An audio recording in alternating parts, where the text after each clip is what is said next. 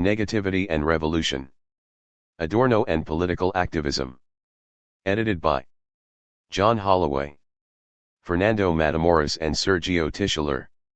Acknowledgements. This book is the outcome of our collaboration in the permanent seminar on subjectivity and critical theory in the postgraduate program of sociology in the Instituto de Ciencias Sociales y Humanidades Alfonso Vélez Pliego of the Benemérita Universidad Autónoma de Puebla, which has been meeting fortnightly now for almost 9 years. Without this constant stimulus, the book would not have been possible. To all those who have participated in the seminar over the years, and especially those who participated in the sessions of the winter of, which were devoted to discussing the draft chapters which now make up this book, our warmest thanks. We wish also to thank Dr. Agustin Grajales, the director of the Institute, for his work in making the Institute such a stimulating and agreeable place to work, and for his support for the publication of this English edition of the book. To Yerson Rojas our thanks for the constant support and practical assistance that he provides us in dealing with the world of administration. To Anna Maeve Holloway our warmest gratitude for the care and skill with which she has translated the texts that were written in Spanish and her preparation of the final manuscript of the book. And to Nestor Lopez, Carlos Cuellar, and all at Herramienta, Buenos Aires, our thanks for their help and support in the original publication of this book in Spanish. Adorno and Political Activism. John Holloway, Fernando Matamoros, Sergio Tischler. This is not a book about Adorno, nor is it written by specialists in Adorno or set out to give a full and active portrayal of Adorno and his work. It is written, rather, by a number of people who consider it important for the development of anti-capitalist thought to read Adorno and particularly to develop his idea of negative dialectics. It starts from a simple question: why, in spite of everything, do we consider it important to develop Adorno's ideas? The "in spite of everything" refers to the difficulty of Adorno's language, but above all to the fact that he called in the police when students occupied the Institute of Social Research in January. 2. This book takes sides in a political theoretical controversy. This is a controversy that grows out of the collapse of the USSR and of the Leninist conception of revolution. The debate has to do with the meaning of dialectics and its role in revolutionary thought. It has become common in recent years to denounce dialectics and argue that the anti-capitalist movement should abandon the concept. This rejection grows out of an identification of dialectics with the dialectical materialism proclaimed by the USSR and the communist parties, and it is particularly strong in those countries in which the communist parties were highly influential, politically and intellectually, especially France and Italy. The authors who take this position, Althusser, Deleuze, Guattari, Foucault, Derrida, Macquarrie, and more recently Hart, Negri and Verneau, among many others, see dialectical materialism as rooted in Hegel's dialectic, and their criticism of Communist Party politics takes the form of a repudiation of Hegel and a declared preference for Spinoza. The rejection of dialectics focuses principally on two related points. It is argued that dialectical thought leads to closure rather than openness. The typical Hegelian triad of thesis, antithesis, synthesis ends in a closing synthesis, which provides the basis of a view of history as a series of stages or steps. The synthesis is a reconciliation of opposites, the establishment, in other words, of a new modus vivendi between labor and capital. A recent article by Hart and Collectivo Situaciones states the charge clearly.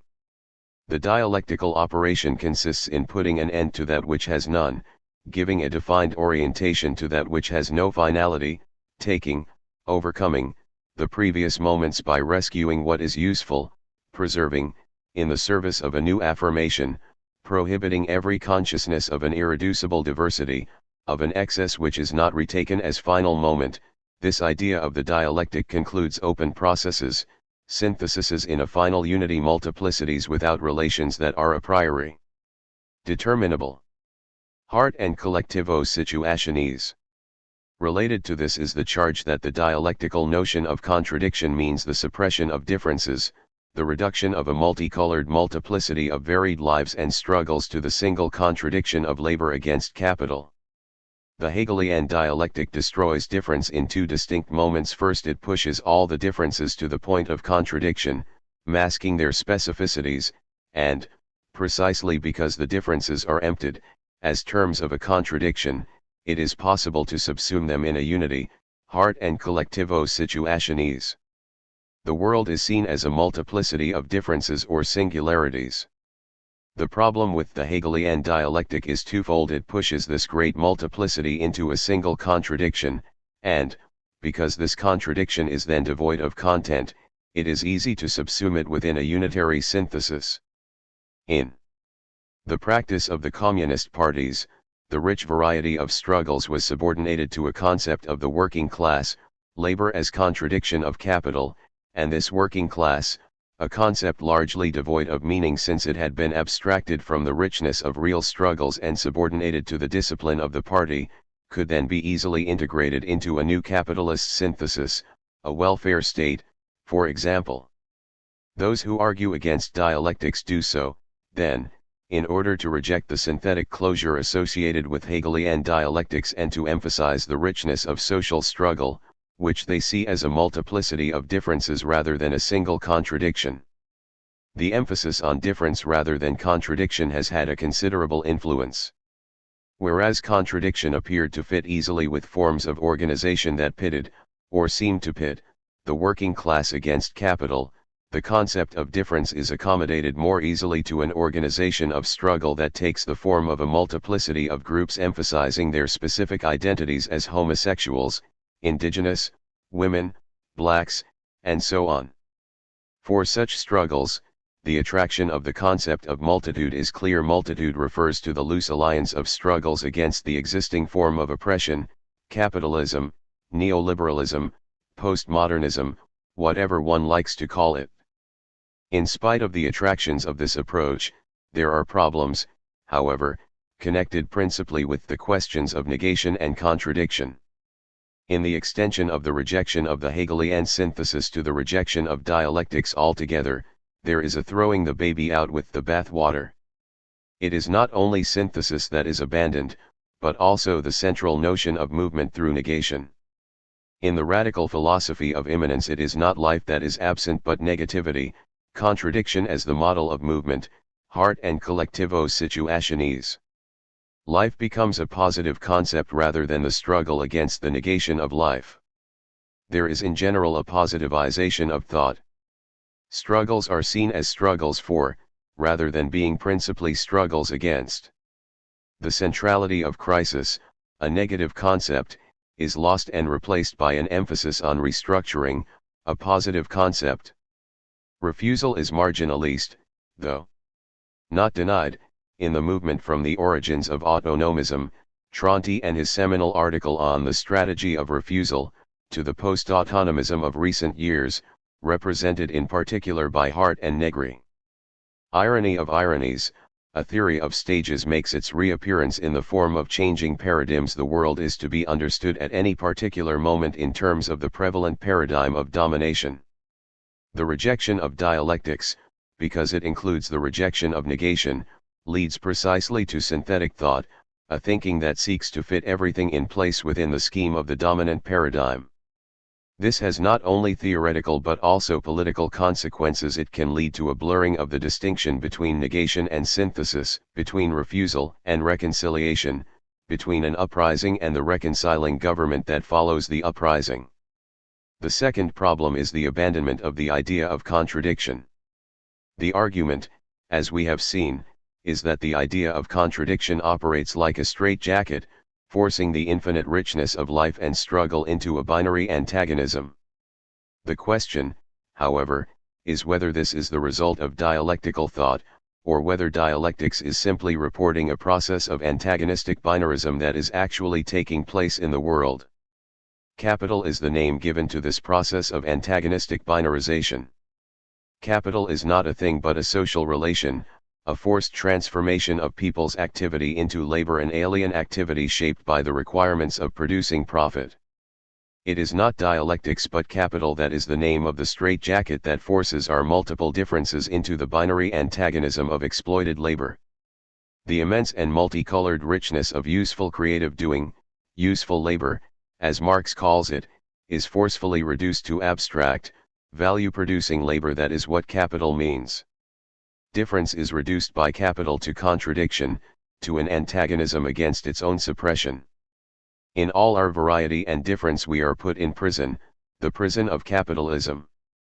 Dialectics is, then, the escape plan, the thinking against the prison, thinking against the wrong world, a thinking that would no longer make sense if we were outside the prison of the wrong world, but we are not. To put aside the dialectical awareness, not creation, of contradiction is to forget that we are in a prison, that we are living in a form of social organization that daily reduces our infinite creativity to the monotonous process of producing profit. And that is in fact what happens with this line of thought. The concept of capital and capitalism fades into the background, and the struggle is seen primarily not as one against capital but as a struggle for real democracy. This leaves out of sight the central issue of any struggle for change, the organization of our daily doing, the struggle of doing against labor.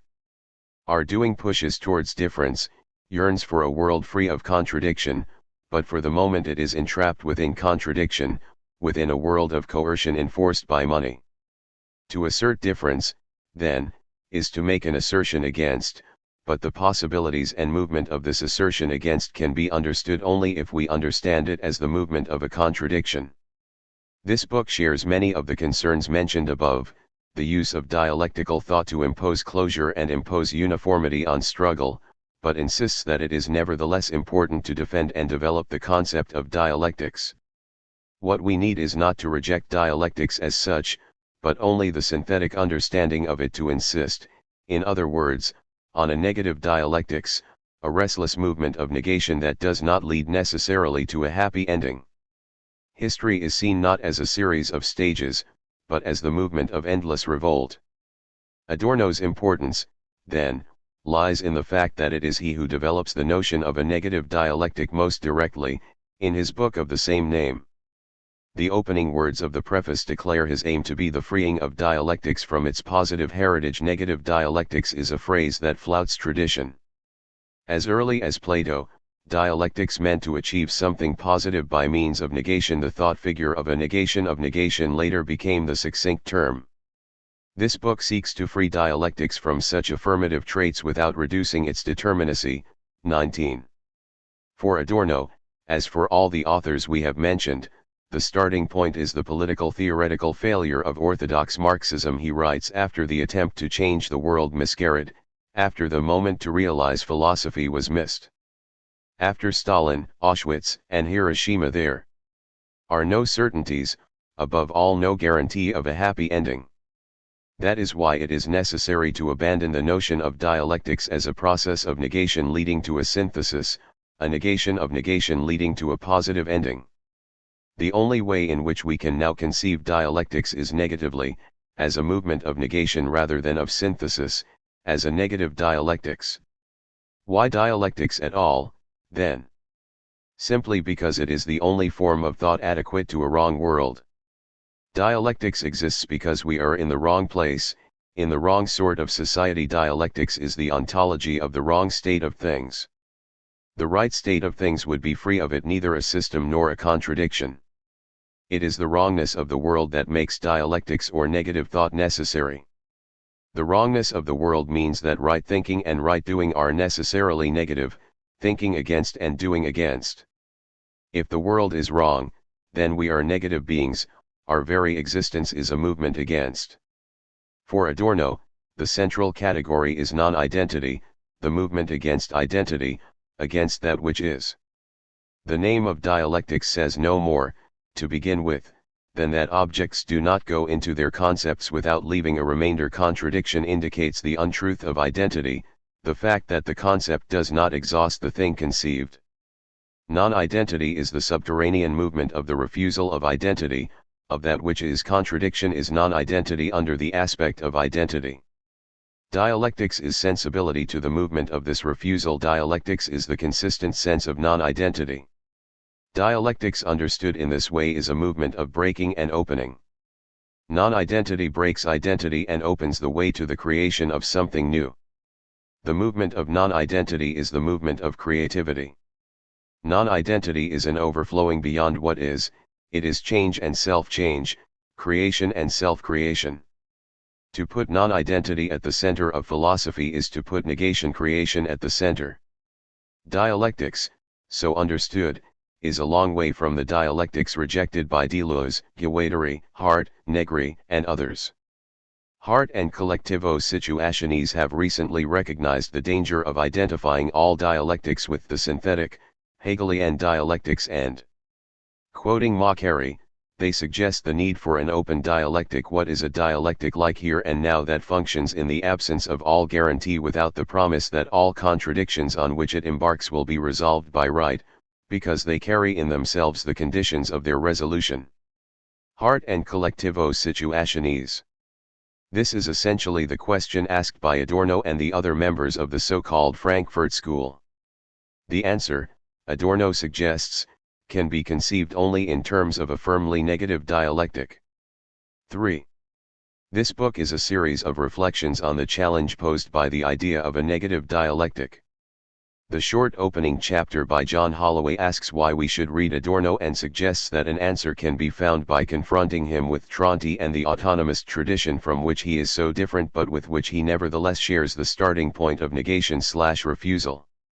The most striking difference between Adorno and the theorists of the autonomist tradition is, of course, that they immersed themselves in direct political action, and many of them were imprisoned as a result, whereas Adorno held himself aloof from the student movement of the late S.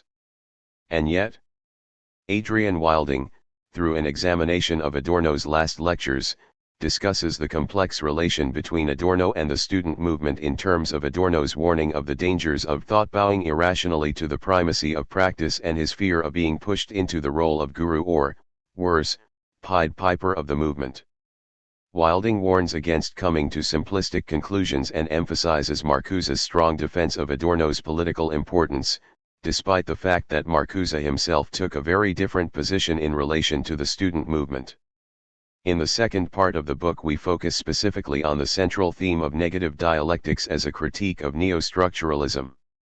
In his chapter on antagonism and difference, Alberto Bonnet centers his argument on the contrast between Adorno's emphasis on contradiction and the rejection by Deleuze and others of the notion of contradiction in favor of difference. He argues that the distinction has important political implications and that the emphasis on difference can easily lead to the theory and politics of liberalism. Daraj Sodnikar takes up the same issue of the political implications of the rejection of dialectics and suggests that it is connected to the growth of a new post-vanguardism in the global movement against capitalism. A second short contribution by Holloway develops a similar point in terms of a contrast between positive and negative autonomism. The third part of the book develops some of the key elements of the critique of mainstream revolutionary theory. Sergio Tischler focuses on the importance of Adorno's critique of totality and his insistence on the importance of particularity. The crisis of totality is the crisis of a whole mode of understanding and organizing class struggle, in short, the crisis of party Marxism which received its highest theoretical expression in the work of Lukács.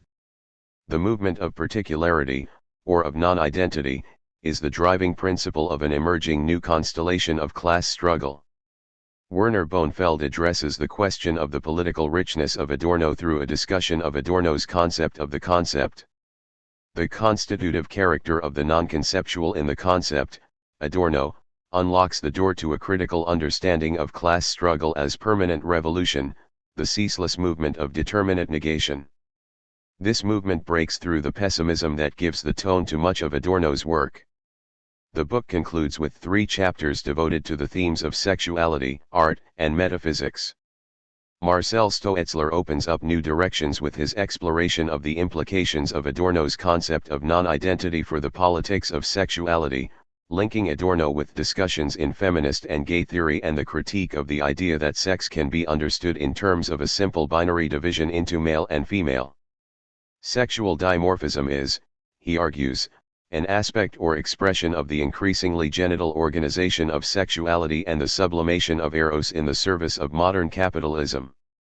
Fernando Matamoros takes us in a rather different direction with his incursion into the realm of metaphysics as a starting point for the necessary criticism of the reified and repetitive world. He asks about Adorno's relation to metaphysics and the connection between his work and that of Benjamin and Bloch, and argues that the force of metaphysics is the critical utopia that can be found at the center of the dialectical carnivals of the everyday. José Manuel Martínez closes the book with a discussion of Adorno's aesthetic theory and its political relevance. He underlines the importance of seeing the aesthetic theory and the negative dialectics as a single project and suggests that they form the basis for a richer understanding of social struggle in contemporary capitalism. 4. This book is both an argument and an exploration.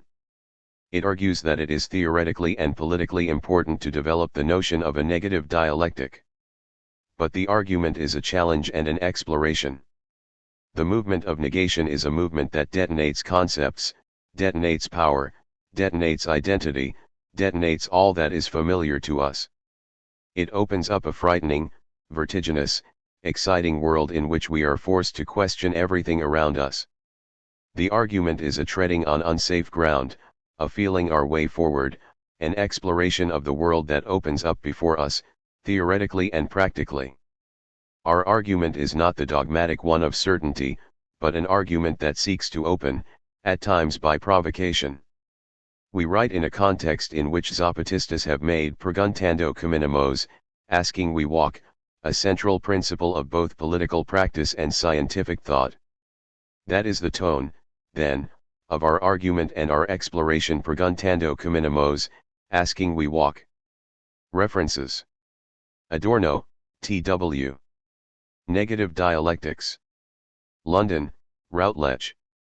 Hart, M., and Collectivo Situaciones Lira Macari, in P. Macari, Hegel o Spinoza. Buenos Aires, Tinta Limón. Tronti, M. The Strategy of Refusal, in Red Notes, Working Class Autonomy and the Crisis.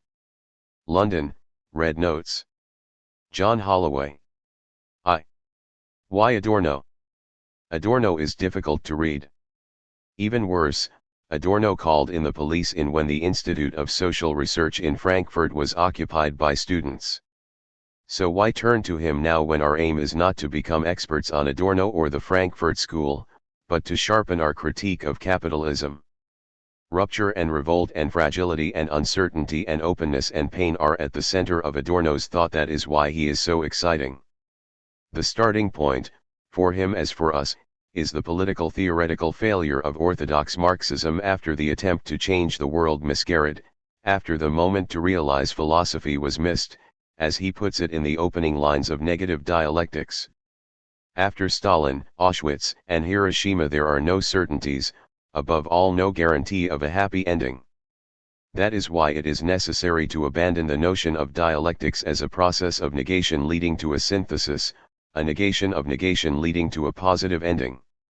The only way in which we can now conceive dialectics is negatively, as a movement of negation rather than of synthesis, as a negative dialectics. But why bother with dialectics at all when orthodox dialectical materialism had degenerated into a dogma?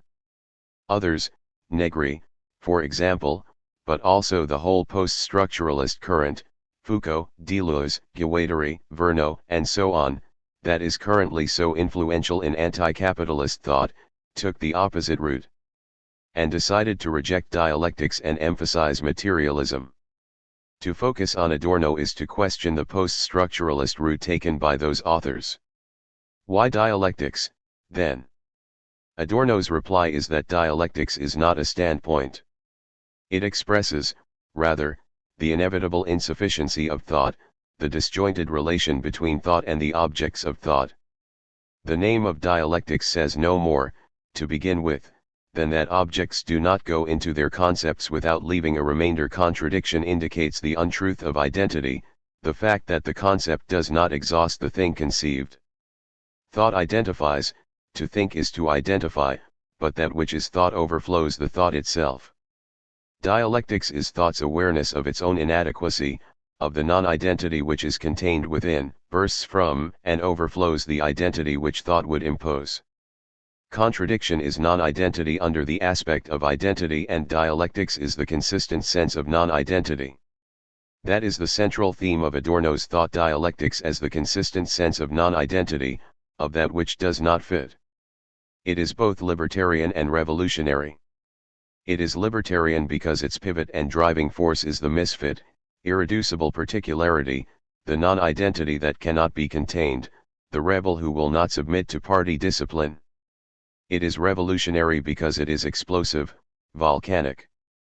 If there is no identity other than the identity that is undermined by non-identity, then there is no possibility of stability. All identity is false, contradictory, resting on the negation of the non-identity which it suppresses, which it seeks to contain but cannot. And it cannot contain it, not just for some contingent reason, such as the inefficiency of the police, but because identification always runs behind the flow of non-identity, is never able to pin it down and hold it still.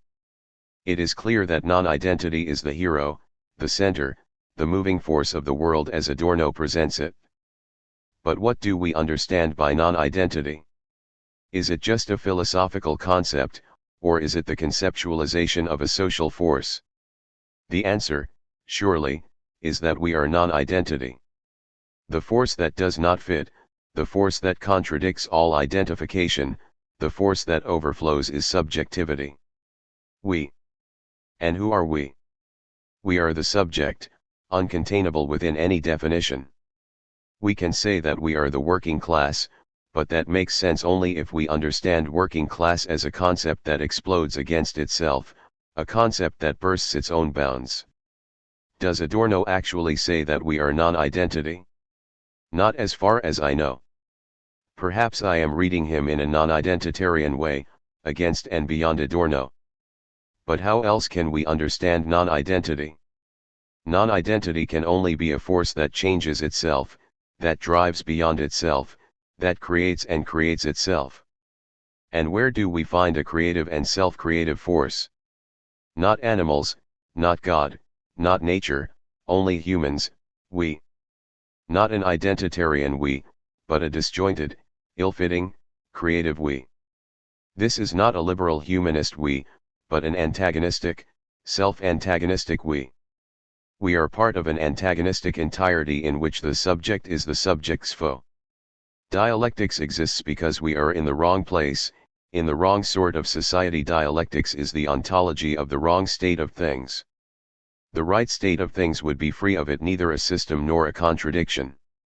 The dialectical we is the contradictory we who live in and against capitalist society, a non-identitarian class we. 2. Adorno meets Tronti. In his seminal article Lenin in England, published in, 2 years before Adorno's Negative Dialectics, Tronti wrote, "We too have worked with a concept that puts capitalist development first, and workers second. This is a mistake. And now we have to put the problem on its head, reverse the polarity, and start again from the beginning, and the beginning is the class struggle of the working class." Words far removed from Adorno's, yet here is the question, the interweaving of autonomist and critical theory. Tronti, and the other theorists practitioners of operaismo, turned orthodox Marxism on its head and put working class struggle, and not capital, at the center of their analysis. Adorno, and the other members of the Frankfurt School, turned orthodox Marxism on its head and put non-identity at the center of their analysis. Adorno probably did not meet Tronti and quite possibly would not have wanted to, but we can make them meet. Dialectics is the consistent sense of non-identity. Dialectics means thinking the world from that which does not fit, from those who do not fit, those who are negated and suppressed, those whose insubordination and rebelliousness break the bounds of identity, from us who exist in and against and beyond capital. This is surely the same as the autonomist project formulated by Tronti, less explicitly political, but it goes much deeper, because the attack on identity goes to the core of life itself, touches directly who we are and how we think. The autonomist project of operaismo was ambiguous precisely because it did not go far enough, because it did not question the identitarian concept of the working class as an identiable group. It turns the capital, labor relation on its head, but to be consistent, it should have turned the whole world on its head, putting non-identity at the center of the way we breathe and how we think. It is this limitation that leads, then, to the later unfortunate and stultifying union of some autonomist thinkers with post-structuralism, a tradition that denies the centrality of the subject and hence of working-class struggle. The development of the autonomist project, the drive towards social self-determination, requires critical theory, just as, indeed, the development of critical theory requires the autonomist project, and not the social democratic ruminations of Habermas, for example. Why? Because the autonomist project puts working-class struggle, or anti-capitalist struggle, at the center of our understanding of the world, as driving force and not as reaction, and because the project of critical theory also puts working-class struggle, as non-identity, at the center of our understanding of the world, as driving force, not as reaction. Am I, then, saying that we can replace working-class struggle for non-identity in Adorno dialectics is the consistent sense of working-class struggle? Yes, but obviously only if we understand class struggle as the movement of non-identity, a tautology, since non-identity can only be understood as movement. Thus we too have worked with a concept that puts identity first, and non-identity second. This is a mistake. And now we have to put the problem on its head, reverse the polarity, and start again from the beginning, and the beginning is the movement of non-identity. Is this not doing violence to both Adorno and Tronti? Of course, but is it a creative violence? Does it take us forward in the struggle against capitalism, against the identity of a system built on death? Non-identity is creativity, identity is the negation of creativity, everything is. In capitalism, non-identity exists under the aspect of identity, creativity exists in the form of non-creativity, doing exists in the form of alienated labor. The strength of the subject exists as the fallacy of constitutive subjectivity, to use the strength of the subject to break through the fallacy of constituted subjectivity. This is what the author felt to be his task ever since he became to trust his own mental impulses, XX. Dialectics turns the strength of the subject against the fallacy of constituted subjectivity. The subject is the subject's foe. Dialectics is the consistent sense of that which lies hidden, the non-identity that exists under the aspect of identity, the creativity that exists as the fetishized rule of things, the strength of the subject that is concealed by the fallacy of constitutive subjectivity. Our thinking heeds a potential that waits in the object, the resistance of thought to mere things in being, the commanding freedom of the subject, intends in the object, even that of which the object was deprived by objectification. Dialectics seek to bring to light the power of human creativity that lies in all that negates that power, to understand the world and not just the capital-labor relation, understood in traditional identitarian terms, from the perspective of human creativity. That is why dialectics has to be at the core of the autonomist project, and why the autonomist project has to be at the core of critical theory. Without that connection they both dry up, become academic playthings, and Adorno becomes an intellectual adornment, part of the culture industry which he hated. Thought as such, before all particular contents, is an act of negation, of resistance to that which is forced upon it. Life 2. Adorno, T.W. Negative Dialectics. London, Routledge. Tronti, M. Lenin in England, in Red Notes, Working Class Autonomy and the Crisis. London, Red Notes. Pied Pipers and Polymaths. Adrian Wilding. For many readers the philosophy of Theodore Adorno has become synonymous with esoteric intellectualism, cultural elitism, the isolation of the theorist from the social struggles of his day. The English philosopher Brian McGee voiced this widespread feeling towards Adorno's thought back in a television interview with another member of the Frankfurt School, Herbert Marcuse. He put it to Marcuse that Adorno's writings were turgid, even unreadable, and that they erected a barrier between the author and any political agent who might possibly realize their aspirations. McGee. Marcuse's response was surprising in its magnanimity, given what we know of the tensions between him and Adorno. he repeated a claim he had already made, that Adorno was without doubt a genius, that he knew of no one so equally well at home in philosophy, sociology, psychology, music. Whenever Adorno spoke, Marcuse continued, the words could be printed verbatim, so fully fledged were his formulations. And the difficulty of the ideas Adorno expressed was testament not to a willful obscurantism but to the opacity and contradictoriness of the social system he attempted to comprehend.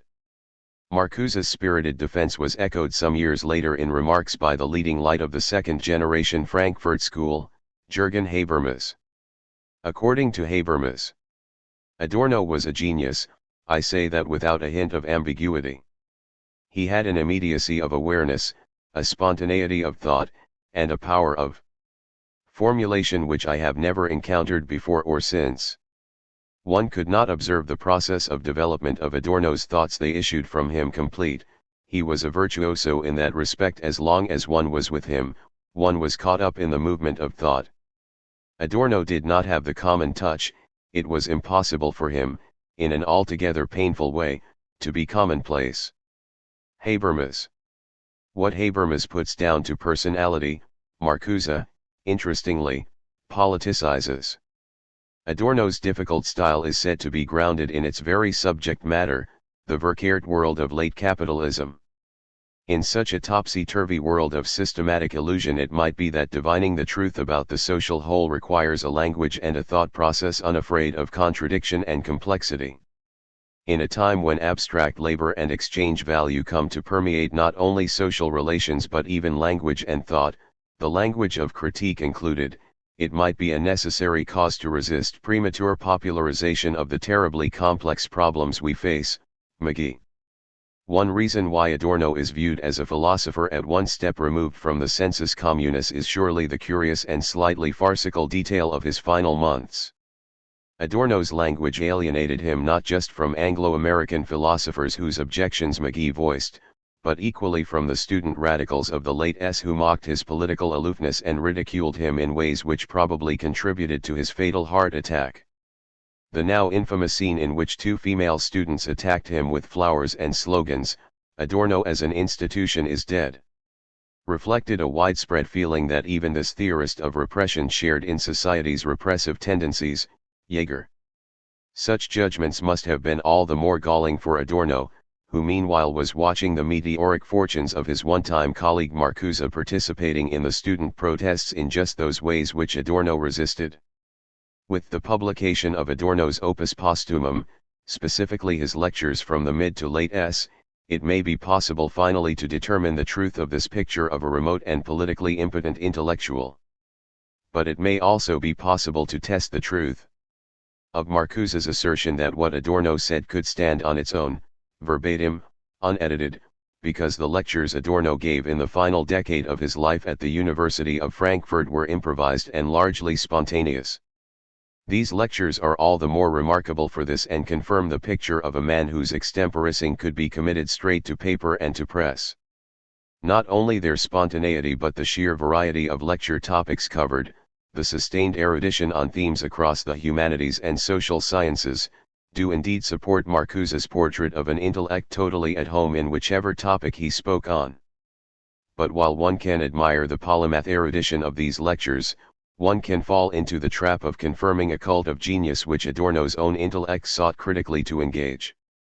To this extent it may be more illuminating to read these lectures in their historical context rather than as the disembodied thoughts of a free-floating intellectual, which it seems Adorno's student critics took him to be, but which he had already exposed as fundamentally rooted in that same capitalist division of labor which divided hand and mind, intellect and action, and was itself to be overcome.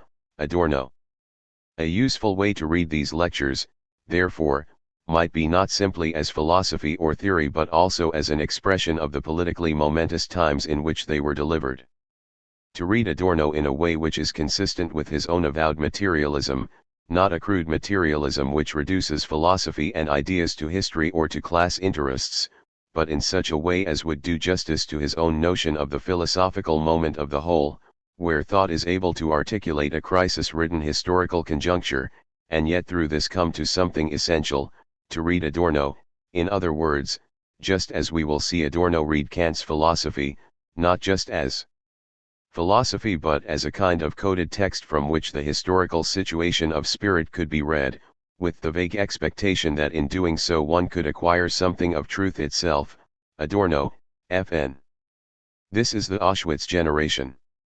This requires some background to the events of the late S in which Adorno's lectures were delivered and some knowledge of the trajectory which led him back to Frankfurt after the war and to the position he would attain as one of the leading men of German letters.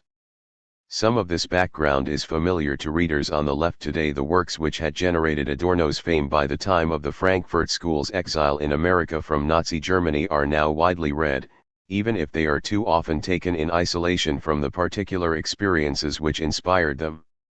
The intellectual touchstones of Adorno's collaboration with Max Horkheimer, for instance, Dialectic of Enlightenment, Schopenhauer, Nietzsche, and Asada, were testament to just how far the experience of fascism had dislodged faith in the humanist traditions of the German Enlightenment. In the immediate post-war era, not only were Horkheimer and Adorno's political assumptions rethought, though their prediction of fascism was confirmed with chilling accuracy, both had started to believe in a deep complicity between the philosophy of the Enlightenment with its championing of the rational mastery of external and internal nature, and the kinds of worldviews characterizing totalitarianism. Instead of the leading figures of German idealism and the Enlightenment, Horkheimer and Adorno turned to the Enlightenment's harshest critics. Though not wholly abandoning the Enlightenment project, they had certainly lost faith in its cosmopolitan and pacific ideal. If in the Voltaire could condently argue that torture and similar human atrocities would soon be things of the past, to Horkheimer and Adorno, writing in exile as news reached them of the Holocaust, this judgment seemed increasingly Panglossian. For Adorno, only the dark writers of the bourgeoisie could now lay claim to have recognized the world's course, the reversal of an ostensibly self-perfecting humanity into barbarism. The period between the publication of Dialectic of Enlightenment and Adorno's own magnum opus, Negative Dialectic, is perhaps less well known in its influence on the direction of critical theory. It was an era in which the trends foreseen by Horkheimer and Adorno could not have been further from the dominant consciousness of the German society to which they returned from exile. Germany's recent past was strenuously being played down in favor of ideological unity, economic reconstruction, and political re-education, the schooling of democratic values into the new generation. Sure enough, Germany was witnessing the beginnings of its Wirtschaftswunder, that remarkable growth in productivity and consumption that would eventually give it dominant economic status in Europe. But, for a writer like Adorno, there was something worryingly unchanged in German society. The political re-education which the Allies sought to instill in the young was leaving their parents' generation largely untouched. On the political left there was a growing recognition that the fascist chapter of German history was not over. The continuities in political personnel, state structure, and corporate power between post-war Germany and the 12 years of fascism were now there for many to see. To a growing number of people, Germany seemed not a new democracy but a restoration society. Thomas. For Adorno particularly, the structural preconditions for fascism's recrudescence had in no way been thoroughly excised. In an essay from he argues that the past will have been worked through only when the causes of what happened then have been eliminated. Only because the causes continue to exist does the captivating spell of the past remain to this day unbroken. Adorno. What Horkheimer and Adorno had already posited in the as a continuum rather than a strict opposition between liberal democracy and fascism was now recognized as the dark secret of the post-war settlement. By the mid-s the residual fascism which these authors found deep within the mass consumption society was becoming clear to the student generation too. That many former Nazis retained their jobs in the universities brought the issue particularly close to home. A chancellor-led state, unresponsive to opposition by parliamentary means, paralleled an undemocratic, hierarchical university structure. Both were perceived by students as run by the same authoritarian personalities already diagnosed by the Frankfurt School. For the younger generation, a rising standard of living was having the paradoxical effect of fueling disaffection with the consumer-led economic boom which had ostensibly vindicated the direction of post-war development. German youth found themselves politicized not just by a rejection of their parents' wartime complicities, but by the emergence of new cultures of personal expression and experimentation which made use of the very free time afforded by economic growth. When fueled by the wider international protests against the Vietnam War, this made for an explosive mix. Not that one should overlook the provocative actions of a right-wing German popular press, which informed its readership that students were a FTH column dangerously close to the heart of German society. During the media empire of Axel Springer was feeding off the increasing number of extra-parliamentary confrontations, telling its readers that the students were a Soviet-backed insurrection. The vilified would respond in kind. In the Berlin Film School was occupied by its students, who set about making an agitprop work, manufacturing a Molotov cocktail, ALM, which ends with an inviting still of the glass-fronted Springer newspaper building, Elsa Esser. Many students needed no such provocation. On June, during protests against the visit to Berlin of the fascist Shah of Iran, a young man named Benno Onizorg was shot in the back by a plainclothes police officer from the Political Crimes Squad, Thomas. When the police tried to cover up what had happened, tens of thousands of students in both Berlin and Frankfurt took to the streets. Later the same day, a young woman named Gudrun Inslen, granddaughter of a certain G.W.F. Hegel, spoke to a meeting of radical students. This fascist state means to kill us all. Violence is the only way to answer violence. This is the Auschwitz generation and there's no arguing with them, Ost. Soon after, Inslen, along with her boyfriend Andreas Bader, would plant incendiary bombs in a large Frankfurt department store, describing the act as sharing with the rich capitalists something of the reality of the Vietnam War. Such actions raised the stakes in the struggle considerably. Sure enough, the West German state was not standing idly by. A grand coalition was busy hurrying through the Notstandsgesetze, emergency laws, allowing them free rein in time of emergency to censor the press, ban strikes, increase surveillance on dissidents and call in the army to break up demonstrations. An oppressively enforced consensus politics was authorizing a suspension of the very guarantees which the Bundesrepublik's constitution had meant to enshrine. It seemed that a dialectical reversal of enlightenment had been joined by a dialectical reversal of democracy. The false persona of a guru. When unfavorable comparisons are made with the radical figureheads of the German student movement, it is forgotten that Adorno himself made several keynote speeches showing sympathy for their aims to rid the universities of politically tainted personnel, and resisting the emergency legislation, Wiggerschaus. But the student revolts also saw Adorno come under increasing pressure to go further and give intellectual leadership to their cause. Radicals in the student movement leveled against Adorno the same charge Marx and Engels had made against the German ideology, that his philosophy was lost in the mists of speculation. Adorno, many felt, had privileged theory over practice and abandoned the revolutionary project at just the moment when a new revolution seemed possible. Not oblivious to the clamor around him, Adorno explicitly addressed the issue in his Frankfurt University lectures. I have found again and again that when carrying out theoretical analyses, and theoretical analyses are essentially critical in nature, I have been met by the question, yes, but what shall we do?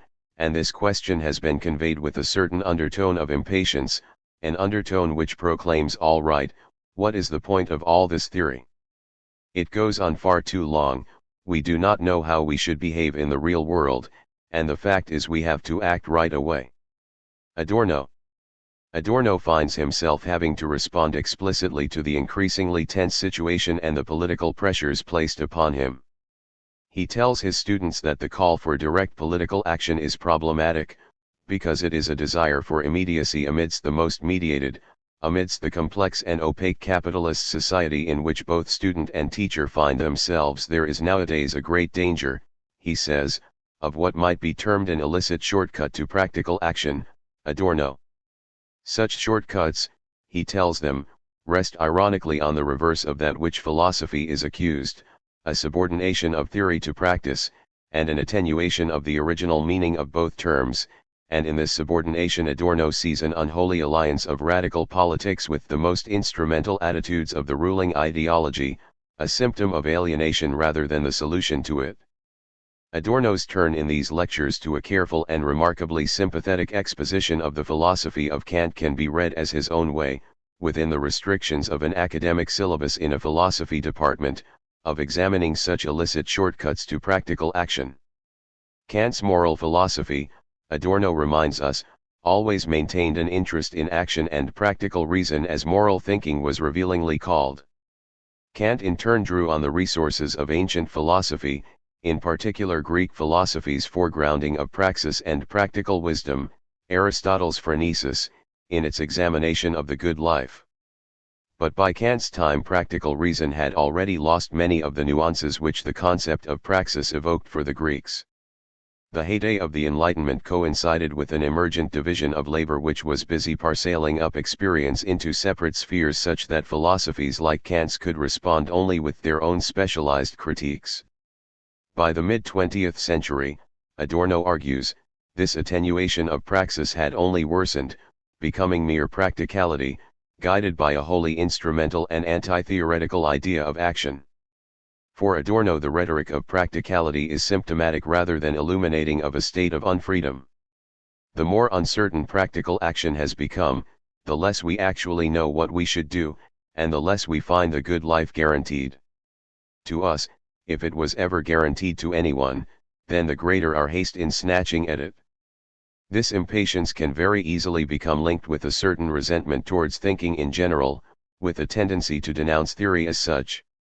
Ironically, the denigration of theory and the intellectual by those outside the academy sits alongside its opposite within the academy, a submissive overvaluation of the intellectual, who becomes something of a superego or even father figure, able to bring decisiveness to a moment of political uncertainty. This too, Adorno suggests, is to be resisted precisely because I am aware that very many of you have great confidence in me. I would be extremely reluctant to abuse that confidence by presuming to slip into, even if it were only through my lecturing style, the false persona of a guru, a sage, Adorno. The overvaluation of the intellectual is, Adorno argues, a kind of transference, symptomatic of a powerlessness instilled in the individual from an early age and is reproduced in the hierarchical structure of society in much the same way as the Frankfurt School studies on authority and the family from the S had shown individual susceptibility to authoritarian leaders being nurtured in the most intimate structures of the family. The student's high regard for their teacher could easily switch into masochistic abasement before charismatic power. A teacher's responsibility at a moment of crisis was to avoid such temptations. The art of imparting practical wisdom becomes for Adorno a tightrope walk, using the authority of the speaker to empower the addressee in non-pathological ways. The desire for decisive leadership in a moment of political crisis is caught up in a whole series of societal mediations, not the least being the existing structure of hierarchy and authority. Not that Adorno is simply denying immediacy in favor of mediation, this itself would be undialectical. But the philosophical point had some political reasoning behind it. Adorno seems to anticipate how easily direct actions on the part of the students would be used to legitimize repressive countermeasures by the state, turning latent into manifest power, and limiting the possibilities for future struggle.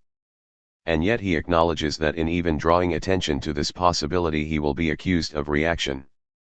However, I do not think that because we ruthlessly define the bloc state and disproportionate power relationships of the present situation, we should therefore be branded with quietism or resignation. For anyone who shrinks back from analyzing the existing structure for the sake of a thesis to be demonstrated or a goal to be achieved thereby betrays both truth and theory, and that is quite certainly not what has ever been meant by the unity of theory and practice.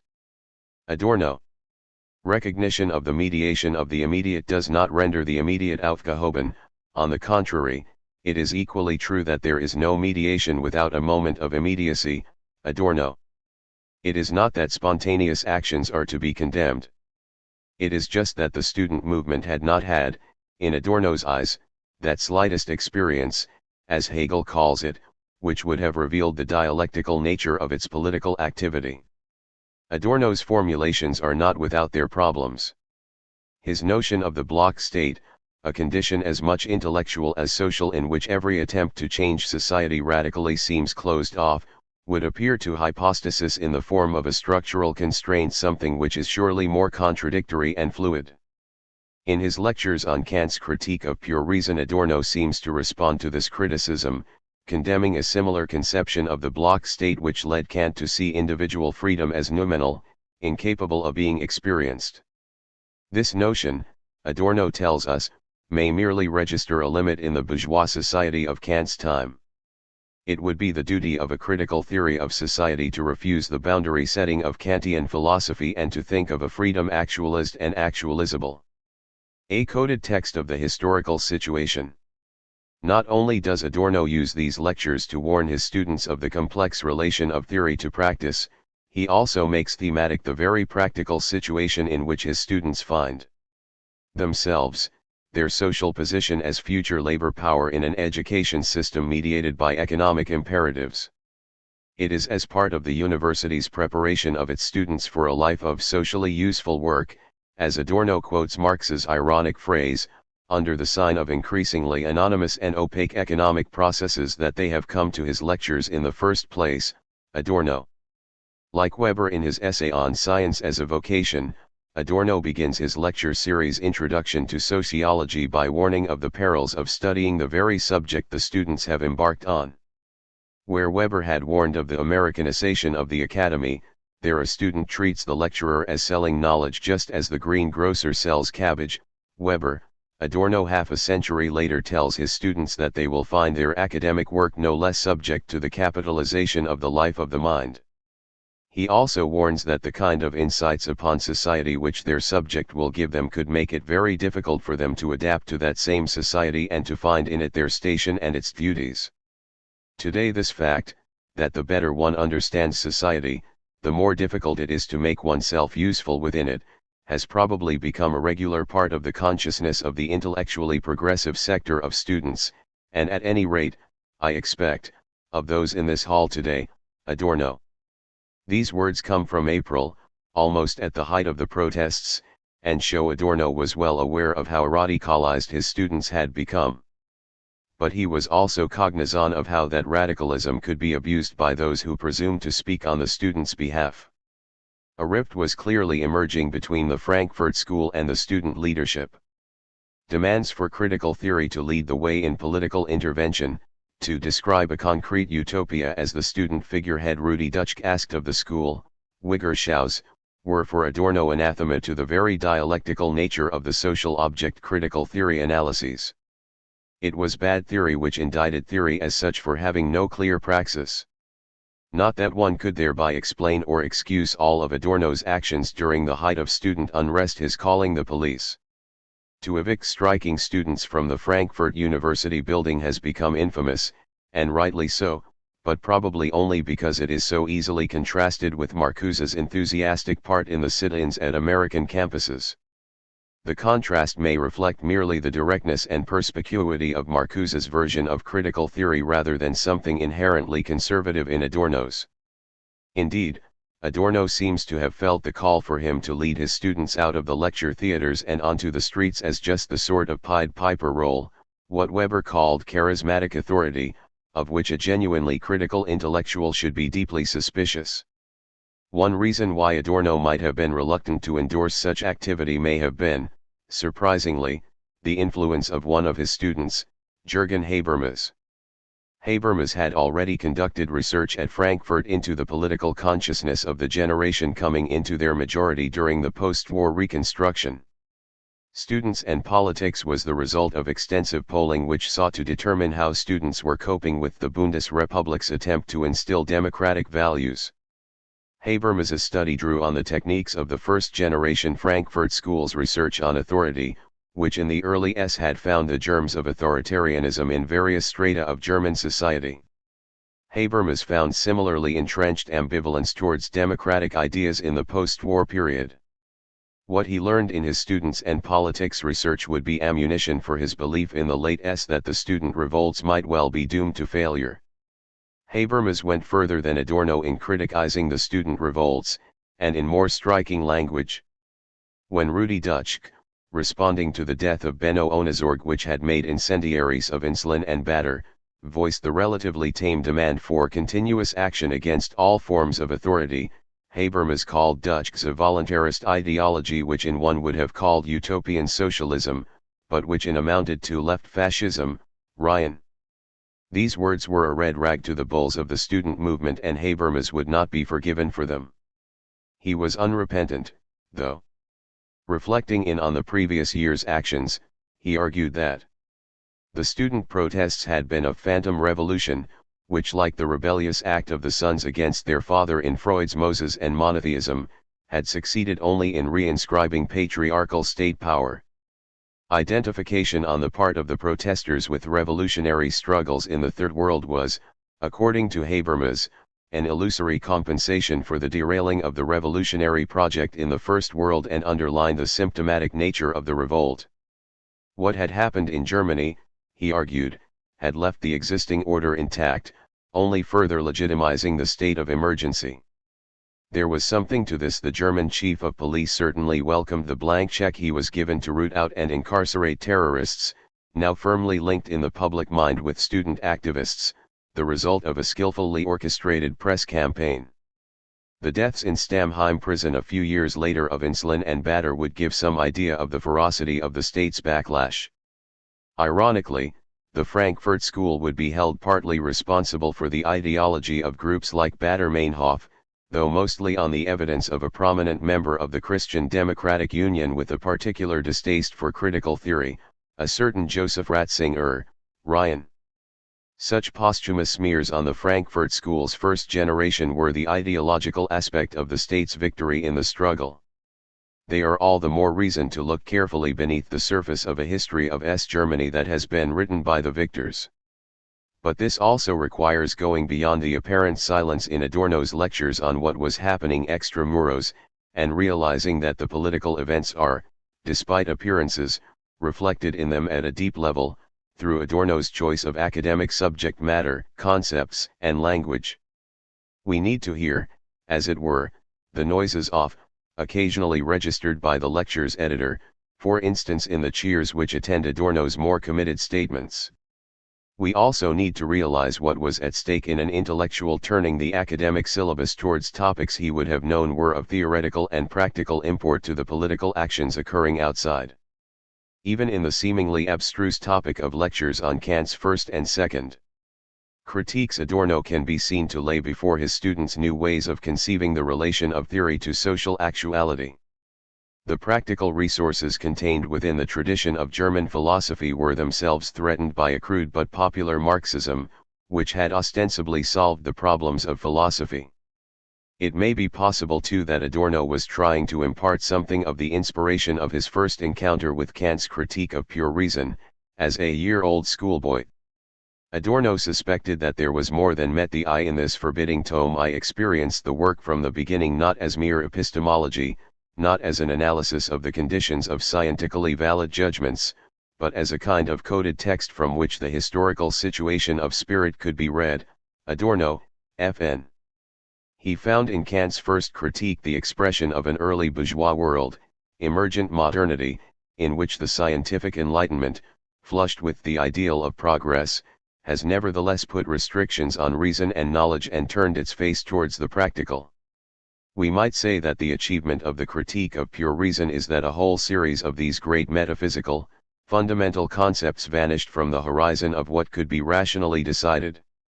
It is a critique of the ability of reason to pose such metaphysical questions, to do them justice.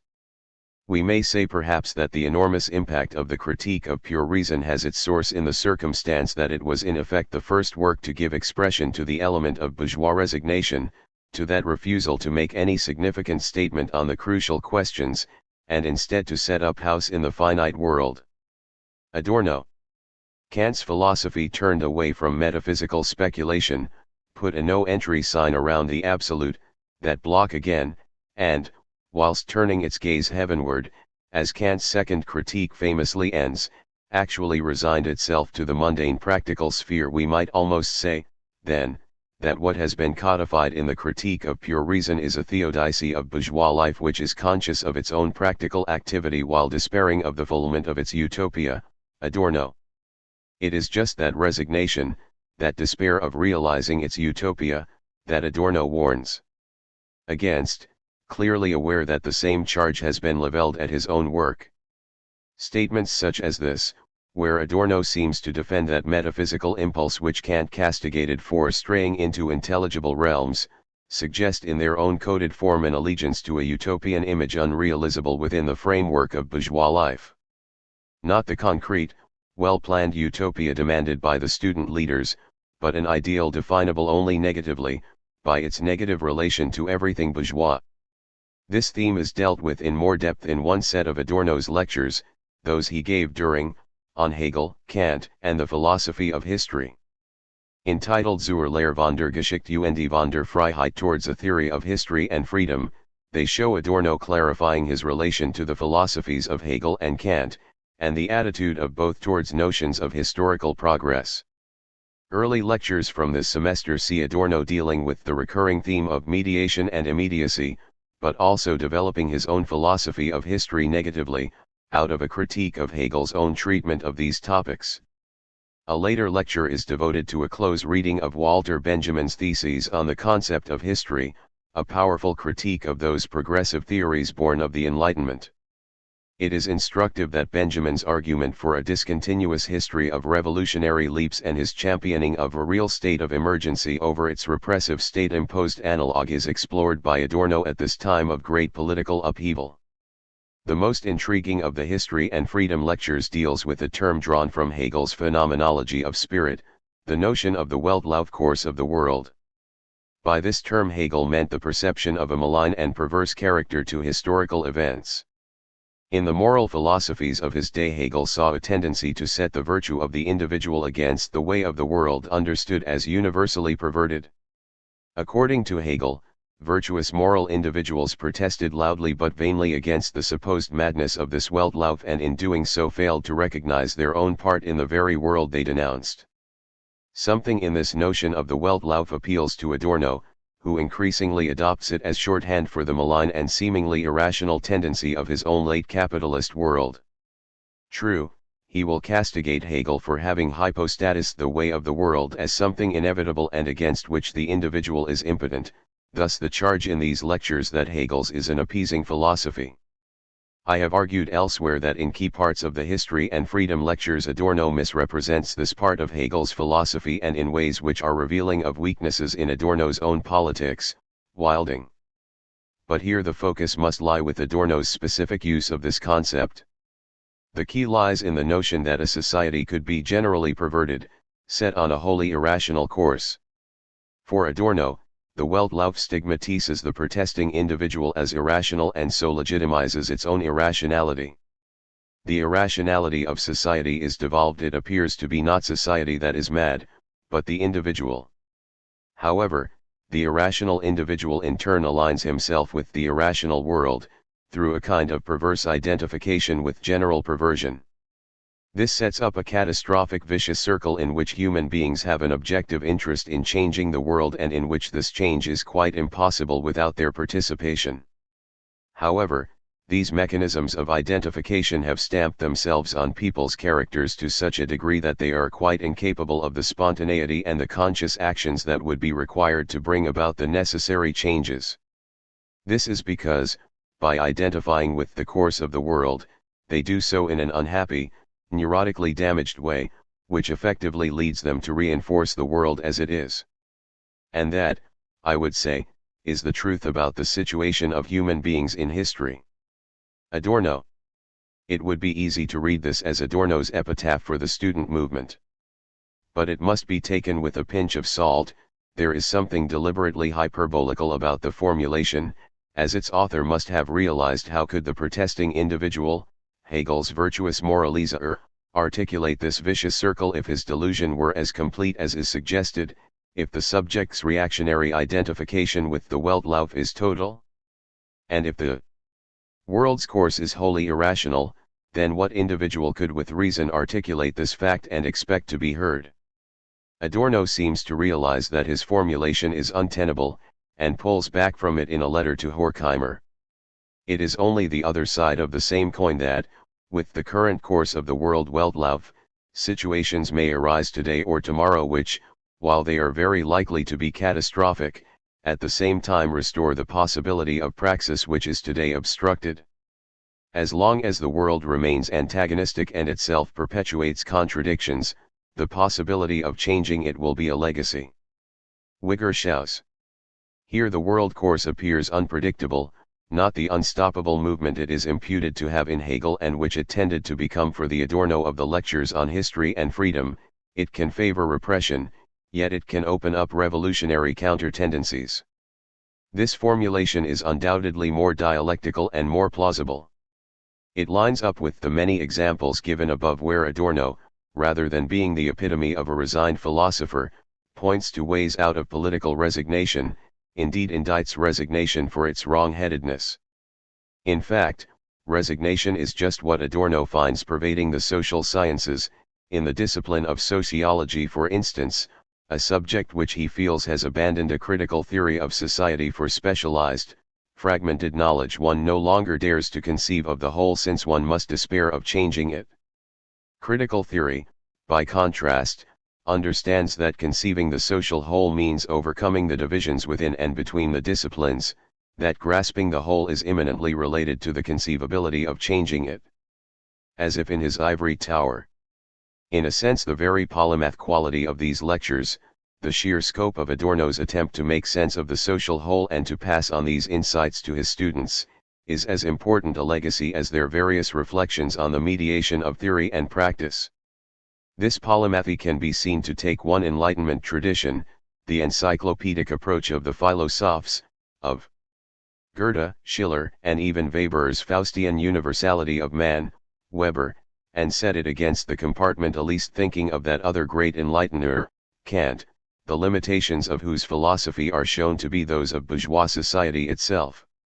In Adorno's hands polymathy consciously breaks down the intellectual division of labor, attempts to halt the relentless drive towards academic specialization and seeks to apprehend an alienated whole.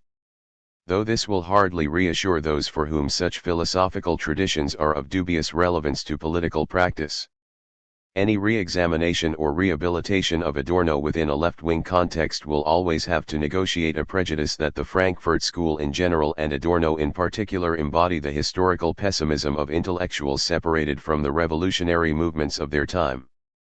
The daza on Adorno is that his philosophy was devoid of apolitics and was proved hopelessly impotent in the face of real political praxis, worse, that he helped quench the fires of revolutionary enthusiasm. The Adorno of these lectures, critics will argue, is the perfect illustration of how hidebound academics can be, unable to engage with the political activism of students or the class struggles being waged beyond the university walls. The above should have rendered such a charge more difficult to sustain. It is not borne out by a careful reading of these texts which do reveal the influence of the times in which they are written, and address them in a philosophical language which does justice to their complexity and their mediatedness. Politics does not somehow become less mediated in a period of intensified struggle. This is the illusion of a certain kind of spontaneity, and one reason why it can have disastrous political results. Adorno does not pass a negative judgment on the possibilities of spontaneous action, but only on thought bowing irrationally to the primacy of practice. Adorno, a practice which in its anti-theoreticism is left at the prey of power, whether that of charismatic leaders or revolutionary parties. Among Marxists the contrast between Marcuse's and Adorno's reactions to the events of the late S will no doubt continue to be the lasting memory of the post-war Frankfurt School, even if the way it is presented today is still couched in stark terms which have changed little in the century and a half since Charles Augustin Sainte-Beuve praised Victor Hugo over Alfred de Vigny. Hugo, strong partisan, fought in armor, and held high his banner in the middle of the tumult, he still holds it, and Vigny, more discreet, as if in his ivory tower, retired before noon. Sainte-Beuve. It is to Sainte-Beuve that we are indebted for the term ivory tower with all its unfortunate connotations of the separation of the academy from politics and society, philosophical thought from political practice. But we cannot imagine, especially today, that the Academy is somehow immune to the influence of the outside world, to what goes on extramuros. It is subject to the same imperatives and exhibits the same struggles, as Adorno already recognized, over the reduction of life and mind to labor, struggles that pervade ever more corners of society. These lectures allow us to begin to dismantle the caricature of Adorno as a thinker removed from Saint Beauvais' tumult, to dismantle, too, the legacy of anti-theoreticism which still derides the polymath as a jack of all trades and master of none. To resist the desire for an intellectual figurehead, a Pied Piper, whilst defending the critical role, neither crudely committed to every cause nor free-floating, of the polymathic intellectual in a specialized, instrumentalist world. In these final lectures Adorno forces his way beyond these false alternatives. In an Adorno centenary conference took place in the infamous Lecture Theatre 6 of Frankfurt University, wherein a bare-breasted student had announced Adorno as an institution is dead. What brought the delegates together was a recognition that Adorno's thought, whether institutionalist or not, is very much alive. The gradual publication and translation of these lectures from the S demonstrate an afterlife of thought that is more vibrant than that of many other 20th-century philosophers, whose surface radicalism has often failed to stand the test of time. That the non-institution which is Adorno is very much living is, I suggest, testament to its radical and prophetic core. 2. Negative dialectics versus neo-structuralism. Negative dialectics and post-structuralism. In view of the critique of modern capitalism. Alberto Arbonnet *. I. The present notes were inspired by a discussion held at the Permanent Seminar on Subjectivity and Critical Theory, which is run at the Institute of Social Sciences and Humanities of the Autonomous University of Puebla, Instituto de Ciencias Sociales y Humanidades de la Universidad Autónoma de Puebla, and has allowed me, on many occasions, to harvest the best of ideas.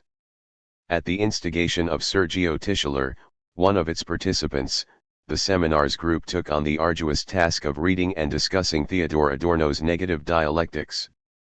It was, more specifically, an intervention by John Holloway in that discussion that inspired this chapter. In short, Holloway justified the proposal to read and discuss negative dialectics with a political argument. Adorno helps us go deeper in our critique of modern capitalism. I agreed with this and I still do, no matter how strange and paradoxical it might seem considering the abstract character of negative dialectics or the conservatism of Adorno's political positions while he was writing it. And the argument seemed to me to be timelier than ever, arriving at a moment when the recent commemoration of the centenary of his birth, in September, had ratified that, indeed, Adorno was well and truly dead in many academic circles. So the purpose of these notes is to reaffirm the importance of negative dialectics to the critique of contemporary capitalism. Negative dialectics, as a modality of thought that consistently takes on board the antagonistic character of capitalist society, is, we shall argue, a revolutionary critique of the same capitalist society. However, to argue this today does not entail a vindication of the critical character of negative dialectics as opposed to the apologetic character of positive dialectics inherited from idealism, on which Adorno predominantly insisted in his negative dialectics, but rather a defense of the relevance itself of concepts that have been somewhat underestimated in the revolutionary critique of capitalist society, such as antagonism and dialectic negativity. We will justify this shift in our emphasis later. For now, we will say in anticipation that we believe the problem today does not lie so much in the fact that anti-capitalist political practices are conceived in terms of a reactionary positive dialectics, such as the one already dead and codified in the Soviet Diamad, but in that they are conceived in terms of a philosophy which is quintessentially alien, or even opposed, to any dialectics, in particular post-structuralist philosophy. 2. In fact, negative dialectics is a largely abstract document, as Adorno warns in the preface. However, we must not forget that it was Adorno himself who questioned all the contemptuous uses of this adjective, usually accompanied by a vindication of the concrete things, which equally condemns irrationality in political theory and practice. There is nothing more reified and, therefore, more remote from a critique of capitalist society than a way of thinking which worships things themselves. Therefore, negative dialectics is not an abstract document in that derogatory sense, for it approaches a modality of thought whose characteristics, its dialectic and negative character, but also its own abstract character, derive from highly concrete determinations of its object. It is enough to have a quick look at the first movements of negative dialectics in order to confirm this. Dialectics emerges from the observation of the difference between the object and its concept, Adorno argues, a difference which becomes contradiction vis-a-vis the inherently identifying nature of thought. Thus, dialectic thinking is an index falsi of reality. However, neither that difference between the object and its concept nor the conversion of this difference into a contradiction can be attributed to dialectics, which would then be implicitly reduced to a method, but to reality itself. Concept and reality display the same contradictory nature, Adorno argues.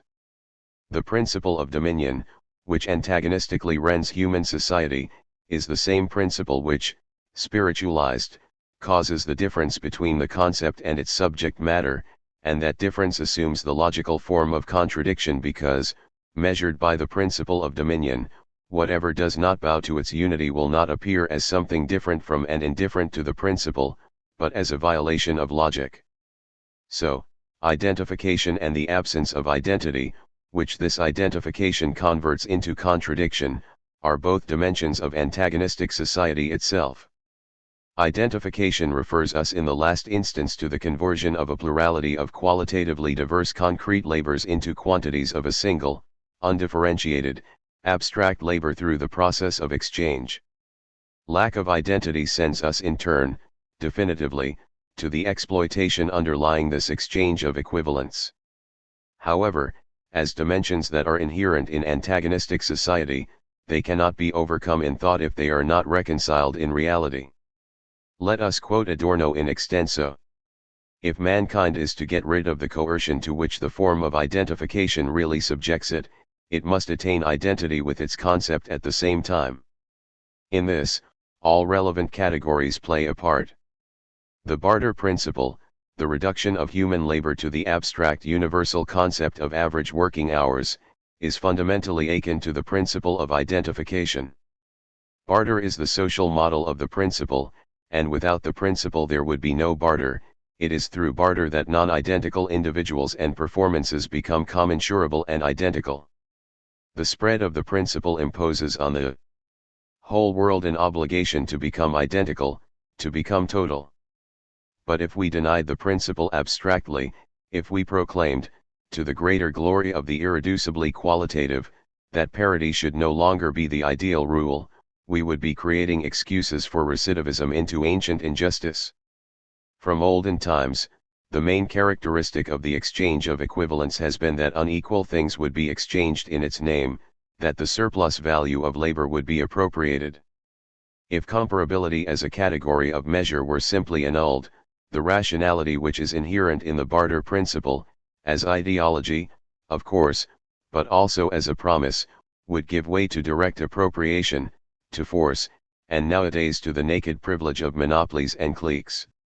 When we criticize the barter principle as the identifying principle of thought, we want to realize the ideal of free and just barter.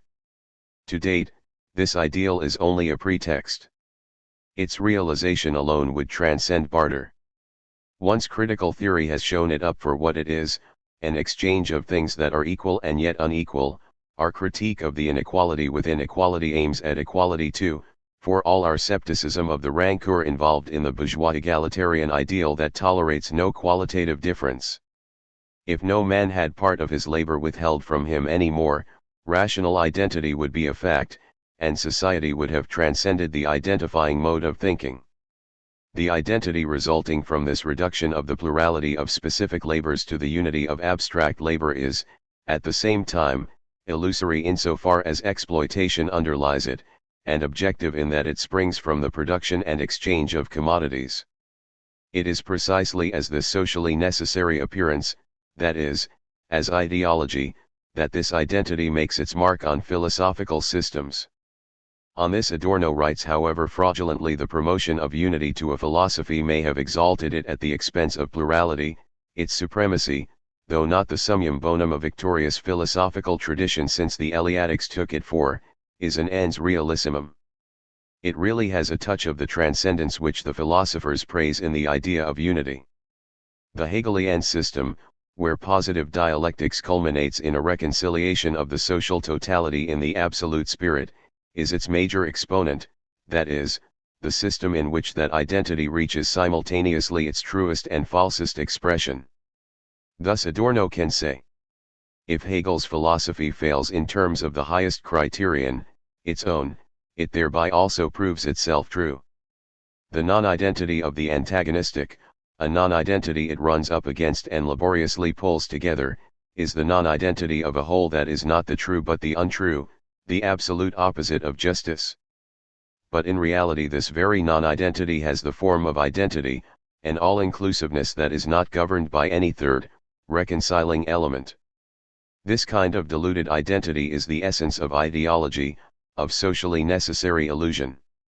Only through the process whereby the contradiction becomes absolute, and not through the contradiction becoming alleviated in the absolute, could it disintegrate and perhaps find its way to that reconciliation which must have misled Hegel because its real possibility was still concealed from him. b. For its part, negative dialectics aspires to display a delight to this antagonistic character of capitalist society. It is a dialectic modality of thought because society is antagonistic, negative because this antagonism cannot be overcome through thought, and certainly utopian, because it continues to hope for a reconciled reality. However, the abstract character of negative dialectics also points towards a determination of society, because its abstraction is not a subjective abstraction which belongs to the realm of thought, but an abstraction which is rooted in its object society. Therefore, in relation to Kant's transcendental subject, Adorno writes, as the extreme borderline case of ideology, the transcendental subject comes close to truth. The transcendental generality is no mere narcissist self-exaltation of the I, not the hubris of an autonomy of the I. Its reality lies in the domination that prevails and perpetuates itself by means of the principle of equivalence. The process of abstraction, which philosophy transfigures, and which it ascribes to the knowing subject alone, is taking place in the factual barter society. In this sense the Hegelian system, in its idealism, also approaches reality. He who attributes a conceptual character to social reality should not fear the objection of idealism. I am not referring so much to the conceptual constitution of the cognizing subject, as to the one that prevails in the thing itself in the doctrine of the conceptual mediation of everything that is. Hegel also pointed towards something decisive from the standpoint of reality. Exchange is the law which guides humanity's fatal destiny. But that law is not pure immediacy, but rather something conceptual. The act of exchange entails the reduction of the exchanged commodities to their equivalent, something abstract, in no way, as it is usually said, material. Adorno b. Therefore, there is no more abstraction in negative dialectics than that inherent in the very society which motivates it. 3. Negative Dialectics was published in Frankfurt in Difference and Repetition, by Gilles Deleuze, in Paris, in. At the end of the S, the French and German Mays challenged the identifying character of post-war advanced capitalism, mass production and mass consumption of undifferentiated commodities, commodification of art and culture, repetitive activities in factories and schools, imposition of homogeneity in hospitals and jails. Both texts, which probably aspired to the same vindication of difference in the face of a crudely identifying way of thought and reality, were not alien to this conjuncture. As Deleuze writes in his preface, the vindication of difference was manifestly in the air, a 17. However, while Deleuze called for the rejection of dialectics in order to think of a concept of difference without negation, Adorno called for the construction of a negative dialectics conceived as a consequent conscience of difference. Naturally, it is not that Adorno was oblivious to the terrible consequences that the reduction of difference to negation brought upon thought, but rather he considered them to be the price one inevitably had to pay for an operation that reality itself imposed on thought. Contradiction is non-identity under the rule of a law that affects the non-identical as well, he recognized in the first pages of his negative dialectics, only to warn that this law is not a cognitive law, however. It is real. Unquestionably, one who submits to the dialectical discipline has to pay dearly in the qualitative variety of experience. Still, in the administered world, the impoverishment of experience by dialectics, which outrages healthy opinion, proves appropriate to the abstract monotony of that world. Its agony is the world's agony raised to a concept. Cognition must bow to it, unless concretion is once more to be debased into the ideology it starts becoming in fact. In contrast, it was dialectics rather than reality that Deleuze was held responsible for substituting the labor of the negative for the play of difference and the differential, and difference and repetition closes with the declaration that history progresses not by negation and the negation of negation, but by deciding problems and affirming differences. It is no less bloody and cruel as a result. Only the shadows of history lie by negation, the good enter into it with all the power of a posited differential or a difference affirmed. That is why real revolutions have the atmosphere of fates. Contradiction is not the weapon of the proletariat but, rather, the manner in which the bourgeoisie defends and preserves itself. A. Subordination of difference to negation, dialectic discipline, adaptation of thought to the painful poverty of the world, the affirmation of difference beyond negation, a game of differences and celebration. The clash between the arguments is so direct that it resonates in two languages, to be more precise, in the contrast between Adorno's words of hurt and Deleuze's words of rebellion. And let us remember that, while Deleuze joined the rebellious Parisian students, Adorno evicted students from Frankfurt University. Nevertheless, going against what these languages and political positions might suggest, we shall insist on the critical character of Adorno's negative dialectics, just as we shall assert the ambiguous character of Deleuze's philosophy of difference. Naturally, we do not claim that one should simply get rid of these specific languages or political positions without a second thought, as if they were mere accessories. Adorno was fully conscious of the connection between philosophical language and thought, and it was not by chance, for example, that he named his fragments melancholic science, in opposition to Nietzsche's gay science. His highly painful rejection of the new left of the end of the S could also accompany arguments, true or false, but in no case alien to the whole of his thought, ca. All we argue for is that the immediate reactions that this language and these political positions might motivate should not substitute the analysis of the arguments at stake. So let us set out the arguments. Adorno and Deleuze both recognize that this reduction of difference to negation, an operation which is inherent in any dialectics, involves violence against difference. Contradiction is non-identity under the aspect of identity. The dialectical primacy of the principle of contradiction makes the thought of unity the measure of heterogeneity. Adorno. On what condition is difference traced or projected onto a flat space? Precisely when it has been forced into a previously established identity, when it has been placed on the slope of the identical which makes it reflect or desire identity, and necessarily takes it where identity wants to go, namely, into the negative. Deleuze. The two begin to diverge when Adorno decisively rejects any effort to emancipate difference from negativity in the sphere of thought as long as this emancipation has not occurred in the sphere of reality, and Deleuze tries, no less forcefully, to do precisely that. The object and its concept cannot be reconciled in the sphere of thought, as Hegelian dialectics set out to do, but neither can this difference between the two be emancipated in the sphere of thought from its reduction to negativity, as the Deleuzian philosophy of difference claims. This tension aspires to harbor in thought the antagonistic character of the thought reality, the antagonism which is inherent in capitalist social relations and is constitutive of Adornian negative dialectics. On its own, by conceptual dispositions, its consciousness cannot eliminate the objective contradiction and its emanations. It can comprehend it, everything else is idle protestation. Dialectics need not fear the charge of being obsessed with the XED idea of objective conflict in a thing already pacified. No single thing is at peace in the unpacified whole. The aporetical concepts of philosophy are marks of what is objectively, not just cogitatively, unresolved. However, in this precise tension also lies the critical character of negative dialectics.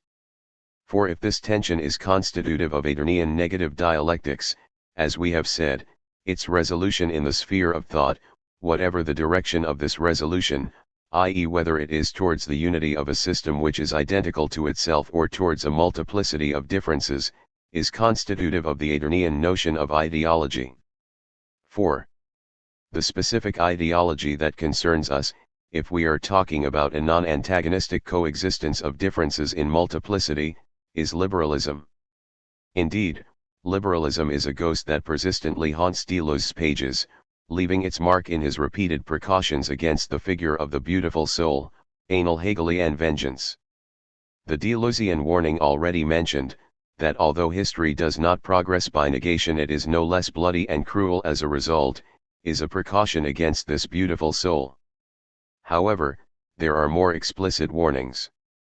There are certainly many dangers in invoking pure differences which have become independent of the negative and liberated from the identical.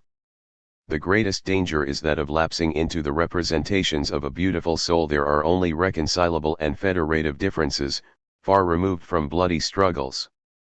The beautiful soul says we are different, but not opposed. Nevertheless, we believe that when these problems attain their proper degree of positivity, and when difference becomes the object of a corresponding affirmation, they release a power of aggression and selection which destroys the beautiful soul. 18. Deleuze tries to eliminate the marks of this beautiful soul by evoking the figures of Marx and Nietzsche.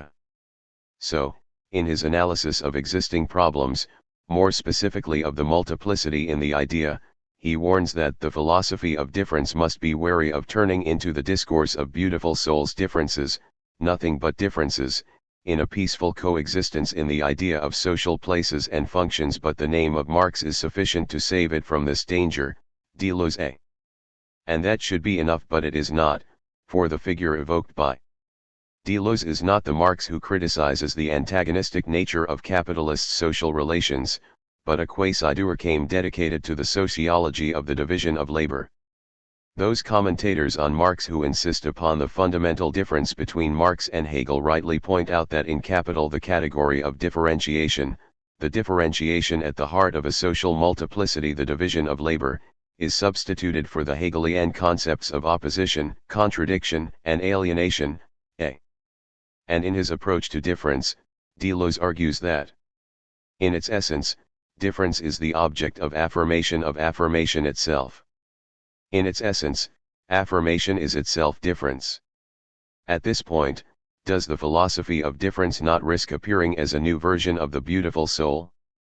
The beautiful soul is in effect the one who sees differences everywhere and appeals to them only as respectable, reconcilable, or federative differences, while history continues to be made through bloody contradictions. A. However, this time it is Nietzsche that Deleuze calls upon to clear the marks of the beautiful soul. There are two ways, he claims, to appeal to necessary destructions: that of the poet, who speaks in the name of a creative power, capable of overturning all orders and representations in order to affirm difference in the state of permanent revolution which characterizes eternal return, and that of the politician, who is above all concerned to deny that which differs, so as to preserve or prolong an established historical order, or to establish a historical order which already calls forth in the world the forms of its representation. A. This return to Nietzsche seems more promising in the sense that, unlike Marx, there is no doubt that Nietzsche rejected dialectics. And it is precisely in this anti-dialectic sense that he is evoked by Deleuze and the other French post-structuralists. As for Hegelian dialectics, Deleuze had already written that the man of resentment needs to conceive a not I, after opposing himself to this not I, in order to finally assert himself as him. A strange sociologism, that of the slave he needs two negations in order to achieve an appearance of assertion. We already presage under what form the syllogism of the slave has had so much success in philosophy dialectics. And he had denounced it in terms of an ideology of resentment, a speculation of the plebs and other similar aristocratic expressions. But let us return to our figure of the beautiful soul. To the speculative element of negation, opposition, or contradiction, Nietzsche opposes the practical element of difference, object of assertion and pleasure. Deleuze writes. This affirmation of difference, with its potential for aggression and selection, is precisely what would dissolve this pluralism of differences into a peaceful coexistence which is common in the beautiful soul. But this, recurring to Nietzsche, is not enough either. The capitalist market and democracy are the quintessential names which denote the habitat of this coexistence of differences within liberal ideology. And anyway, the aggressiveness and selectivity which are liberated by this affirmation of difference are in no way alien to this habitat. There is a certain Darwinism amongst the constitutive elements of the concept itself of the capitalist market. Naturally, this assertion of difference can acquire various degrees of brutality, just as the strategies of competition can go from the bloodiest inter-imperialist wars, justified by calling upon racial difference, to the most subtle differentiations in the product, but in no case does it seem incompatible with the market. Even the expression fair law difference, which Deleuze chooses and uses regularly in Difference and Repetition, cannot be distinguished from its use in referring to competition amongst workers in the privileged segments of the labor market. One must make the difference in relation to others if one wants to impose oneself in the selection of personnel. Of course, in Deleuze's philosophy of difference, it is not the staff management but the eternal Nietzschean return that makes the selection. So, he writes, Nietzsche reproaches all those selection procedures based upon opposition or conflict with working to the advantage of the average forms and operating to the benefit of the large number. Eternal return alone affects the true selection, because it eliminates the average forms and uncovers the superior form of everything that is, A. However, when this assertion of difference adopts the guise of a revolution, or this eternal return adopts the guise of a permanent revolution, political ambiguity floods Deleuze's pages. V. Certainly, liberalism is not a ghost that exclusively haunts Deleuze's work. The warnings against liberalism appear again when Deleuze's concept of the multiplicity of differences, which continues to be of a somewhat philosophical nature, tries to adopt a more explicit political edge, with some help from Spinoza, in Negri's or Verneux's concept of multitude. The notion of multitude seems to share something with liberal thought because it values individuality, but, at the same time, it distances itself from it radically because this individuality is the final product of a process of individuation which stems from the universal, the generous, the pre-individual. The seeming nearness is overturned and becomes the maximum distance, Verneux. Verneux's notion of multitude would thus separate itself from liberalism in that the concept of the individual associated with this notion of multitude would occur a posteriori in relation to a process of individuation, while the liberal concept of the individual would occur a priori. The liberal idea of the individual and the idea of the singularity of the multitude are like twins who, however, oppose one another, Verneux clarifies in an article. They are very similar, but they have two profoundly different meanings. Because the liberal thinks the individual is a primary element and the comprehension of how the individual acts in relation to others and the state comes later. From the standpoint of the multitude, the individual, singularity is the result of a process. And, indeed, this distinction between a priori and a posteriori concepts of the individual allows us to separate the notion of the individual from the natural law liberalism of the 17th and 18th centuries, which built its concepts of state and market on the basis of philosophical anthropologies. However, it is doubtful that the same would apply to John Stuart Mill's liberalism, and it would certainly not apply in the case of the liberalism of Richard Rorty. Furthermore, the facts, social relations themselves, mediated by the production and exchange of commodities, are a decisive component of the pre-individual sphere from which this individuation parts, as Verneux himself seems to admit, and there is no reason to assume that this concept of the individual, which recognizes such an individuation on the basis of the market, is incompatible with liberalism. In other words, there is nothing that prevents the political science of capital from assuming this notion of the individual reduced to a combination of the commodity brands he/she consumes, promoted by its own marketing, as it has certainly done so many times with so many other market concepts. Very like Verno, in Empire Negri and Hart assert the multitude is a multiplicity, a plane of singularities, an open set of relations, which is not homogeneous or identical to itself, and bears an indistinct, inclusive relation to those outside of it. However, faced with the need to distinguish their notion of multitude from the liberal tradition, they do not take up the relation between multitude and individual but between multitude and class. Multitude is a class concept, Negri and Hart state. However, they argue, the economic conceptions of class have the inconvenience of imposing a false option between unity, Marxism, the capitalist and working classes, and plurality, liberalism, racial, ethnic, gender and sex differences, etc. The mandate to choose between unity and multiplicity treats class as if it were merely an empirical concept and fails to take into consideration the extent to which class itself is defined politically, Negri and Hart. This argument is not without certain ambiguities, but we accept its conclusion. An investigation of economic class, then, like an investigation of race, should not begin with a mere catalogue of empirical differences but rather with the lines of collective resistance to power, Negri and Hart. And this conclusion decisively exorcises the ghost of liberalism. Indeed, if the concept of multitude is defined in terms of collective resistance against power, it becomes incompatible with the coexistence of differences which liberalism embraces.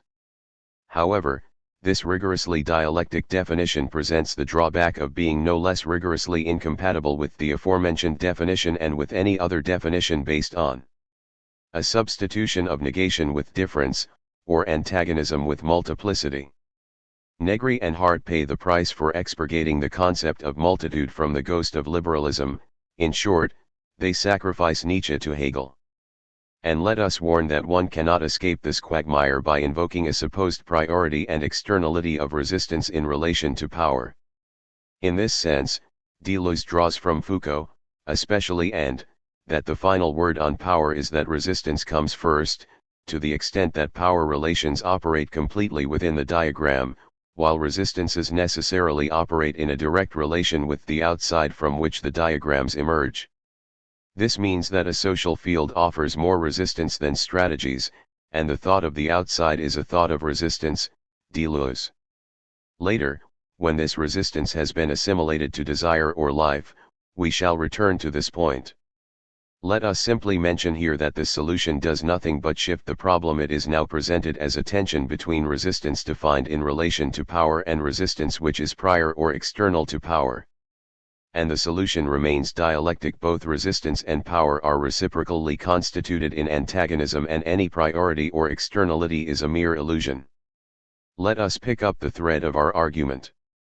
In short, we suspect that the difficulties faced by Deleuze and Negri or Verno in exorcising the ghost of liberalism from concepts such as multiplicity or multitude lie finally in that these concepts were intentionally conceived in the absence of dialectics, or in that its objects were deprived of their innate antagonistic character, which in the end comes down to the same thing. This is the key difference between concepts such as society as antagonistic totality or class as the result of class struggle, on the one hand, and multiplicity of differences or multitude of singularities, on the other. And thus, almost imperceptibly, we return to Adorno and his negative dialectics. For, as we have mentioned, negative dialectics can be defined, precisely, as the mode of thinking which fits this antagonistic character of capitalist society, even though it aims at overcoming it. In fact, dialectics is neither a pure method nor a reality in the naive sense of the word, Adorno writes.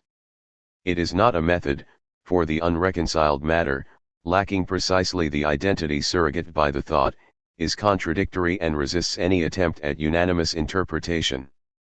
It is the matter, not the organizing drive of thought, that brings us to dialectics. Nor is dialectics a simple reality, for contradictoriness is a category of reflection, the cogitative confrontation of concept and thing. To proceed dialectically means to think in contradictions, for the sake of the contradiction once experienced in the thing, and against that contradiction. A contradiction in reality, it is a contradiction against reality. But such dialectics is no longer reconcilable with Hegel. Its motion does not tend to the identity in the difference between each object and its concept, instead, it is suspicious of all identity. More than this, the legitimacy of negative dialectics itself as a way of thinking does not outlive the historical existence of this antagonistic society. Dialectical reason's own essence has come to be and will pass, like antagonistic society. 6. For now, let us leave definitions aside and explore some of the implications of the confrontation between Adorno's negative dialectics and Deleuze's philosophy of difference. Adorno's negative dialectics inherits the Hegelian mandate of thinking without starting from principles, in the sense of Alpharochi, keeping in mind the mediated character of all immediacy. Let us recall, for example, the Adornian critique of the Heideggerian conversion of sen into a transcendental principle. He pursues dialectics to the point of saying that neither the subject nor the object are immediate and ultimate, but he deserts dialectics in reaching for something immediate and primary beyond subject and object. Thinking becomes archaistic as soon as whichever scattered entity is more than entity will be transfigured into a metaphysical Alpharochi, see also.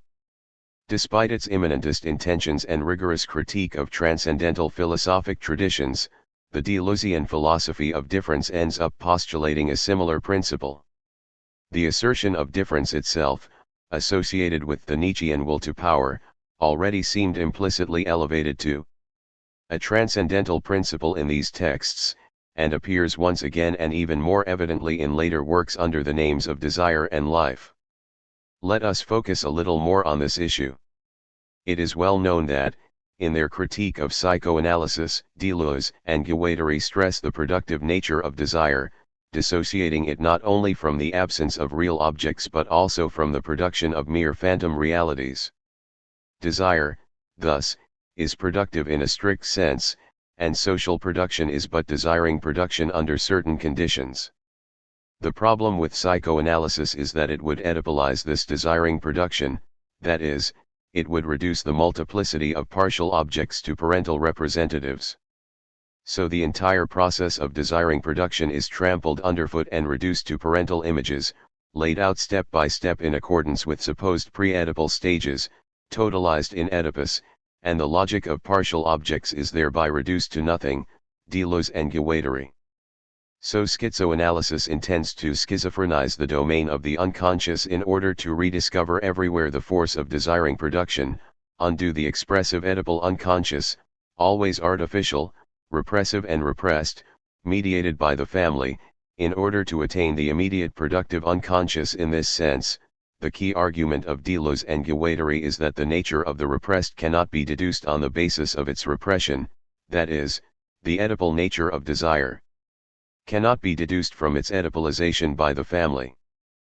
But its repression in fact implies an original double operation. The repressive social formation delegates its power to an agent of psychic repression, and correlatively the repressed desire is as though masked by the fake displaced image to which the repression gives rise.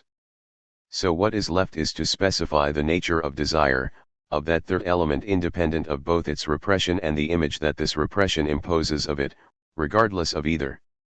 Let us recall the role that Deleuze and Guattari attribute to Freudian psychoanalysis in the rupture between the classic episteme of representation and the modern episteme of production, which Foucault pointed out. Just as Ricardo founds political or social economy by discovering quantitative labor as the principle of every representable value, Freud founds desiring economy by discovering the quantitative libido as the principle of every representation of the objects and aims of desire. Freud discovers the subjective nature or abstract essence of desire, just as Ricardo discovers the subjective nature or abstract essence of labor, beyond all representations that would bind it to objects, to aims, or even to particular sources. Freud is thus the first to disengage desire itself, le désir tout court, as Ricardo disengages labor itself, le travail tout court, and thereby the sphere of production that effectively eclipses representation. Deleuze and Guattari. Indeed, political economy can be considered to have made a significant move forward when it referred the value of commodities to this concept of labor devoid of any specificity as commercial, manufacturing, agrarian, etc., labor, which, in some way, opens the way for the Marxian concept of abstract labor. However, it is not correct but blind when he assumes that this concept bears no relation to any analytical or historical determination, those determinations that are in the mutual mediation between the abstraction of labor and the salarization and monetization of social relations in the Marxian concept of abstract labor. For value does not refer to indeterminate labor, but to labor abstracted from its specific determination as diverse concrete labors. More important still, while this abstract labor exists objectively, as an objective abstraction which results from the production of commodities for exchange, that indeterminate labor barely exists as an idea which is more or less devoid of content, as a subjective abstraction resulting from the enclosing in parenthesis of all determinations of thought which differentiate the diverse historical labors.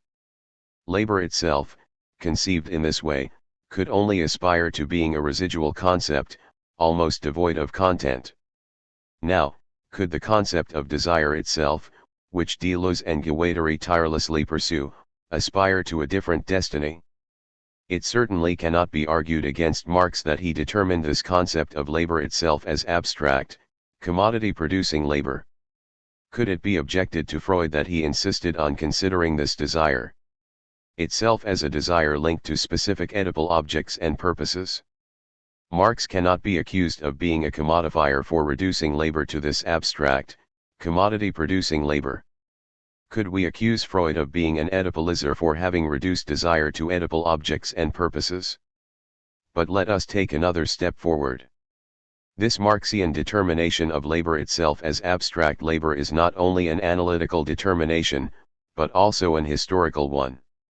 We know the historical character of edible desire, in its explicit Freudian conception, is more controversial. However, in its inevitable reference to the triangle of a determined family structure, this desire is implicitly more historical than any assumed desire itself. And yet another step. Because of the mutual mediation, already mentioned, between the abstraction of labor and the salarization and monetization of social relations, antagonism is inherent in the Marxian concept of abstract labor. The generalist conversion of different and specific acts of labor into a single abstract labor cannot be separated from the conversion of the worker into a salaried worker, separated from the means of production, exploited by capital. However, antagonism also lies in the Freudian concept of edible desire, which cannot be separated from paternal law, as the exercise of social repression delegated in the family. In both cases, determination is negation. And, in both cases, this negation amounts to the inscription of antagonism. Of course, Deleuze and Guattari do not claim it was Freud who invented Oedipus, but that the dominant psychoanalytic practice, which is both psychologistic and adaptationist, tends to reinforce its mechanisms. We are not saying that Oedipus and castration do not amount to anything. We are Oedipalized, we are castrated. Psychoanalysis didn't invent these operations, to which it merely lends the new resources and methods of its genius. Psychoanalysis does not invent Oedipus, it merely provides the altar, a last territoriality, the couch, and a last law, the analyst as despot and money collector. This critique of predominant psychoanalytical practice is largely justified. However, the problems appear when Deleuze and Guattari assess Freudian theory in its totality, as well as its Lacanian new reading, on the basis of this bad praxis. For the critical cutting edge of a theory capable of stripping naked the marks of repression in subjectivity cannot be eradicated by the conservatism of therapeutic praxis, which actually validates this repression, not even when this praxis is faithfully inspired in this theory. However, this cutting edge can be blunted if, in the name of an unspecified desire, repression is shifted from the key position that this theory grants it in the genesis of subjectivity, even when this shift is aimed at supporting a more progressive praxis. For Freud's insistence on the connection between desire and repression is, even beyond his own intentions, a denunciation of repressive society. Freud's grandeur thus lies in that he refuses to pretend a systematic harmony exists where things are torn in themselves, in that he reveals the antagonistic character of social reality insofar as it touches his theory and his practice, inside a pre-inscribed division of labor, Adorno asserts. Bridging differences between Deleuze and Guattari, on the one hand, and Fromm and Horney, on the other, the Adornian critique of psychoanalytic revisionism naturally takes a relevant path in this context. Indeed, Adorno adly rejected any rushed attempt to sociology psychoanalysis in tenaciously focusing on the atomistic existence of the individual. Freud has managed to see the essence of socialization, beyond the usual casual glimpse at social circumstances. The more psychoanalysis is sociologized, the more blunt it becomes as an instrument to achieve a knowledge of conflicts of a social origin.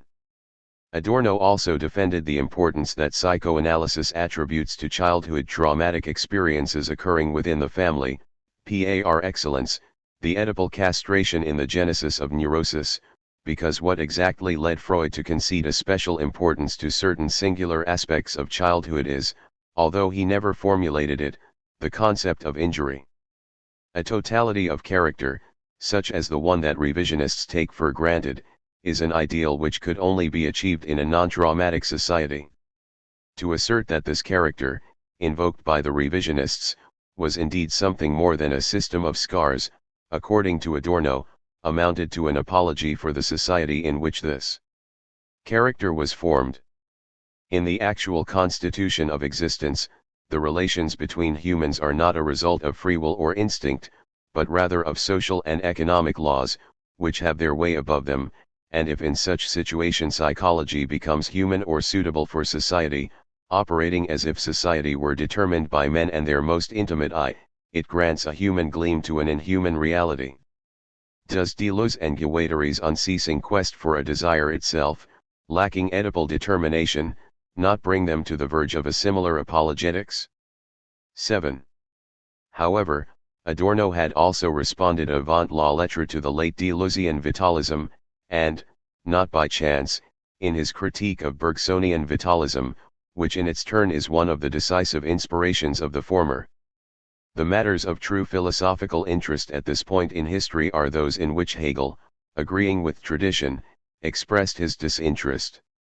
They are non-conceptuality, individuality and particularity, things which ever since Plato used to be dismissed as transitory and insignificant, and which Hegel labeled lazy existence.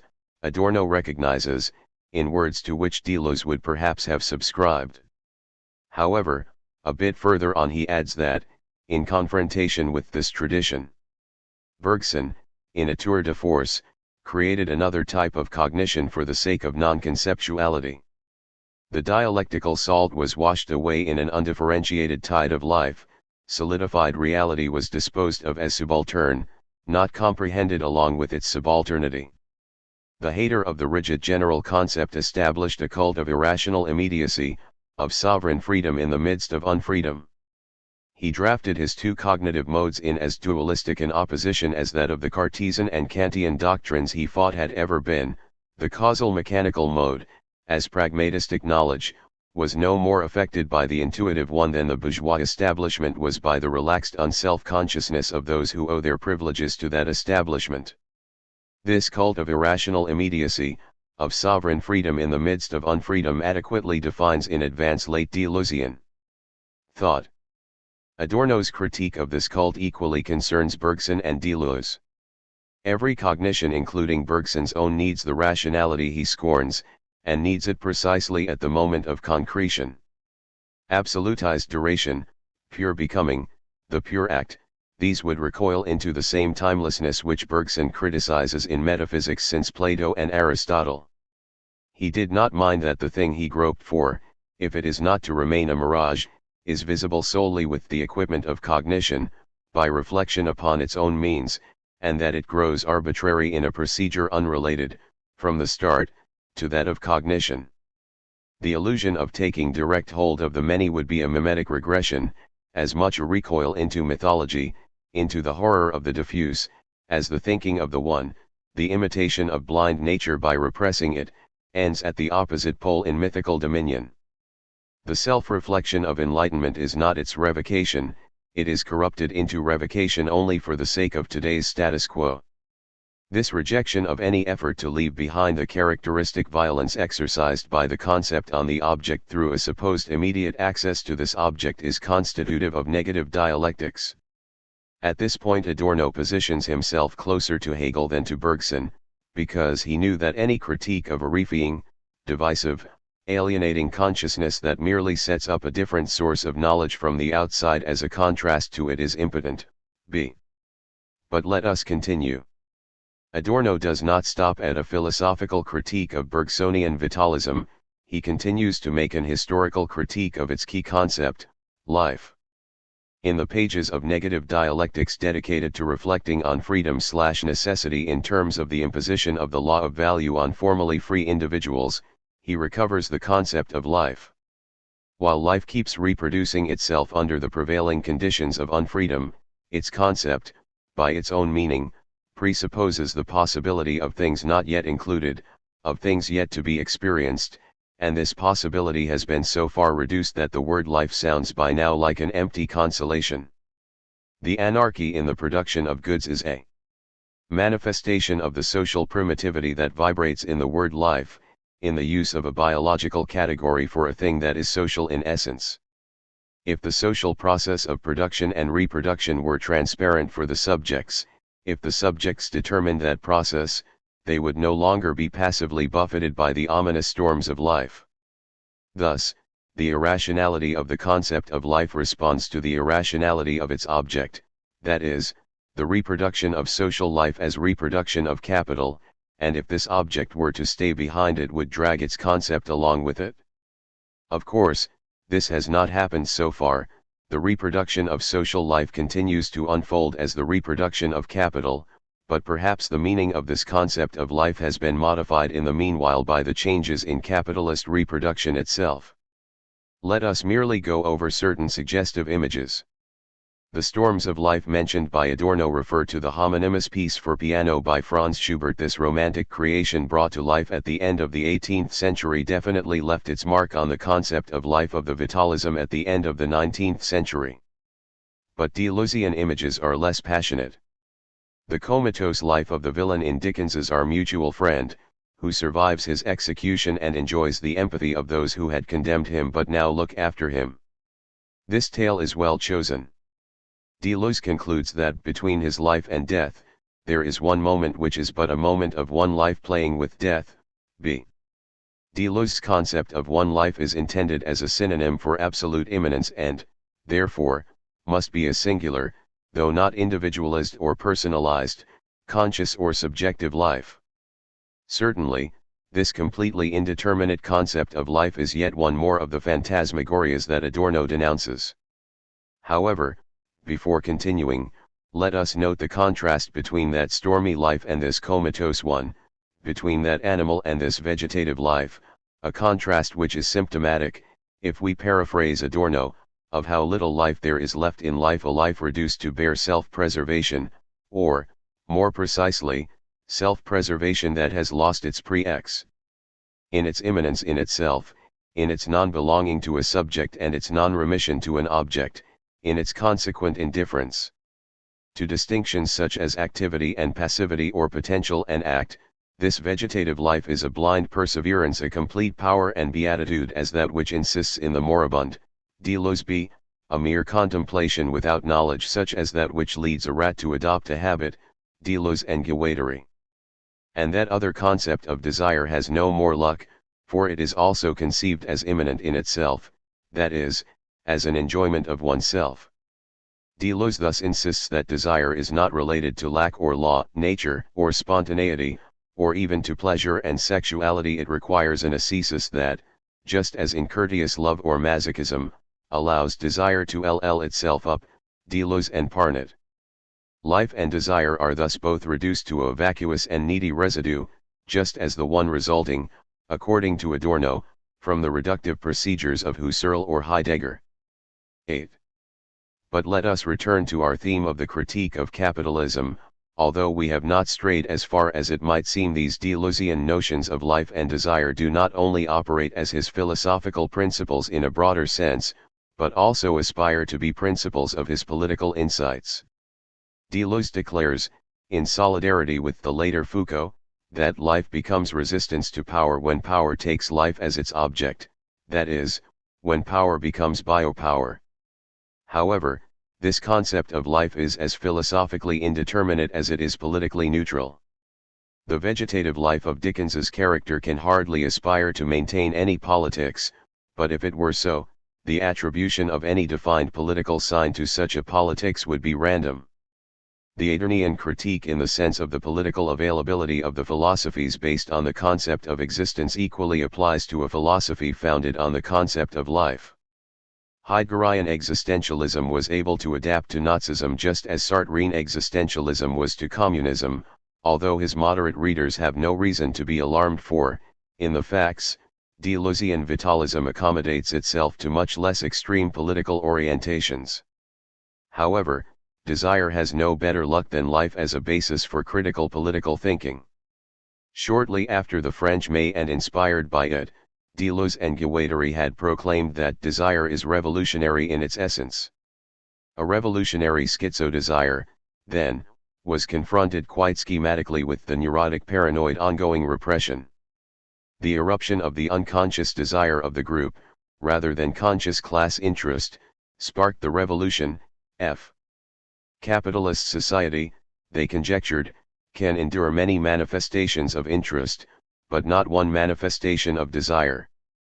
In this context, the goal of schizoanalysis is to deadibilize the unconscious in order to reach the real problems, in order to reach the immediate productive unconscious.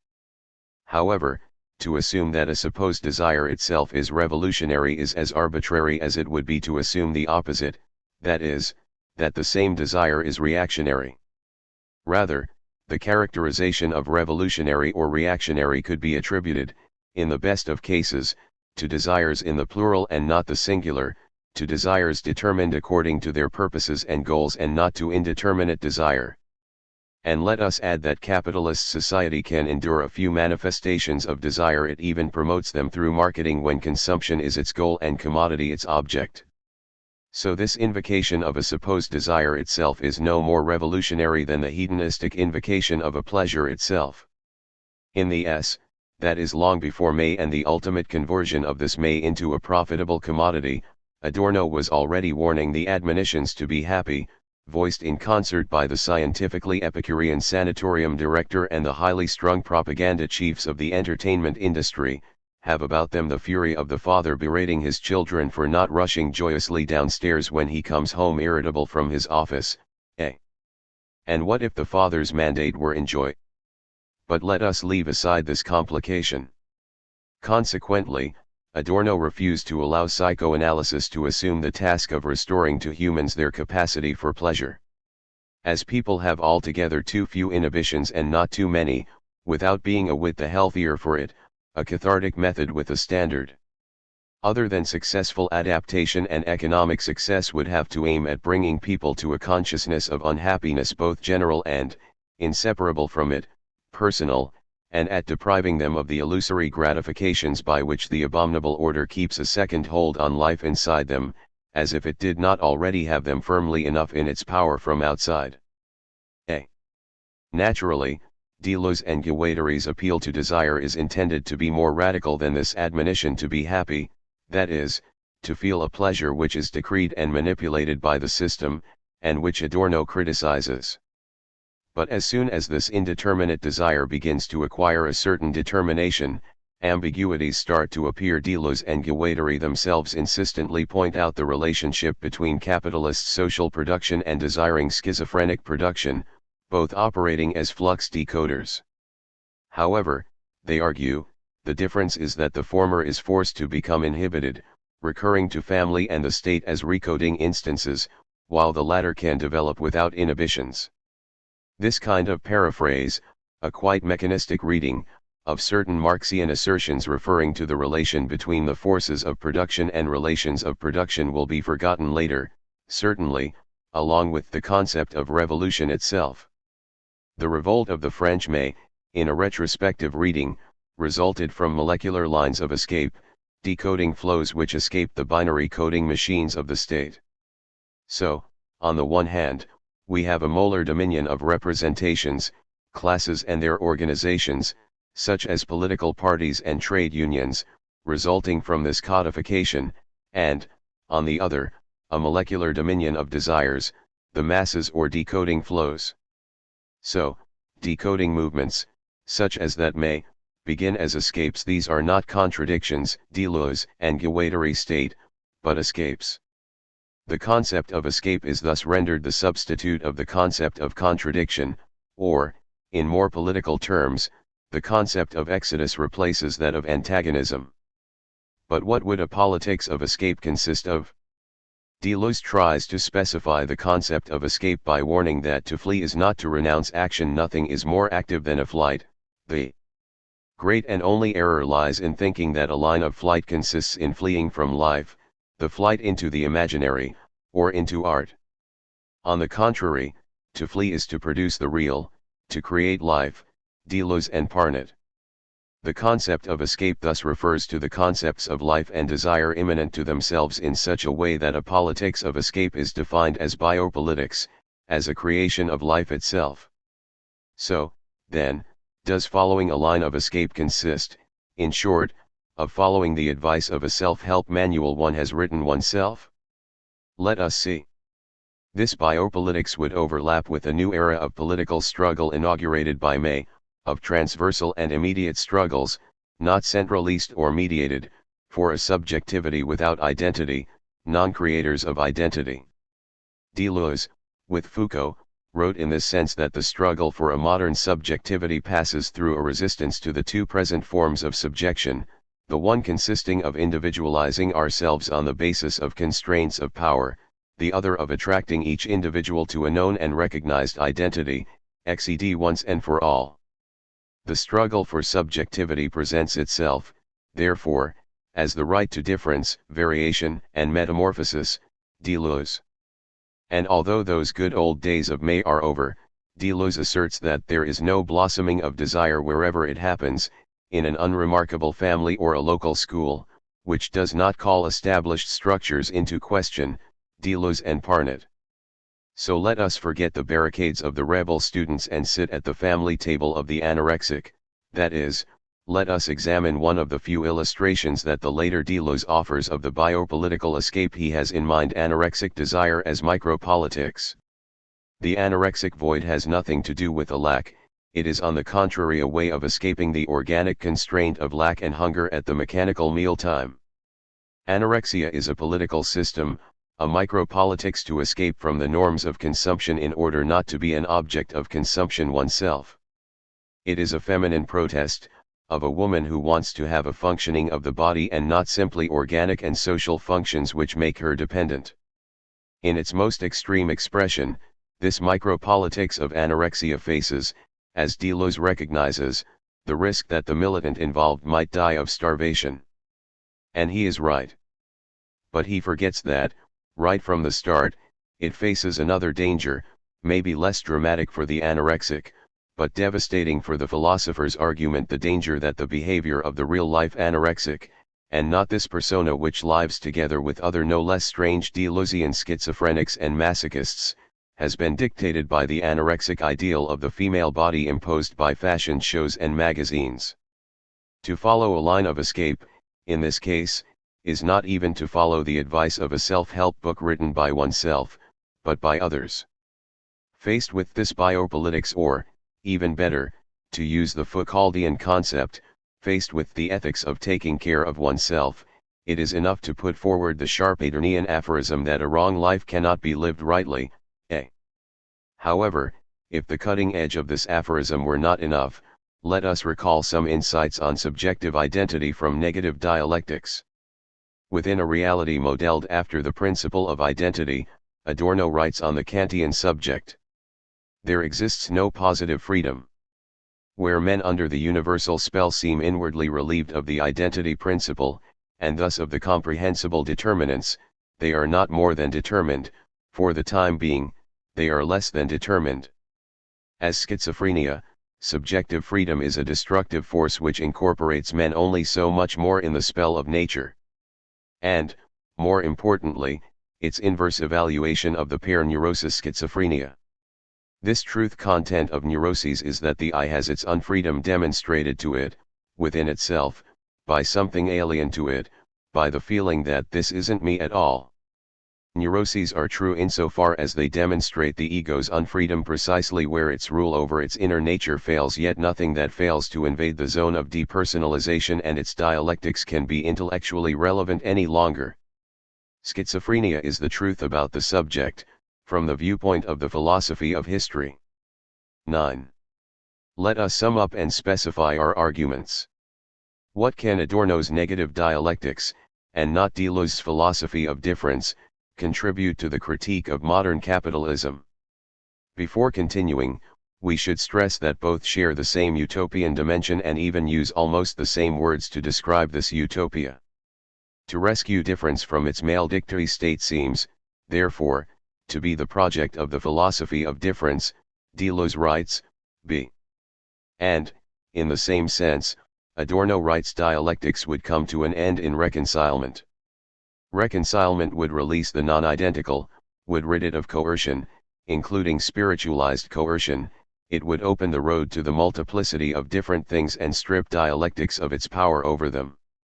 Accompanying irreconcilable thoughts is the hope for reconcilement. Utopia would be above identity and above contradiction, it would be a togetherness of diversity. The reconciled condition would not be the philosophical imperialism of annexing the alien. Instead, its happiness would lie in the fact that the alien, in the proximity it is granted, remains what is distant and different, beyond the heterogeneous and beyond that which is one's own. Rather, the difference between the two lies in that, in negative dialectics, delighty to this utopia demands a rejection of all efforts to emancipate difference from negativity in the sphere of the concept, of dialectics, insofar as this emancipation has not happened in the sphere of the object, of society. Fidelity to utopia is a synonym of critique in negative dialectics. Indeed, all our previous arguments are no more than variations of this one argument. Nevertheless, this difference, however suggestive, tells us nothing conclusive about its possible contributions to the critique of modern capitalism. Is a philosophy such as the Deleuzian one centered in a concept of difference which intends to escape negativity truly apologetic? Is a dialectic such as Adorno's, which remains anchored in a negativity that points towards the antagonistic character of social relations, truly critical? Let us see. The immediate answer to the first question can only be no. Deleuze's philosophy of difference, as we have said, has a strong utopian dimension. One could object that all ideologies, especially the liberalism mentioned in connection with various Deleuzian arguments, have a utopian dimension.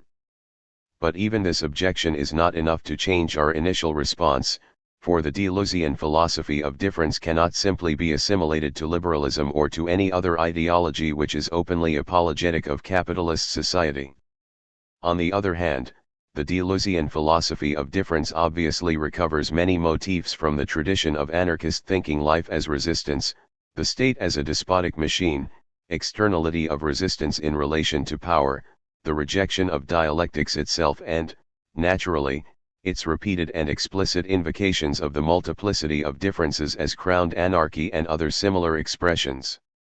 The Deleuzian philosophy of difference can then be assumed, and is thus assumed by many of its followers, to be anarchist or, even better, post-anarchist.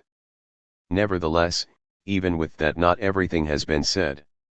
We must leave aside internal criticism for a moment and reflect on the relation between this post-anarchist philosophy of difference and the dominant ideology in modern capitalism. Perhaps the most unequivocal reply to this question lies in the provocative questions that Slavoj Žižek asks in relation to the scene, drawn by Jean-Jacques Le Cercle, of a yuppie reading Deleuze and Guattari's What is Philosophy? In the subway. And if there were no puzzlement, but rather enthusiasm, as the yuppie reads about the communication of effective intensities below the level of meaning, yes, that's how I design my publicity, or when he reads slogans such as exploding the limits of the subjectivity which exists within itself and directly connect man and machine, this reminds me of my son's favorite game, the superhero that transforms into a car, or on the need of permanently reinventing oneself, opening up to the multitude of desires which push us to the limit. Isn't that the goal of the new virtual sex video game I'm developing? It's no longer about reproducing sexual bodily contact, but about exploding the limits of the established reality and imagine new intense and unprecedented ways of sexual pleasure. Indeed, there are certain features that justify our calling Deleuze the ideologist of late capitalism. Zizek. Perhaps this answer is too categorical and provocative, but we believe it has a core of truth. If an ideological mutation had taken place in such a way that the dominant ideology no longer rested on universalistic values such as those associated with the concepts of totality and system, universal history, subject and object identical to one another and dualistically distinguished, etc., if the fragmentary and multiple nature of differences, the dissolution of dualism and the identities of subject and object as well as the event were key values of the dominant ideology in modern capitalism, then the critical character of a philosophy such as Deleuze could not be approached acritically. A philosophy that vindicates difference in an immediate way, i.e. a difference which avoids negativity, would be condemned in such a context, in the best of cases, to a radicalized version of the discourse on the harmonious cohabitation of differences within the horizon delimited by the capitalist market and democracy, characteristic of the liberalism dominant in this context. And maybe in this radical gesture it would bring a utopian dimension into play, but, at the same time, it would be betraying its own utopia of an emancipation of difference. Terry Eagleton mentions just such an ideological mutation. There was a time, back in the days of classical liberal capitalism, when it was still thought possible and necessary to justify your actions as a good bourgeois by an appeal to certain rational arguments with universal foundations. As the capitalist system evolves, however, as it colonizes new peoples, imports new ethnic groups into its labor markets, spurs on the division of labor, finds itself constrained to extend its freedoms to new constituencies, it begins inevitably to undermine its own universalist rationality. For it is hard not to recognize that there are now a whole range of competing cultures, idioms, and ways of doing things, which the hybridizing, transgressive, promiscuous nature of capitalism has itself helped to bring into being. The system is accordingly confronted with the choice either to continue insisting on the universal nature of its rationality, in the teeth of the mounting evidence, or to throw in the towel and go relativist, gloomily or genially accepting that it can muster no ultimate foundations to legitimate its activities. The uptight conservatives take the former road, while the laid-back liberal pragmatists take the latter. In its post-imperial phase, and in a supposedly multicultural society, the system can no longer plausibly claim that its values are superior to those of others, simply, key postmodern term, different. However, speaking of the system as antinomy, in negative dialectics Adorno had already philosophically anticipated this ideological dialectics originating in the tension between the universalization of capitalist social relations and the subordination of differences. Kant had already held, Adorno writes, that the emancipated ratio, the progressus ad infinitum, is halted solely by recognizing non-identities in form, at least. The antinomy of totality and infinity, for the restless ad infinitum explodes the self-contained system, for all its being owed to infinity alone, is of the essence of idealism. It imitates a central antinomy of bourgeois society. To preserve itself, to remain the same, to be, that society too must constantly expand, progress, advance its frontiers, not respect any limit, not remain the same. The historical tendency towards the universalization of capitalist social relations, Adorno has in mind the Marxian assertions on the global nature of capital, translates into the systematic tendency of idealism. The subsuming of labor in capital is ideally reproduced as subsuming difference in the identity of the system. There is no need to say that this is the philosophical imperialism which would reach its peak in Hegel's system. The Hegelian system in itself was not a true becoming. Implicitly, each single definition in it was already preconceived. Such safeguards condemn it to untruth. Adorno. However, at the same time, it is this very difference that holds up the system if it were to dissolve in its self-sufficiency, in totality without infinity, in static without dynamics, in an undifferentiated identity with itself. The system would dissolve, perhaps in a multiplicity of differences. To the very success of that tendency of subsuming the difference inherent in idealist systems, and to that of its other side, the tendency of subsuming labor in capital, Adorno rightly ascribes the crisis of the idealist systems in the 17th and 18th centuries. From the end of the 19th century, the process in which the systems decomposed, due to their own insufficiency, stands in counterpoint to a social process. In the form of the barter principle, the bourgeois ratio really approximated to the systems whatever it would make commensurable with itself, would identify with itself, and it did so with increasing, if potentially homicidal, success. Less and less was left outside. Adorno. But let us return to the end of the 20th century. Does the Deleuzian philosophy of difference, as well as postmodern philosophy in total, not represent a subsequent moment of this crisis of idealist philosophical systems? To be more precise, does it not point towards a new encounter between the remains of this universalistic reason, of which these philosophical systems had constituted the maximum expression, and the proliferation of differences unleashed by the French May, but also of the later assimilation of these differences, not through this universalistic reason in crisis but a new immanent relativist reason, within the boundaries of capitalist market and democracy? If that were the case, the Deleuzian philosophy of difference could offer very little to the critique of the dominant ideology in modern capitalism. And the Adornian negative dialectics could offer more insofar as, in its insistence on the antagonistic character of capitalist social relations, it is incompatible with any illusion surrounding a true emancipation of difference in relation to negativity within these limits of the capitalist market and democracy. As we said at the beginning, Adorno's negative dialectics is worth reading. But let it be made clear that we are not talking of any reading of negative dialectics.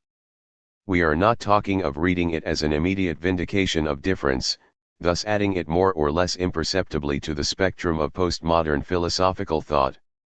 Because this reading, apart from violating its content, would sever its critical character towards an ideology which turned this very same vindication of difference, always within the boundaries of the capitalist market and democracy, into one of its decisive values.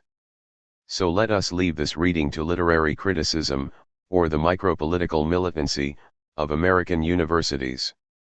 We are talking of a reading of negative dialectics as a dialectics of class struggle. Asterisk translated by Anna Maeve Holloway. Daraj Tzadnikar. It should already be obvious, but I want to remark I shit on all the revolutionary vanguards of this planet. Subcommandant Insurgent Marcos. The view from Southeast Europe. From my perspective, coming from post-socialist Slovenia, which was a part of the failed Yugoslav experiment, a consideration of Western Marxism, the Frankfurt School and particularly Adorno may be different in some way.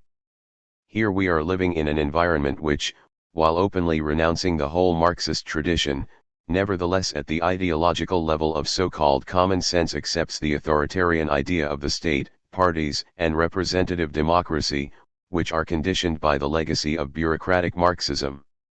In this respect it is similar to other East European countries, yet there is a difference, for in the former Yugoslavia there was a strong academic reception of Western Marxism and, even more, a significant contribution to it by the Praxis Group, Gajo Petrovic, Milan Kangregat, Mihajlo Markovic, etc., which was important in the debates beyond the Yugoslav frontiers. In the other East European countries, which were under the dominance of Soviet Union and Stalinist ideology, the tradition of Western Marxism was ignored and even prohibited as bourgeois and reactionary intellectualism. Even so, the rich and influential presence of anti-Stalinist Marxism could not prevent the breakdown and failure of the Yugoslav experiment. Even more, some of the most famous philosophers, as is the case with Mihajlo Markovic, contributed to the expansion of the most aggressive nationalism and supported Slobodan Milosevic and other nationalistic leaders. In the late SNS, a lot of young intellectuals abandoned Western Marxism in favor of postmodernism. Slavoj Žižek, the most famous Slovenian philosopher, is one of them.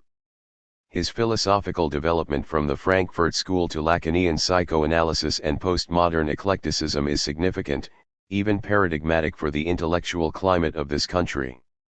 In my opinion, we have to think afresh the relation of the emancipatory and liberation theories towards and within the emancipatory and liberation movements. My contribution to the debate on the role of Adorno's thought for contemporary alternative globalization movements expresses our historic sensitivity within these movements and concentrates on the rupture between theory and practice in the form of vanguardism and elitism. The multitudes against vanguardism.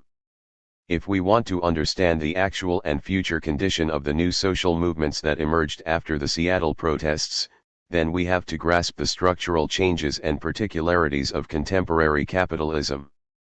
The insurgency in Southeast Mexico in January has pointed to neoliberal globalization as the core problem that threatens the existence of indigenous people at the local level. Neoliberal globalization overrides the division between local and metropolitan not only in the organization of economic life, but also at the level of resistance. There is no longer a privileged actor and script of emancipation, as was imagined there was in the era of the industrial capitalism. Therefore, we can witness all the heterogeneity and multiplicity of contemporary resistance. In general, all such resistance arises from the specific conditions, but with a more or less clear awareness of neoliberalism as the common enemy. This distinguishes it from the politics of identity and lifestyle of the S, and also from the humanitarianism of the NGOs. The plurality of emancipatory narratives creates the multidimensional experiences and practices of resistance. The boundaries between political activism, artistic expression, lifestyle, fighting, surviving, enjoying, etc. are dissolving. Even the difference between the political and intimacy is lost in this climate of militancy.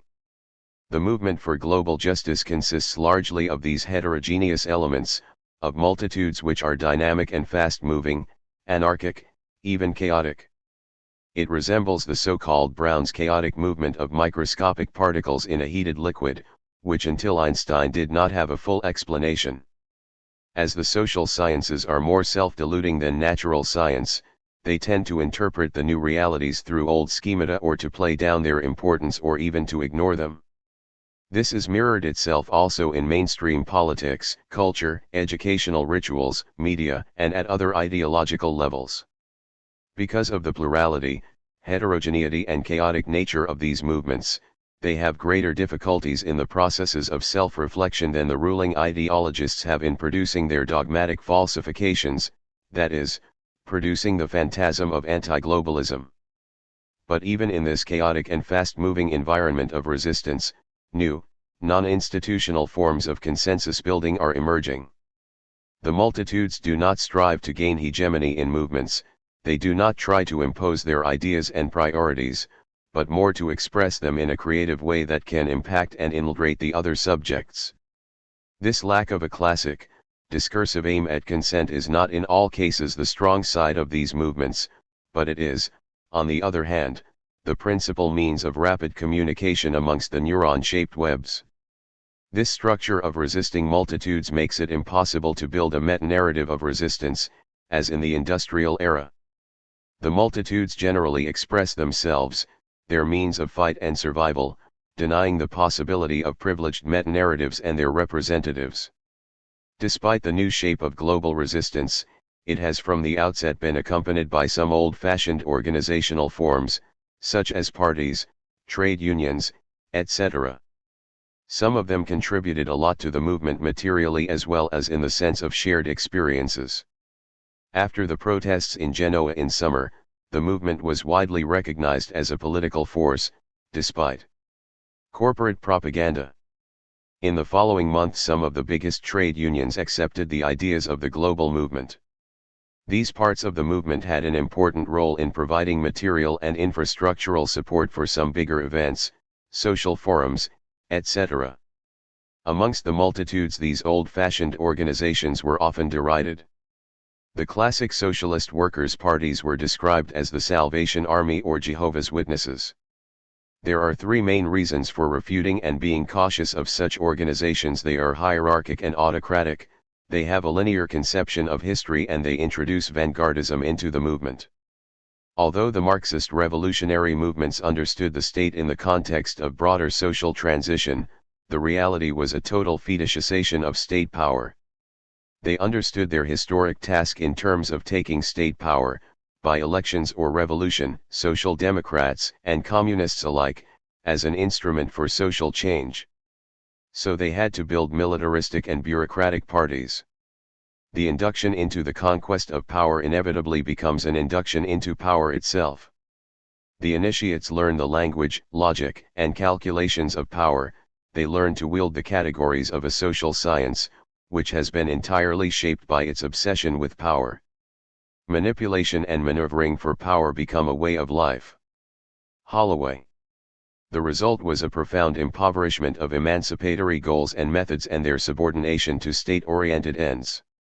The disciplinary society was built on the model of the factory. The hierarchical organization of political life has been conceived as the proper rational basis of society itself, as though society were just an extended factory. Politics became engineering and bureaucratic administration. With such a mentality, the members of old-fashioned trade unions and parties cannot adapt themselves to the dynamic and chaotic ways of contemporary social movements. They miss the meetings with appointed delegates, agendas, minutes, speakers, etc. They want order and clear instructions. All the plurality of resistant multitudes and their ways of expressing rebellion is seen as a childish charade. They are solemn. They act like church dignitaries. They know they are respectable, and this shows in their ties and clothes. They do not have dreadlocks, piercings or tattoos. This organizational closeness to clergy shows a deep connection with Judeo-Christian conceptions of society and history. For them, history is an explicable drama with a cathartic denouement. History is seen as a linear progression towards this denouement. It is measured by the criteria of industrial advance. It is more a Protestant than a Catholic version of Christianity. It is always possible to recognize the ethics of work in the criteria of historic progress. Work that produces surplus value, of course. There is not much scope outside these criteria. I want to stress here that a linear notion of history reduces itself to a unique criterion of progress. Such a history consists of reduced narration. It is an impoverishment that is constructed with the exclusion of plural narratives, or at least with their hierarchization. The end of history, its denouement or day of judgment, is of course the revolution, which establishes the heavenly kingdom on earth, communism or anarchy. The question is how to identify this l'E rouge of history and not miss the historic point of revolutionary denouement. The revolutionary clergy, the party intellectuals and bureaucracy have to decipher this historical point. Following their Christian predecessors, there are some revolutionaries who patiently wait for it and others who are hatching a plot in their kitchens of history. As the narratives of contemporary global movement, the multitudes are plural, dispersed, non-centric, chaotic, anarchic, non-hierarchic, etc., and history loses its one-dimensional characteristic. It loses its emphatic explicability, it becomes the stage for various scripts rather than a single truth. It does not mean we have to subject ourselves to any kind of fancy, postmodern scepticism, but it does mean we have a broader task than the revolutionary bureaucrats would like to admit. From the standpoint of grassroots multitudes and the multiplicity of their resistances, the revolution is real, it is happening right now. So the multitudes are working out their plural and divergent tasks without waiting for the proper historic time or realizing an emphatic program. The notion of revolution and of the revolutionary working class from the industrial era followed the example of the French Revolution, when the revolutionary bourgeoisie overthrew the aristocracy, so that capitalism took the place of feudalism in the historic line. The party revolutionaries overlooked the fact that the world of bourgeois life had already overwhelmed feudalism. The alternative now existed at the level of everyday experience. In the case of the Industrial Party Revolution, the working class has been idealized, though it did not build much in the way of positive alternatives at the level of everyday life. And this is precisely the point of Marxist understanding of the revolutionary proletariat. It is its total social negativity, which is realized through the commodification of labor. The proletariat is the excess of alienation, the point from which you have to step out from the realm of work. The proletariat is the point of self-destruction of capitalism. It is not an idealized actor of history. It is the end of humanity. It is the standpoint from which freedom is seen only beyond work. The nomadic and contingent characteristics of the multitudes regarding the systemic imperatives of neoliberalism are opening up the cracks in the history, the pockets of resistance, the exodus from empire, the revolution. It is productive and inventive through its negativity. The plurality of possible different worlds is actual, but not in the sense of a gigantic historical swap. The multitudes are inconsistent and contradictory, therefore the system wants to normalize them. We have to understand them in Georges Baudelai's term heterogeneity. They have to build the practices of transgression. The actual notion of revolution, which goes through and beyond the world of capital, is comparable with composting in organic gardening. The multitudes have to decompose the system by means of a plurality of rebellious life practices into something that is suitable and worth living. I can understand the position of some British comrades, for example, Kallinicus, from the viewpoint of the rich tradition of the British labour movement. But what they offer us is the nationalisation of industry, which could only strengthen the state and integrate the workers into the capitalist mode of production. Still more, such a nationalist economy can function only within nationalistic and protectionist frameworks. It is no coincidence that this so often idealized working class is the social basis for right extremism. The idealization of the working class, so foreign to the Marxian concept of the proletariat as social negativity, is consequent on the contemplative view of history as linear progress. This view needs, intellectually and from above, to identify the social actors of history, the subjects of history. History no longer emerges from the rebellious negativity of social groups, but these have to fulfill the task of history as heroes. The problem is that either they do not see this historic task, or do not care about its long-term goals. The revolution is missing its revolutionary subject. As we know, it has been substituted by revolutionary parties, their bureaucracies, and militants and leaders. They have to bring the subject to its senses, by fair means or foul. The clerical vision of history is the birthplace of vanguardism. This vanguardism is blind to all social movements which cannot be manipulated and which express their rebellious visions by themselves. Vanguardism is the absolute realization of representative politics. As we have said, it is manipulative and totalitarian. The dictatorship of the proletariat is in fact the dictatorship of the party vanguard, which seized state power to fulfill the task of history. As they separate themselves from the heterogeneity of negative life, creativity, they cannot see emancipated society outside the visions of factory management. The ruling working class becomes that which it can only be inside the factory boundaries, executors of orders. The more this class is exploited and repressed, the more its social image is idealized. They become the superheroes of work, living in poor conditions. It is similar to the idealization of women, Virgin Mother, in patriarchal societies. The multitudes are useless for vanguardists. They do not accept the supreme historic task. They do not accept the representatives. They are difficult to read. They are not serious. They are networking and swarming instead of organizing themselves. They are useless and therefore invisible.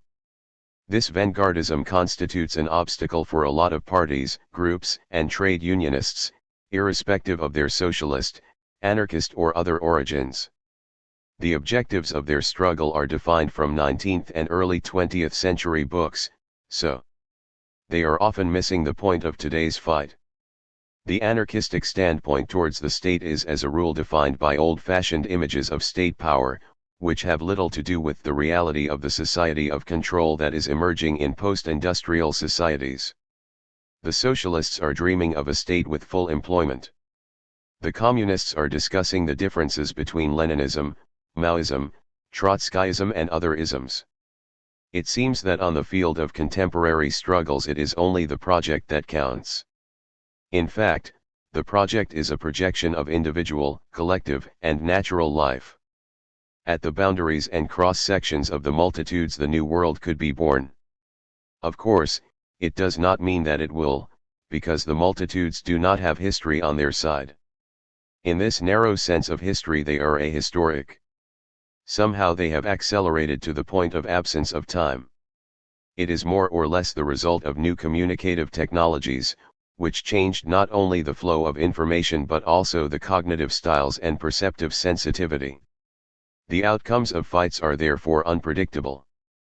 Let us take two examples: Genoa and Madrid. The Battle of Genoa strengthened the movement despite the hostile media coverage and violence of the Italian forces. The mobilizations after Genoa were even more numerous, irrespective of the decoy of the so-called Black Bloc, which started in Genoa and ended in Thessaloniki. The global peace movement of February did not stop the aggression against Iraq. But the Spaniards did not react to the terrorist bombing in March with primitive patriotism and anti-Islamism. The activists, who organized themselves against the war a year earlier, were able to mobilize the masses within a few hours. Your war, our deaths. In the elections the socialists did not win on the basis of their own manifesto, as they were forced by the multitudes to change their policy and immediately withdraw the Spanish army from Iraq, followed by some other contingents. When the corporate media sarcastically asked what the efficiency of peace protests in winter was, nobody could predict the reaction and impact of the Spanish multitudes. They managed to instrumentalize the political parties, which usually instrumentalize so-called public opinion. In this sense the impact of the multitudes is equal to the decomposition of public opinion, which consists of passive voyeurism of corporate media and political parties. The people we are learning from to recover dignity are the indigenous peoples. From oppressed women we learn how to gain courage, from the Argentinian piqueteros to rebuild urban society, from the Slovenian erased or the sans papiers in Europe how to survive, from the migrants how to transform their adopted countries and not just assimilate, from punks how to squat for living and amusement, from Brazilian peasants how to occupy large estates, etc. There are numerous questions: what to eat, what to breathe, how to buy. There is no single doctrine which can give us all the answers. There is no unique method to win the fight. There is no guarantee of success. The localization of struggles could be successful, when it takes into consideration how the globalist neoliberal system is functioning at their local level.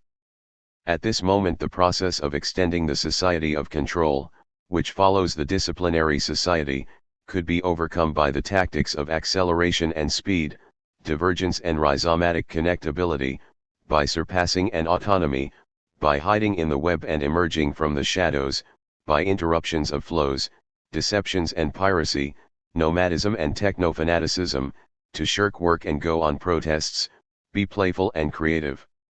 And shit on all vanguards. Did Adorno die?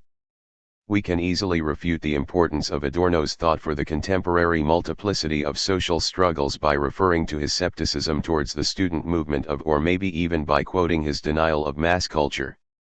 At that time the student protesters interrupted his lecture and he died not long after. But we can sarcastically add that the student movement died not long after Adorno. Even though there are some comparisons between and the global movement, the duration, utopias, and political representation of the student movement are not of great importance for now, as it failed utterly at the political level, failing to overcome the over-ideologization of their goals. But the splinters have survived at the counter-cultural level and are constitutional for the movements after Seattle. We have here an interesting analogy with Adorno and the Frankfurt School in general. The historic role of the working class failed to prevent the rise of fascism, and the revolutionary subject disappeared. The project of Western Marxism, as derived from Karl Korsch's philosophy and Marxism, was no longer possible. In this respect, refuge in the academic sanctuary and a shift to culture critic seem reasonable. In this fragmented sense, Adorno's thought could be as important for the self-reflection of the movements.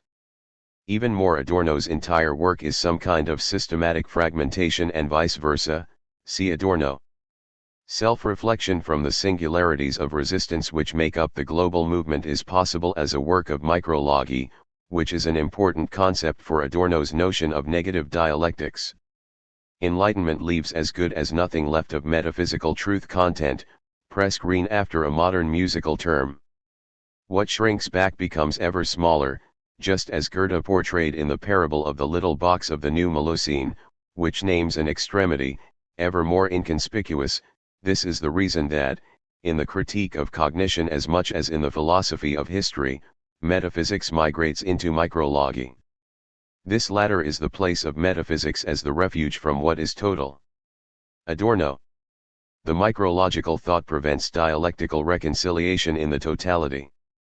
In negative dialectics, the reconciliation is mediation on the no longer hostile multiplicity. Dialectics develops the difference of the particular from the generality, which is dictated by the generality. While it is inescapable to the subject, as the break between subject and object drilled into the consciousness, furrowing everything which it thinks, even that which is objective, it would have an end in reconciliation. This would release the non-identical, relieving it even of its intellectualized compulsion, opening up for the first time the multiplicity of the divergent, over which dialectics would have no more power. Reconciliation would be the meditation on the no longer hostile multiplicity, something which is subjective anathema to reason. Adorno. Such a concept of negative dialectics deviates considerably from the fashionable general rejection of dialectical thought by Derrida, Deleuze, and others, and especially amongst the notable thinkers who are close to the new movements, for example Antonio Negri, who explicitly declares himself to be Deleuzian. This brings us back to the problem of vanguardism, which is emerging from within the movements as a kind of new activist post-vanguardism. It can be detected in Negri and Hart's passage on the militant in Empire. My thesis is that post-vanguardist activists are uncoopted, where Adorno and others from the Institute for Social Research were forced to go by the threat of fascism. There is no need for the reduction of the idea of dialectics to Hegel's logic. A vast post-Hegelian reconceptualization of dialectics has been carried out, and Adorno's negative dialectics is just one of the best known. What we have to bear in mind is the original meaning of the word dialogian and the need to expose the communicative dimension of dialectics over its logical meaning. Micrology derives from speech and interaction before diving in and against metaphysics. In the absence of the dialogical/dialectical component, there is only the residue of shattered and unconnected monologues. We can enjoy their wittiness, but there is no need to take a stand, where we can, as in the supermarket of ideas, just change them, like old clothes or TV channels. It is not the reconciliation of and indifferences, it is simply ignoring them. In this respect we can critically point to professional activists and the activists by mission, the New Age missionaries, who are like medieval Franciscan monks wandering through the networks of resistances. Yesterday they were on the streets of Genoa, today they are preparing food not bombs in the no-border camp, tomorrow visiting a new squat in Croatia, and they are already contemplating where to participate for Euro May Day.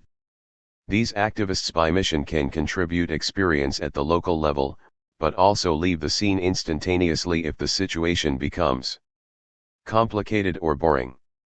Such a postmodernist activism cannot replace the need for communication between the communities in resistance, which is the only way of building global solidarity against neoliberalism. The Franciscan activist assumes an intellectual standpoint, the gaze from above, describing and proscribing, interpreting and naming, applying theories in order to understand and direct the situation. It is not the way of micrology, it is rather a functionalism of social scientists. The idea of non-Hegelian dialectics is based on deriving the logic of a thing and not on applying a logical theoretical concept to it. It means that revolutionary thought has to be strongly interwoven with local struggles, aiming for more global perspectives through patient dialogue of the singularities, acquiring consent more by way of slow sedimentation than by argumentative contests. The theories, which the movements need for self-reflection, have to be modest and remote from the emphatic ideologies of the past, but also from contemporary intellectual eclectic applicationism. Such a post-vanguardism of the activists reminds us of the more theoretical than political by Aristotle, of Adorno and other members of Frankfurt School, theoretical not in the sense of non-involvement, which in the case of contemporary activism is out of the question, but in the sense of a sublimity, which makes possible the gaze and micrological interpretation. There is some resemblance concerning the non-accessibility to academic sanctuaries.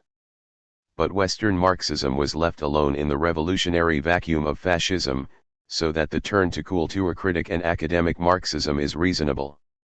Reasonable also is that Adorno, unlike Marcuse, did not recognize the revolutionary potential of and did not get involved in any social movement.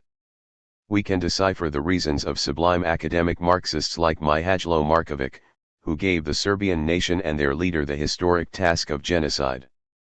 Floating intellectuals were easily transformed from revolutionaries into nationalists. It would perhaps be better for them to stick with their academic sublimity of non-involvement as Adorno did. Sublimity of vacuum and academic excellence are better than shifting from the theoretical gaze from above, intellectual vanguardism, to bureaucratic interventionism, party vanguardism and state terror.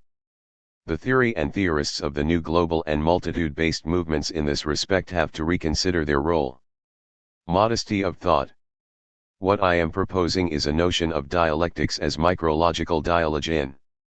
It is not just approaching things but also reconstructing and restructuring them. It is inspiraling and outspiraling, listening and acting.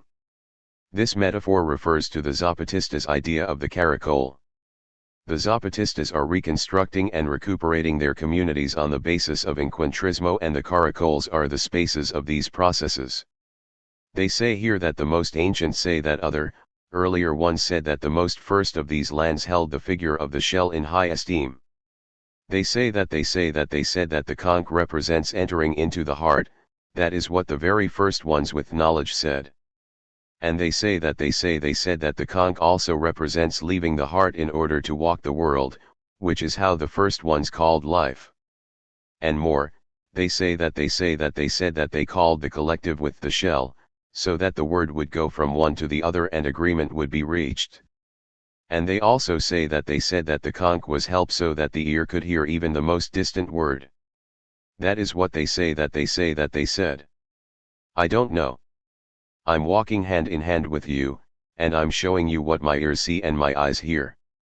And I see and hear a shell, the PUY, as they say in their language here. Subcommandant Insurgent Marcos. The new social praxis has to refashion its own theory, and the theory of the movements cannot come from the universities and institutes, or from the party and trade union offices.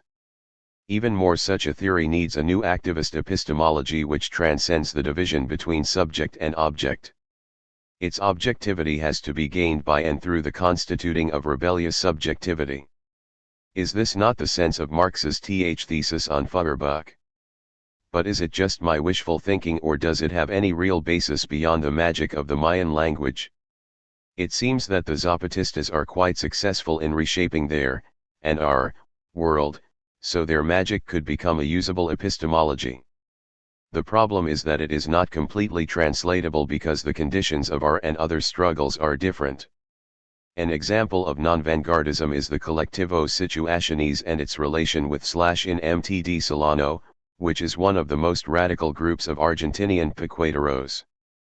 It is radical in the sense of a creative inventing of non-hierarchic sociability through opposition to neoliberal capitalism, encuentrismo, reshaping of everyday life and reflective imagination. Collectivo Situationes is a group of militant researchers who have in their projects destroyed the hierarchy of narratives and are constructing something which we could paraphrase in the Zapatista way as interpreting by listening. The interpretation, of course, is not self-sufficient. It seems that militant research is providing the conceptual possibilities and terms for actions and reflections of the pecueteros. The theory is constantly digested in the praxis, and the praxis in turn gains from theory its reflexive possibilities. Situationes tries to be a literary project within the struggle, a phenomenology, genealogy, and not an objective description. Because only in this manner can thought be affirmative and assume a function of creation, and stop being merely a reproduction of the already existent. And because only with this delighty with immanence is the act of thinking a real and dynamic contribution, which is the absolute opposite of a program or outline that frames and saturates all action. Quoted in Carezani. The friends from the collective have been telling me how in the meetings of mostly unemployed workers and residents of the suburban neighborhoods quite theoretical theorems were used in the discussions to cast light on the issues of everyday practices. In this way we can hardly perceive any of the vanguardism or the striving of the party intellectuals to lead the people like a herd, tending to reshape their narratives into the goals of history. Let us hope we can learn from them and build the micrological multiplicity of dialogue to recuperate our own world and life. In conclusion, we can say that the Hegelian form of dialectics in its most primitive and degraded way embodied itself as designing history from above through vanguardism and even dictatorship, but that refuting such a vanguardism by a Deleuzian abolition of dialectical thought seems to restore an activist post-vanguardism. Adorno's concept of the negative dialectic, which respects and preserves the differences, could survive and communicate to us, who are involved in global movements, in a fruitful way, in spite of his political withdrawal from the struggles of negative and positive autonomism. Or part. John Holloway. To ask why Adorno, we start this time the other way round, not with Adorno but with the operaista or autonomist inversion of orthodox Marxism, see Tronti. Where orthodox Marxism, and indeed nearly all left discourse, starts from capital or domination, the operaistas insisted on starting from below, from the struggle of the working class, or, more broadly, anti-capitalist struggle. This is an inversion of fundamental importance, simply because to begin from domination means to enclose oneself within the categories of domination, so that the only possible way of breaking from domination is through the intervention of an external force, such as a vanguard party. The inversion is therefore of crucial importance in liberating Marxism from the dead weight of the vanguard party tradition. Nevertheless, there are two ways of interpreting the autonomist inversion, a positive and a negative one. This distinction has important political and theoretical implications, and it is in this context that the tradition of negative or critical theory, Adorno, Bloch, Marcuse, Benjamin, Horkheimer, and so on, acquires crucial political relevance. 2. Positive autonomism. In this interpretation, the autonomist inversion goes only halfway, for it is not accompanied by a conceptual revolution. The working class is seen as the starting point, but it is understood as a positive subject. The working class replaces capital as the driving force of capitalism. It struggles against capital on the basis of a certain class composition. Capital responds, trying to decompose the working class, which leads to a recomposition of the working class and a new wave of struggle, a new decomposition, and so on in a constant movement of composition, decomposition, recomposition. Capitalism develops under the impulse of the struggles of the working class, and the working class recomposes itself with each wave of struggle. It seems that this movement dissolves everything, and to some extent this is the case. However, since there is in this approach no questioning of the positivity of the categories, attention is focused almost exclusively on the composition of the working class, and this becomes easily confused with the sociological analysis. This reproduces within the autonomist inversion an identitarian concept of the working class not dissimilar to that which characterizes orthodox Marxism. Thus, the flow of composition, decomposition, recomposition is replaced in practice by a static concept of composition, that is, by the attempt to identify the present class composition, to classify, to construct paradigms. Thus, the movement of composition is seen in terms of a series of jumps from one paradigm to another, from mass worker to social worker to multitude, with corresponding steps in the development of capitalism, from factory to social factory, to integrated world capitalism, IWC, to empire, all petrifications and exaggerations of real tendencies. This paradigmatic approach is accompanied by an explicit rejection of dialectics as a method. There is a slippage in this paradigmatic thought from the emphasis on the force of struggle to a characterization of the present phase of capitalism. That is, the original inversion of operaismo becomes forgotten, or, at most, there is a token obeisance to the initial autonomist impulse, followed in practice by a focus on the analysis of domination. Since the conceptualization of the subject is positive, the polar antagonism that gives meaning to class as class gets lost. Contradiction is dissolved in a multiplicity of differences, and the struggle against capital becomes diluted into a struggle for genuine democracy. Since the centrality of the struggle against capital is lost, the struggle can easily reappear in the form of a struggle between different expressions of capitalism, between European capitalism and American capitalism, between progressive capitalism and reactionary capitalism. 3. Negative autonomism. This approach starts from a much more radical interpretation of the initial inversion. The starting point is not just the working class in place of capital, but also negativity in place of positivity.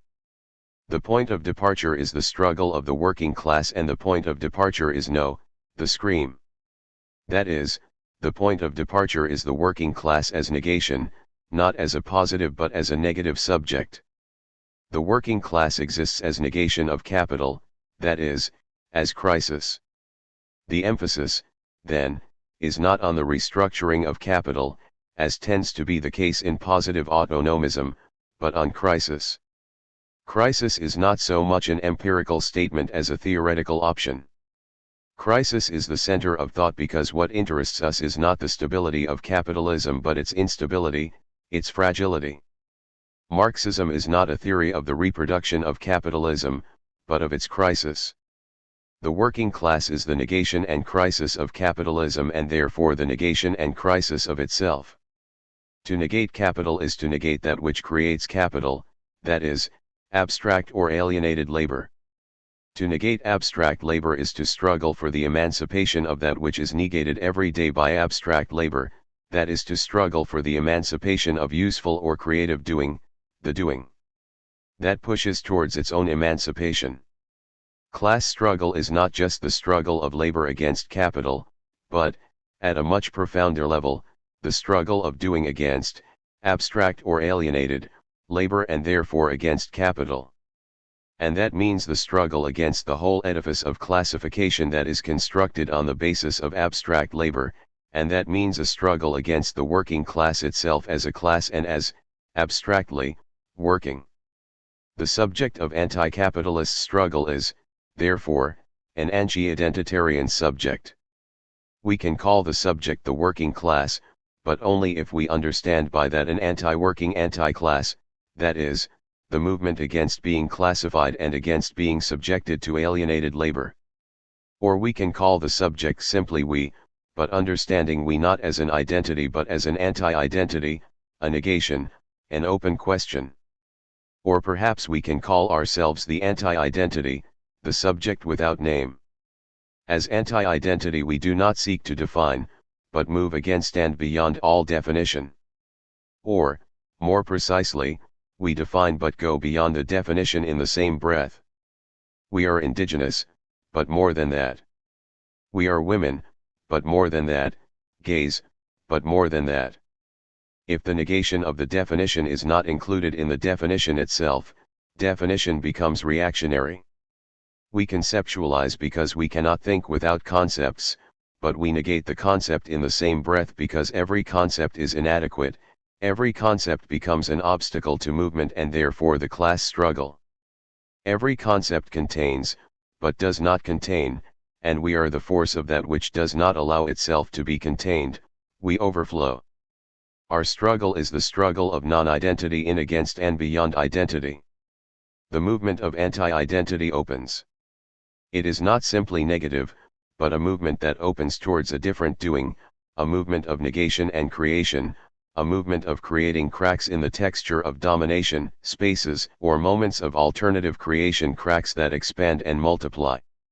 Anti-identity attacks identity and opens it, seeking its own movement which identity contains and does not contain.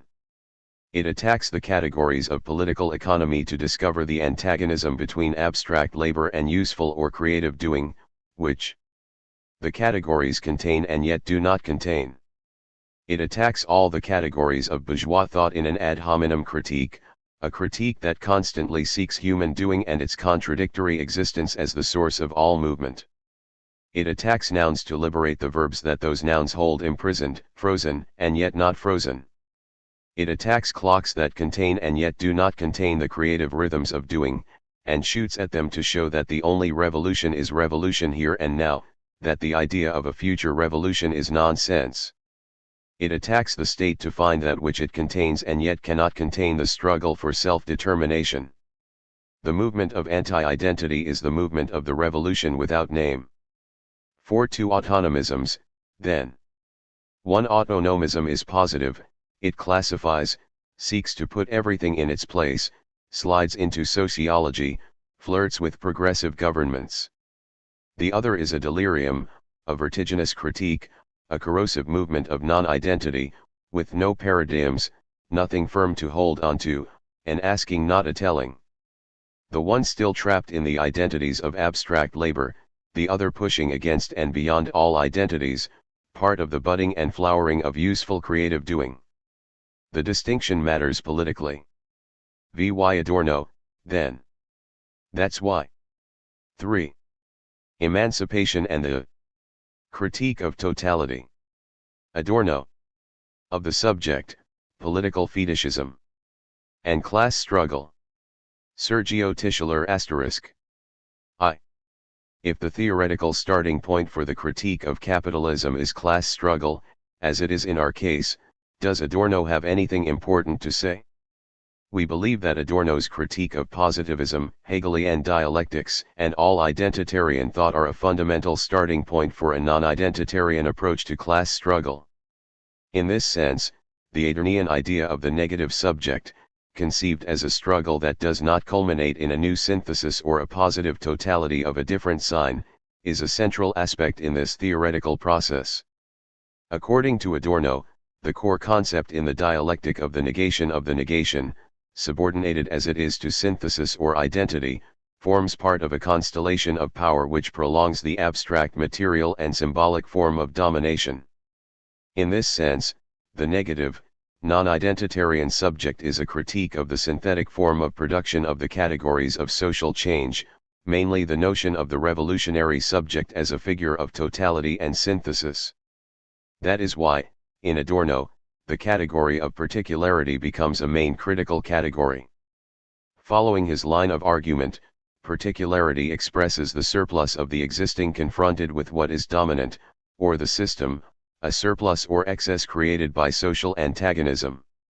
If perceived in this way, particularity is understood in its dialectical, negative, function as crisis of totality.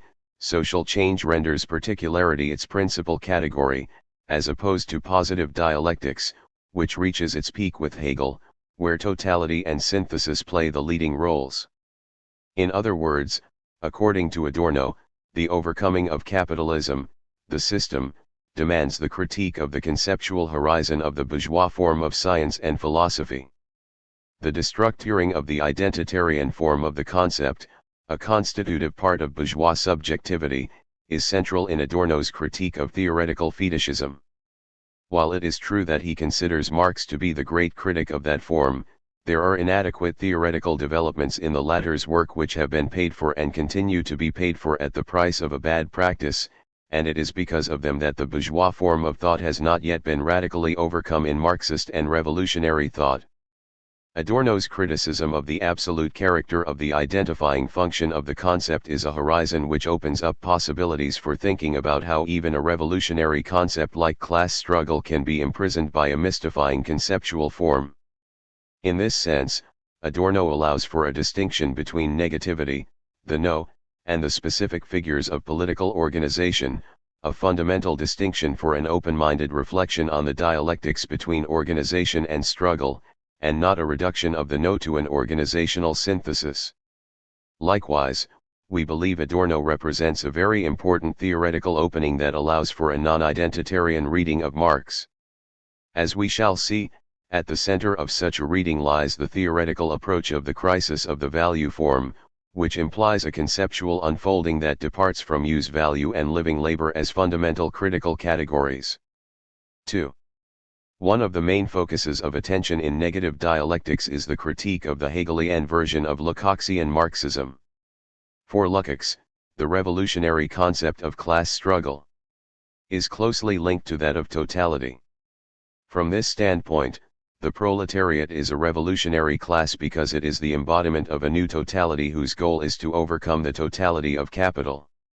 This movement of transformation would be mediated by class consciousness. For that reason, the philosophical subject of class consciousness, linked to the issue of totality, is rendered in Lukács the main subject of historical materialism. Unlike Hegel, to whom totality is a matter of the real movement of the world apprehended by the philosopher, Lukács matches that category with the figure of the party and the proletariat. Thus, the subject is no longer the bourgeois form reified in the figure of the absolute spirit, but the proletariat. It is not, however, the proletariat outright as the object of capitalist exploitation, but the proletariat redefined as a subject due to its transformation by class consciousness. If, in Hegel, the subject/object unity is produced in a subjective synthesis, a synthesis brought about by the subject in the form of the absolute spirit, objective idealism, in Lukács this unity occurs with the overcoming of the bourgeois form through the intervention of the proletariat, which, by virtue of its objective characteristics, would have the possibility of producing a real unity from the tearing apart of the world, a true identity between subject and object. One could claim that Lukács set out somehow to surpass Hegel, while retaining and preserving the method of the latter. The true synthesis is not the absolute spirit, but the proletariat transformed into the ruling class. In that sense, in Lukács the issue of totality and the subject is resolved on the basis of the central character of class consciousness and the proletariat in the historical process. Possibly due to this Hegelian heritage, too, sometimes contradictory, ways of approaching totality can be perceived in the writings of Lukács on the one hand, as a critical category and, on the other, as a positive one. First, as a critical category, Lukács apprehends totality as a unifying knowledge of a reality which is torn apart and contradictory. This knowledge, as we have said, is not a matter of isolated individuals. Its core is in the theoretical consciousness of the social subject, the proletariat, which opposes capital. So totality is not a cognitive category, unattached to revolutionary practice. To put it in other words, totality is struggle, class struggle. On the other hand, when referring to the proletariat as the subject that can think of totality because it is a kind of alternative totality itself, Lukács tends to give a positive twist to this category. As we have seen, when he talks of the proletariat as the subject, he does not refer to the whole of the proletariat, the empirical proletariat, but to a part which has assumed class consciousness, that is, the revolutionary proletariat. However, he supports the thesis that the whole proletariat has the objective possibility of becoming a revolutionary proletariat. Revolutionary consciousness is a possible consciousness for the whole proletariat. Nevertheless, it is only a fraction of the proletariat which in practice acquires class consciousness, and that process demands a fundamental mediation, the class party. Thus, the elaboration of the concept of the subject slowly shifts from the proletariat in total to one illuminated fraction of it, a vanguard. This vanguard would be a kind of synthesis of the proletariat. The subject, then, is understood in terms of a new synthesis revolutionary organization. This line of argument presents one main problem. Synthesis, when conceived in that way, forms part of an abstraction, the political form which separates and autonomizes itself to produce a new figure of hierarchic organization. That is why, here, synthesis does not overcome the subject/object division, but extends it as the unity of power and rule, an issue which is akin to the Hegelian sphere of the concept, in its turn directed towards the production of a homogeneous subject whose theoretical core is a normative or abstract totality, ja. However, what matters here is that Lukács's conceptualization elaborately expresses a mode of conceptual organization on the basis of which class struggle is thought. Here, the main character is synthesis. The class, the party, the state, all are figures of synthesis. That means that the theory of the primacy of the political over the social, according to which the latter is defined in terms of subordination to the former, forms part of this mode of conceptual organization, which, on the other hand, is constitutive of the conceptualization of the dialectics between the class and the party in Lenin's What is to be Done? And in the Leninist way of conceiving class struggle in a vanguard way. At this point, Adorno's critique of the Hegelian concept of totality is essential because it is aimed at the mode of conceptual organization which makes it possible to think of social change in a vanguard way. 3. In the preface to Negative Dialectics, Adorno formulates his theoretical program as an effort to liberate dialectics from the primacy of the identity principle. As early as Plato, dialectics meant to achieve something positive by means of negation. The thought figure of a negation later became the succinct term. This text seeks to free dialectics from such affirmative traits without reducing its determinacy, Adorno 19. Negative dialectics presupposes totality, however, far from placing it at the center of knowledge and of the elaboration of a revolutionary theory of the subject, as in Lukács, it turns what is negated in totality into an epistemological starting point. Departing from this principle, it will no longer be possible to think of radical social change in terms of an alternative totality which is fully identified with the subject. As we said, one of the points of focus of negative dialectics is the critique of the Lukácsian theory of the subject, based in the final analysis on Hegelian totality. This critique aims, among other things, at dismantling the forms of power and domination which enclose and conceal the concept as an expression of the identity principle. That is why Adorno renders contradiction the fundamental principle of dialectics, in clear opposition to the centrality of the category of totality in positive dialectics. However, the Adornian critique of the epistemic centrality of totality does not amount to the conceptual annihilation of the latter. It means thinking of totality in negative terms, that is, starting from its crisis. In other words, the negation of the negation does not move towards synthesis, towards a new totality, represented by an abstract and homogeneous subject. What is new emerges from the crisis of totality, and its main figures are particularity and constellation. The categories of a critique of systems are at the same time the categories in which the particular is understood. What has once legitimately transcended particularity in the system has its place outside the system. The interpretive eye which sees more in a phenomenon than it is, and solely because of what it is, secularizes metaphysics. Only a philosophy in fragment form would give their proper place to the monads, those illusory idealistic drafts. They would be conceptions, in the particular, of the totality that is inconceivable as such. Adorno. For Adorno, particularity is the quintessential critical category.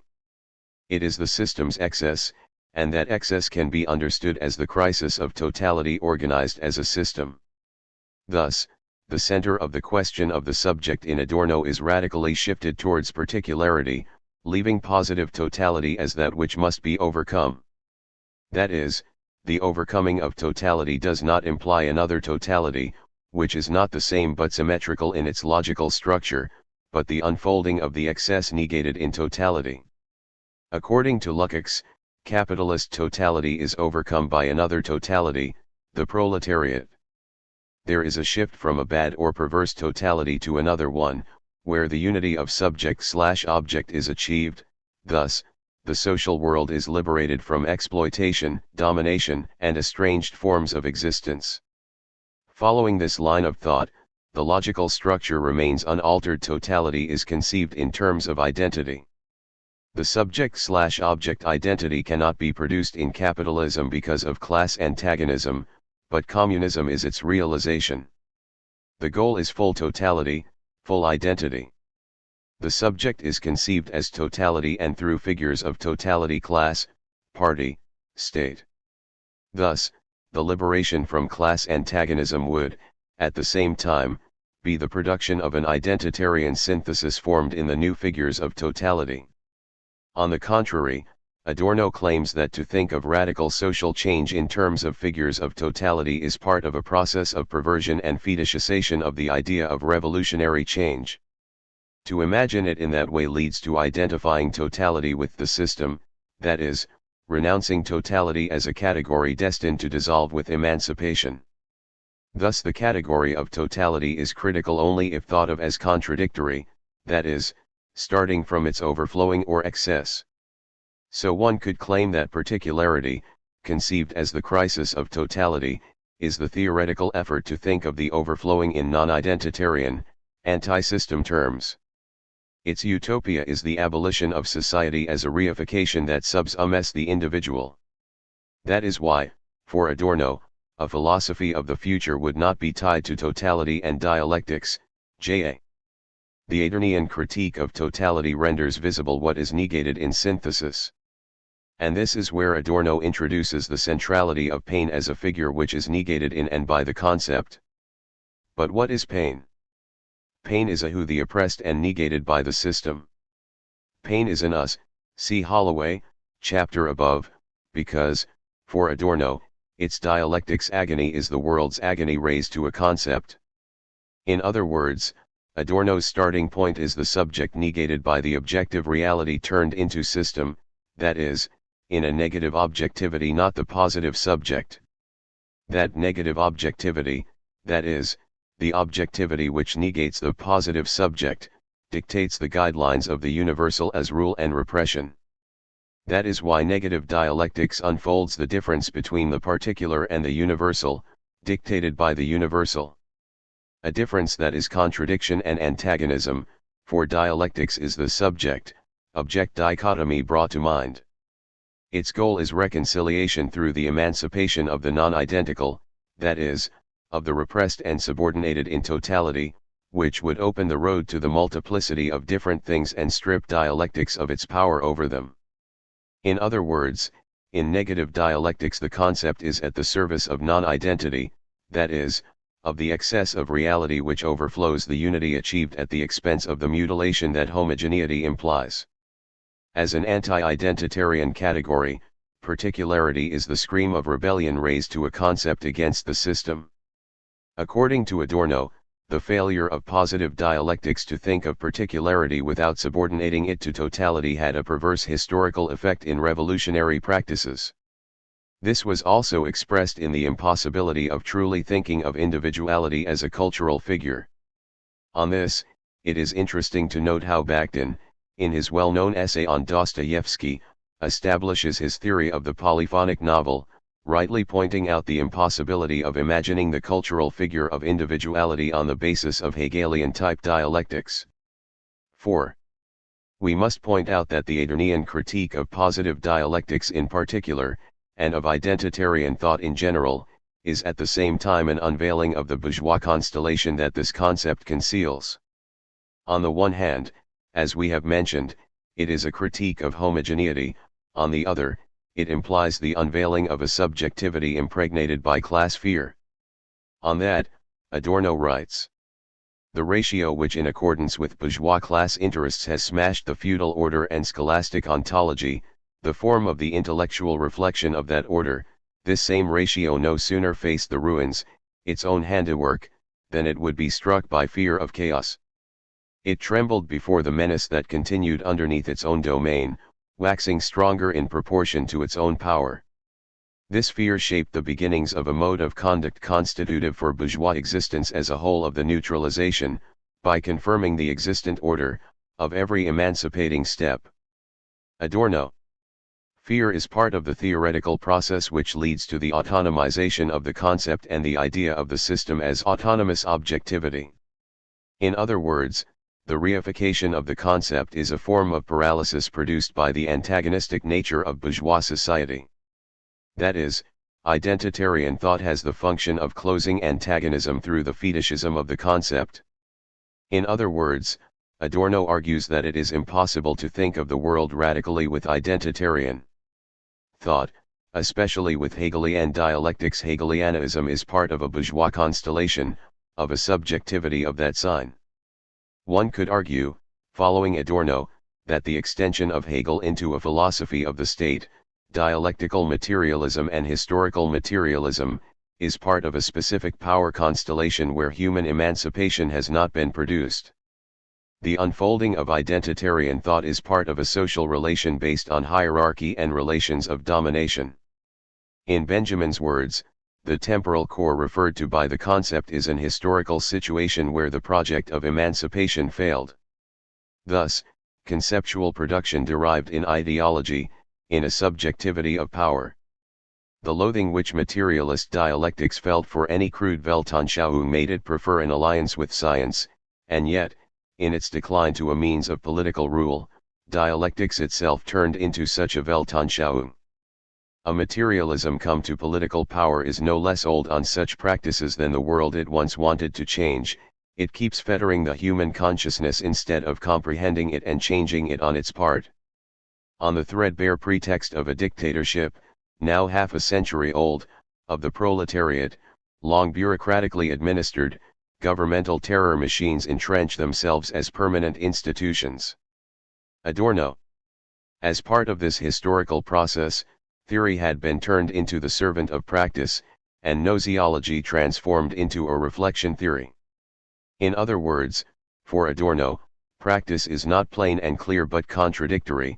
It requires theory as a moment of self-criticism. That implies the existence of a subject of change which has not been reified or suspended in the movement of transformation of the world.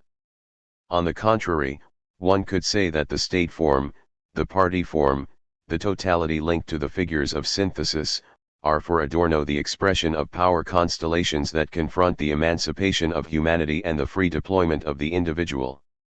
V. To conceive particularity as a crisis of totality leads us to the critique that Benjamin advanced in relation to the Marxism of his time, which would play a decisive role in the Adornian elaboration of particularity and constellation. That is why we will allow for a small parenthesis on this issue. According to Benjamin, thinking involves not only the flow of words, but their arrest as well. Where thinking suddenly stops in a configuration pregnant with tensions, it gives that configuration a shock, by which it crystallizes into a monad. A historical materialist approaches a historical subject only where he encounters it as a monad. In this structure he recognizes the sign of messianic cessation of happening, or, put differently, a revolutionary chance in the fight for the oppressed past. He takes cognizance of it in order to blast a specific era out of the homogeneous course of history, blasting a specific life out of the era or a specific work out of the life work. As a result of this method, the life work is preserved in this work and at the same time cancelled, in the life work, the era, and in the era, the entire course of history. Benjamin. From this perspective, to think is to break with the concept of a temporality of rule penetrated by abstraction and homogeneity. This possibility is an attribute, according to Benjamin, of the revolutionary subject, which is class in struggle. Thus, the concept is the blow which stirs up that which is negated in the homogeneous and empty totality of time as a continuum of domination. That is why, according to Benjamin, it is necessary to free Marxism from the idea of progress, a representation linked to such a type of temporality, homogeneous and empty. In this sense, Benjamin's monad can be interpreted as a revolutionary conceptual form, for it is constituted by lived, full time, as opposed to the category of totality. Benjamin's monad is not a totality which confronts another as a result of the movement of reality's objective contradictions. On the contrary, the monad expresses the temporality of rebellion, the breaking with the abstract temporality of totality. In other words, the monad is class in struggle as a heterogeneous, multiple subject that interrupts history like a thunderbolt. For the revolutionary class is not a synthesis, as the bourgeoisie, but the constellation of struggles against the synthesis of capital. Class can then be thought of as a community of struggles, different modes of collective resistance. This position moves against the idea of class as a homogeneous and synthetic social form. The unity of the monad is not homogeneity, but, one could argue, the specific community. So, the specific community is the eruption of messianic time in the continuum of the abstract community. In this sense, the concepts monad and constellation are a rebellion against the unity based on the preservation of material and conceptual abstraction as a form of rule, i.e. against the abstract subject capital, state, nation, history. Now, it would be difficult, if not impossible, to find in Adorno an explicit nexus between class struggle, constellation, as in Benjamin. However, the category of particularity that, as mentioned, is the main critical category in Adorno feeds abundantly on Benjaminian thought as a conceptual form of rebellion against totality and abstraction, both conceived as a texture of social domination. 6. If these insights are linked to the issue of class struggle, one can conclude that the latter in its dominant, orthodox, conceptual form has been a prisoner of the fetishism of totality, an identitarian concept in any case, an insufficiently elaborated concept which, as such, became a prisoner of dominant epistemology. The remaining theoretical inadequacies in Hegel and Marx became part of historical practice, Adorno. So, can class struggle be thought of in non-reified terms, having recourse to the Adornian category of particularity? The answer is not straightforward, especially if one considers that, in Adorno, the issue of exploitation seems to be absent or blurred. In any case, it is not at the heart of critical reflection. That is one of the reasons why, with Adorno's micrological method, inherited from Krakauer and Benjamin, J.B., one risks transforming particularity into a fetish, Eagleton, and producing a slippage towards the complete intermination of the subject in the theory of revolutionary change and class struggle. However, if we are paralyzed by this danger, we risk missing the revolutionary force of Adorno's insights and excluding ourselves from the possibility of thinking class struggle from the perspective of non-identity. How can we proceed? We believe our theoretical path has taken us to a point where we must turn to Marx, not as a drowning man to a piece of wood, but as a possibility of reading Marx from the perspective of critical theory and, in particular, negative dialectics. We believe that Adorno's insights allow for a deeper and more radical reading of Marx, and that this possibility of interpretation had been frozen by the dominant mode of conceptual organization surrounding class struggle. As we have seen, one of Adorno's greatest achievements is to have exposed the conceptual and class limitations of that mode of organization, an issue which has not yet been fully understood and has resulted in an interpretation of Marx starting from the epistemic texture of the value form. 7. Marx's critique of political economy centers on the unveiling of capital as a specific social relation which entails an historic form of exploitation and the corresponding relations of domination. Exploitation and domination have the characteristic of being impersonal, which implies a form of power that is historically specific and based on functional rationality and material abstraction. Capital is a real domination founded in that type of abstraction. At its center lies general or abstract labor, a social metabolism that transforms the constitutive heterogeneity of the natural form of labor into homogeneous units of time. Thus, capital is a social relation that produces a specific temporality, whose rationality is, at the same time, marked by the private appropriation of general time. Rather than a logic of appropriating things, capital is an appropriation of time through things, because all that things have in common in this social form is that they are the result of human activity distilled as general labor or homogeneous time. Exploitation is not only the appropriation of products snatched from their producers. A specific characteristic of exploitation is that it is based on the organization of time according to the appropriation of time. The labor power of the laborer is not an object appropriated by capital, but a time that belongs to capital. However, in order for capital to appropriate this time, the latter must be objectified in things, in useful products. Now, these products are not directly related to the natural form of labor, the satisfaction of necessities, rather, they are like ghosts that wish to abandon their bodily form because it will not let them rest. A true schizophrenia. The commodity is the social form of schizophrenia. On the one hand, it is a useful object, but this characteristic is subordinated to a social substance which is radically different from its bodily form, value, or abstract labor. This social substance, capital, moves on its own feet. Thus wealth, whose fundamental source is labor, is transformed into an objectification which adopts the form of fetishism. Things move according to the apparent logic of an autonomous system, precisely because the heterogeneous nature of their bodies is dominated by the homogeneous nature of that social substance, which is an abstraction, not a formal, logical abstraction, but the abstraction of a social logic. Thus, as we have seen, the autonomization of the concept entails the social logic of abstraction as a specifically bourgeois form of exploitation and domination, i.e., abstraction as a totalizing social power which is expressed in the figure of the system. As Stavros Toumazos writes, capital is precisely a conceptual organization of time. It is neither a thing, nor a simple social relation, but a living rationality, an active concept, abstraction in actu, Ben said. From this whole argument it becomes clear that the issue of homogeneity and abstraction as a formal and social logic is at the center of Adorno's critique of the concepts of system and positive totality.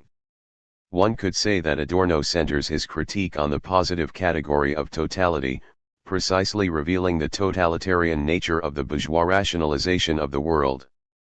In Marx, however, we find much more clearly the core of the totalitarian rationalization of the world: abstract labor, the social substance which rules the world, a radically new, perverse, and apparently autonomous type of objectivity which has its own subjectivity, fetishism.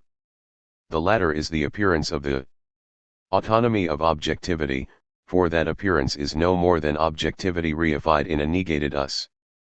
In Marx, the negated us can be found in the figure of living labor, the use value of the worker who is subordinated and confronted with the homogenizing metabolism of the valorization of capital, see Tischler.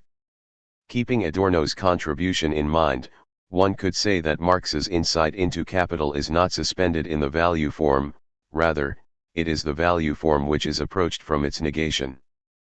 The value form is a negation of the natural form of labor, but, at the same time, labor in this negation is not transformed into a fully dominated object. On the contrary, labor appears as a subject against its objectification in an objective, abstract and homogeneous materiality. In this sense, Marx's theory of the subject does not derive from the value form, it is rather the value form which constitutes its process of negation. In other words, the subject is thought of in terms of the crisis of the value form. So, class struggle is not something that has to be derived from a specific independent objectivity or structure of the subject. Class struggle is inscribed in objectivity itself, for such objectivity is class struggle. Thus, the subject is the overflowing of objectivity as exploitation and as form of domination by the crisis of objectivity, the contradiction in actu. 8. One can say that, in Marx, class struggle is conceptualized on the basis of the antagonistic form which the capitalist relation entails. Capital is, precisely, the most conspicuous thinking of antagonism as a form of social existence. That can certainly be formulated in a regulationist sense: capital as open and dynamic antagonism in the figure of reproduction. However, in Marx, Antagonism is always a surplus in relation to the capitalist form, the figure of the rebel subject and the going beyond, as Bloch put it. Antagonism as a subject is always an opening of the world, an opening that moves from the negativity of the subject. The no exists in all actions of resistance. This no is understood as we insofar as the struggle defetishizes reality, see Holloway, and the general substance, value, which dominates it loses autonomy and power. Thus, the movement of class struggle is a movement against the autonomous power of objectivity, against the abstract material form of domination which produces a specific social form, capital, at the heart of which is the metabolism of abstract labor. The production of a non-reified objectification, of a we as a subject, goes hand in hand with the overcoming of totality as a form of command. In this sense, we can think of a concept of class struggle that goes against synthesis. The breaking of abstract labor is not a matter of a new synthesis, but of the dissolution of synthesis as a form of power. To think of the concept on the basis of the critical category of use-value entails a movement of emancipation which amounts to the construction of a we that brings into crisis the category of homogeneity, for it is the consciousness that the figures of homogeneity deny the true universality which is based on emancipated labor. So, class struggle can be thought of as a struggle against material abstractions as forms of rule and power. The category of use-value, living labor, allows us to avoid the metaphysical burden which stalks the categories of particularity and constellation. However, at the same time, the category of particularity as crisis of totality allows us to think of class struggle in anti-identitarian terms and approach use-value as a fundamental critical category. This perspective helps us to see, among other things, the cognitive limitations of new forms of thinking about class in today's world, especially in Hart and Negri's category of multitude. This category clearly unfolds from the value form. That is why, while recognizing the primacy of the principle of struggle, they end up deriving the category from the actual form of capitalism. It is not struggle which opens up forms, but struggle conceived in terms of a new positive political figure. In this sense, the multitude is seen as a new, emerging synthesis, with the characteristic features of the current form of valorization.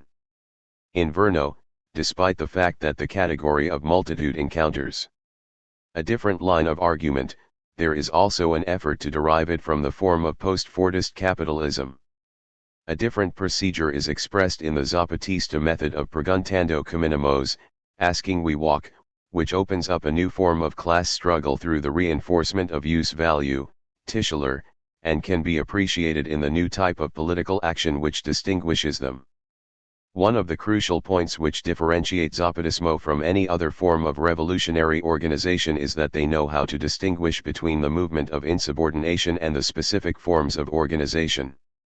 They move in the contradiction between the verticalism which defines a political military structure and the unfolding of a policy of autonomy in the indigenous communities as a form of struggle against capital, as well as the respect and empowerment of the diverse modes of organizing resistance in different social and geographic spaces. The Zapatistas are, and wish to be, conscious of the fact that the military aspect must be dissolved by the autonomous organization of subjects in struggle. They do not promote a policy of homogenization and centralization of political action, that is, they do not hope to be a synthesis. In other words, Zapatismo does not reduce the no of resistance and insubordination to a positive political figure. The no goes beyond this figure, and the strategy of its capture in an organizational synthesis is consciously rejected, for such a reduction amounts to the mutilation of the emancipating movement, the revolutionary history that must be overcome. Asterisk translated by Anna Maeve Holloway. Emancipatory Praxis N. Conceptuality in Adorno. Werner Bonefeld. They, the adherents of dialectical materialism, did not challenge the ideas of humanity, liberty, justice as such, but merely denied the claim of our society to represent the realization of these ideas. Though they treated the ideologies as illusions, they still found them illusions of truth itself. This lent a conciliatory splendor, if not to the existent at least to its objective tendencies. Ideologies were unmasked as apologetic concealments and were rarely conceived as powerful instruments functioning in order to change liberal competitive society into a system of immediate oppression. Above all, the leftist critics failed to notice that the ideas themselves in their abstract form are not merely images of the truth that will later materialize, but that they are ailing themselves, afflicted with the same injustice under which they are conceived, and bound up with the world against which they are set. Adorno F. Introduction. In the context of war and terror, globalization, and anti-globalization movements, a discussion of Adorno's conception of praxis might appear quaint.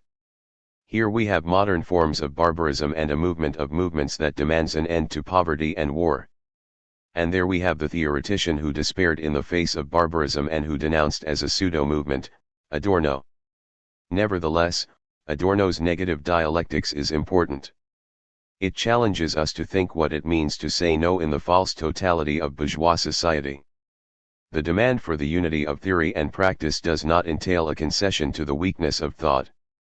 Nor does it give dispensation to a practice to engage in battle for the sake of battle, indifferent to social content. What sort of praxis is needed to fight barbarism? Can this fight be reduced to this course of action against that outrage, or vice versa? And who negates the social preconditions that constitute the possibility of this and that? See Psychopaedus. Further, can barbarism be fought, say, in alliance with Islamo-fascists, who, repeating the paradigmatic fascist gesture, demand a capitalism without capitalism? Only a reified consciousness can declare that the enemy of my enemy is my friend. Critical thought is not an expression of social forces whose real interests it pretends to represent in theoretical terms. Instead, it aims at these forces themselves, seeking their dissolution. In the quotation that opens this chapter, Adorno also praises George Lukács as the dialectician who asked how society can be changed by those who are its victims. Adorno's endorsement is surprising. Lukács's Leninist conception of the vanguard party as the locus of revolutionary practice was anathema to Adorno. For Adorno, Lukács was important because of his theory of reification. One could argue, as indeed Fracchia does, that Lukács's theory of reification provided Adorno, and Horkheimer, with a research program that led them to uncover reification in every aspect of social life. In distinction to Lukács's conception of the vanguard party as the locus of non-reified proletarian class consciousness, Adorno and Horkheimer retreated into theory and argued that it was the locus that preserved the promise of a human world whose moment of realization had passed. Indeed, Adorno argued that the metamorphosis of labor power into a commodity has permeated men through and objectified each of their impulses as formally commensurable variations of the exchange relations. Social reproduction, he argues, is possible only on the condition that the living have been replaced by the dead, that is, every social activity is always already what Marx called the activity of character masks or personifications of economic categories, Adorno. He seems to suggest that the reified world allows only reified activity and that there can therefore be no such thing as emancipatory praxis. Although it was time for a praxis that fights barbarism, such praxis is impossible since whatever one does, it is false, quoted in Böckelmann. In the end, everything is the same, Adorno, but not quite. When the students occupied the Institute of Social Research, Adorno called in the police to have them removed by force. In my view, Johannes Agnoli's take on Adorno's action is apposite. As he put it, the Adorno who called in the police was already his successor, Agnoli. Hans-Jürgen Krahl argues in similar vein. Both Agnoli and Krahl liken his negative dialectics to the workings of a mole that burrows away underground and whose efforts thus prepare the insurrection at a time of its enforced retreat. Krahl rightly points out that conceptuality Begrifflichkeit is one of the most important elements of Adorno's negative dialectics. Better, it is key. What is the concept of the concept Begriff? Chris Arthur rightly commends Adorno for having understood that capitalism has a specific conceptuality, and that therefore conceptuality holds sway in reality, Sach, itself. Conceptual thinking is thus not external to reality in the sense that it requires validation by means of empirical corroboration, see Callinicus. The presumption of such externality lies at the heart of traditional theory.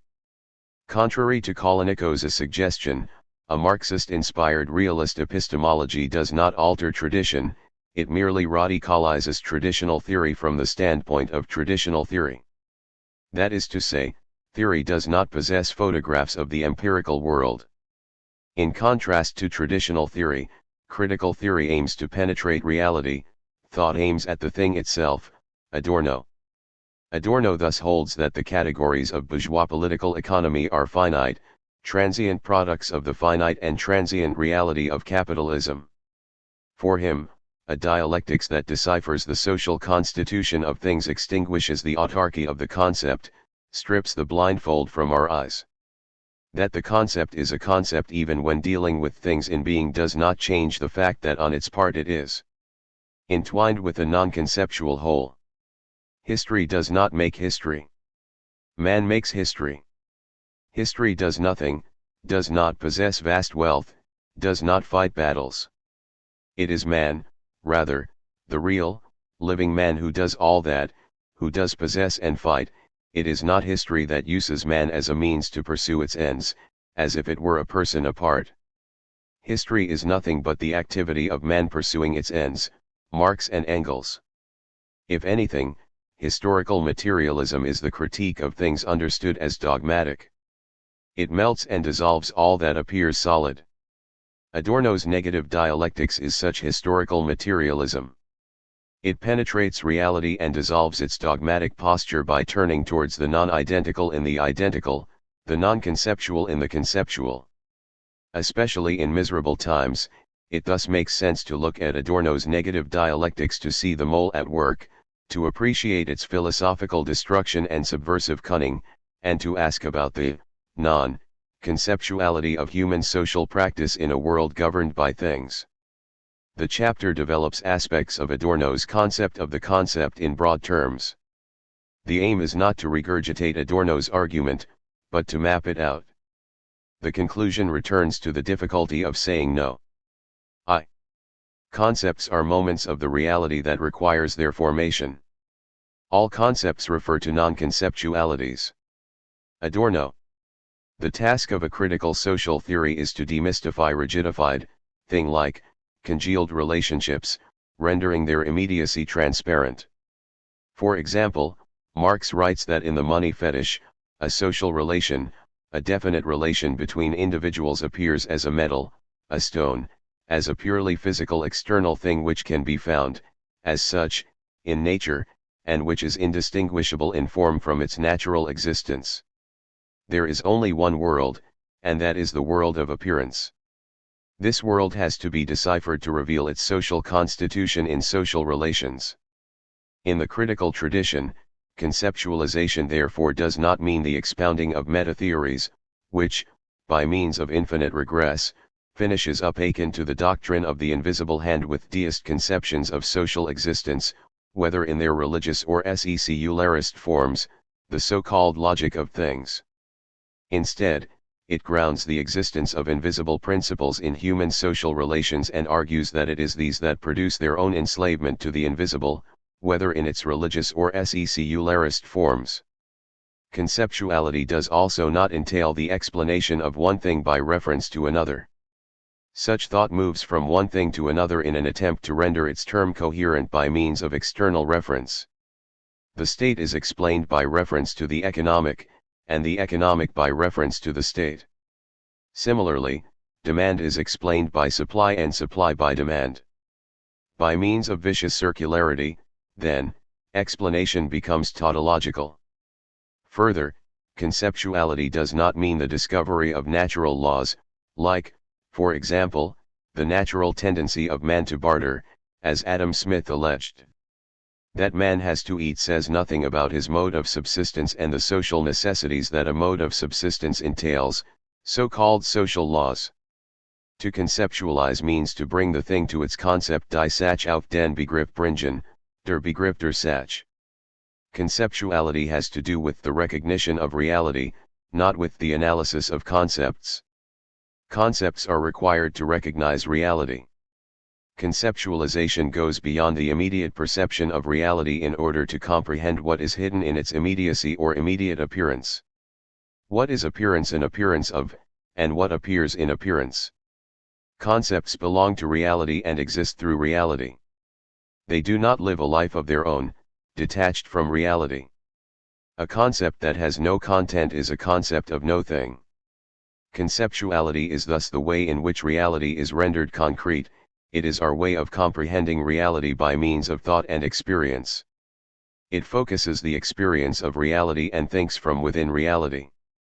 Concepts are thus moments of a reality that requires their formation, and it is the business of conceptual thinking to subvert the critical subject by denouncing its deceitful publicity according to which its thinghood is either self-constituted or a natural phenomenon. It denounces by asking, why does this content, human social relations, take that form, the form of capital, marks? This also means that thought's critical quality does not rest on the answers it gives, but on the question it asks.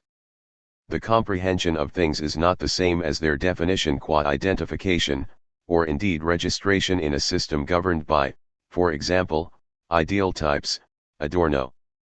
Conceptual comprehension of a thing means to perceive its individual moment in its connection not with other things but in and through them, see Adorno. Thinking by means of definition or identification is quite able to say what something comes under, what it illustrates, exemplifies, or represents. It does not, however, say what it is. Thinking, as Adorno saw it, is essentially the negation of things in their immediacy, of something immediately perceptible. Conceptualization thus means to dissolve the immediate appearance of things in order to recognize the thing in its now pregnant immediacy, a mediated immediacy vermittelt unmittelbarket. It melts what appeared at first hard and solid. Every act of conceptualization implies this effort. Conceptualization is an act of revolt against immediacy. It does not bow to things. It wants to know what they are, and what they are is within them.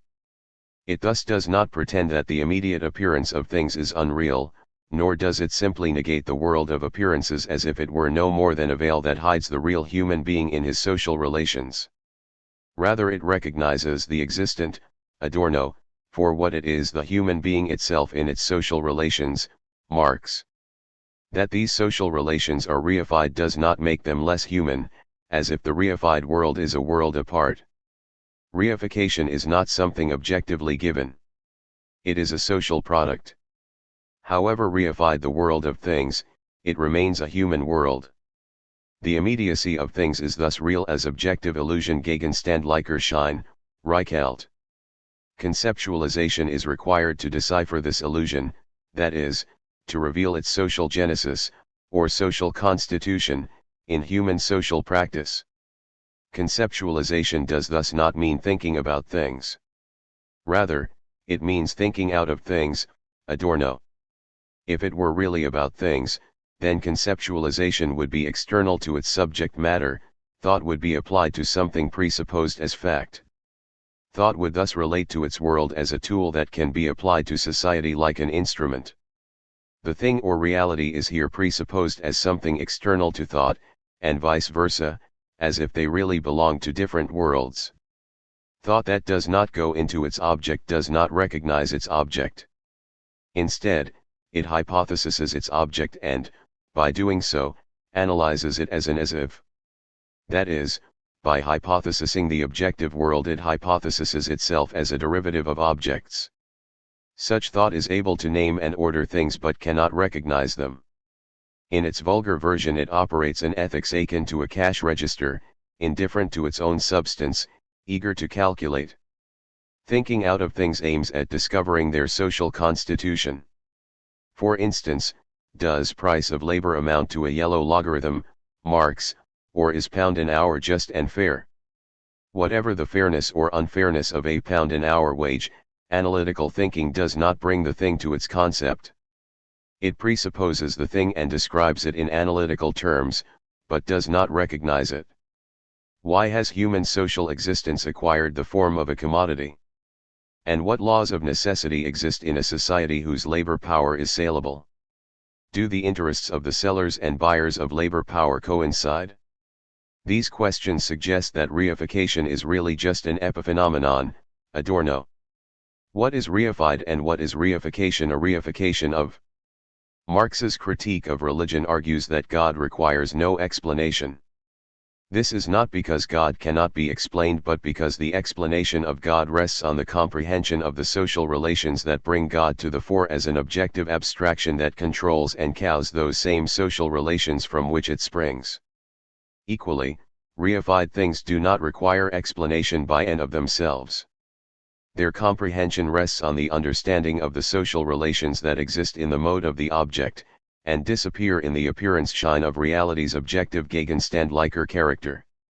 What is it about the particular mode of human practice that requires it to exist against itself in the mode of the object? The reductio ad hominem that for Adorno characterizes the critical intent of Marx's work does not entail the replacement of the object by the subject. It means the comprehension of the object as a mode of existence of the subject. Just as objectivity without the subject is nonsense, subjectivity without the object is nothing. Human practice is not only constitutive of the social world. Human practice also constitutes man as a social being. Man is a social concept. Man is neither a biological fact nor is society the result of instinct.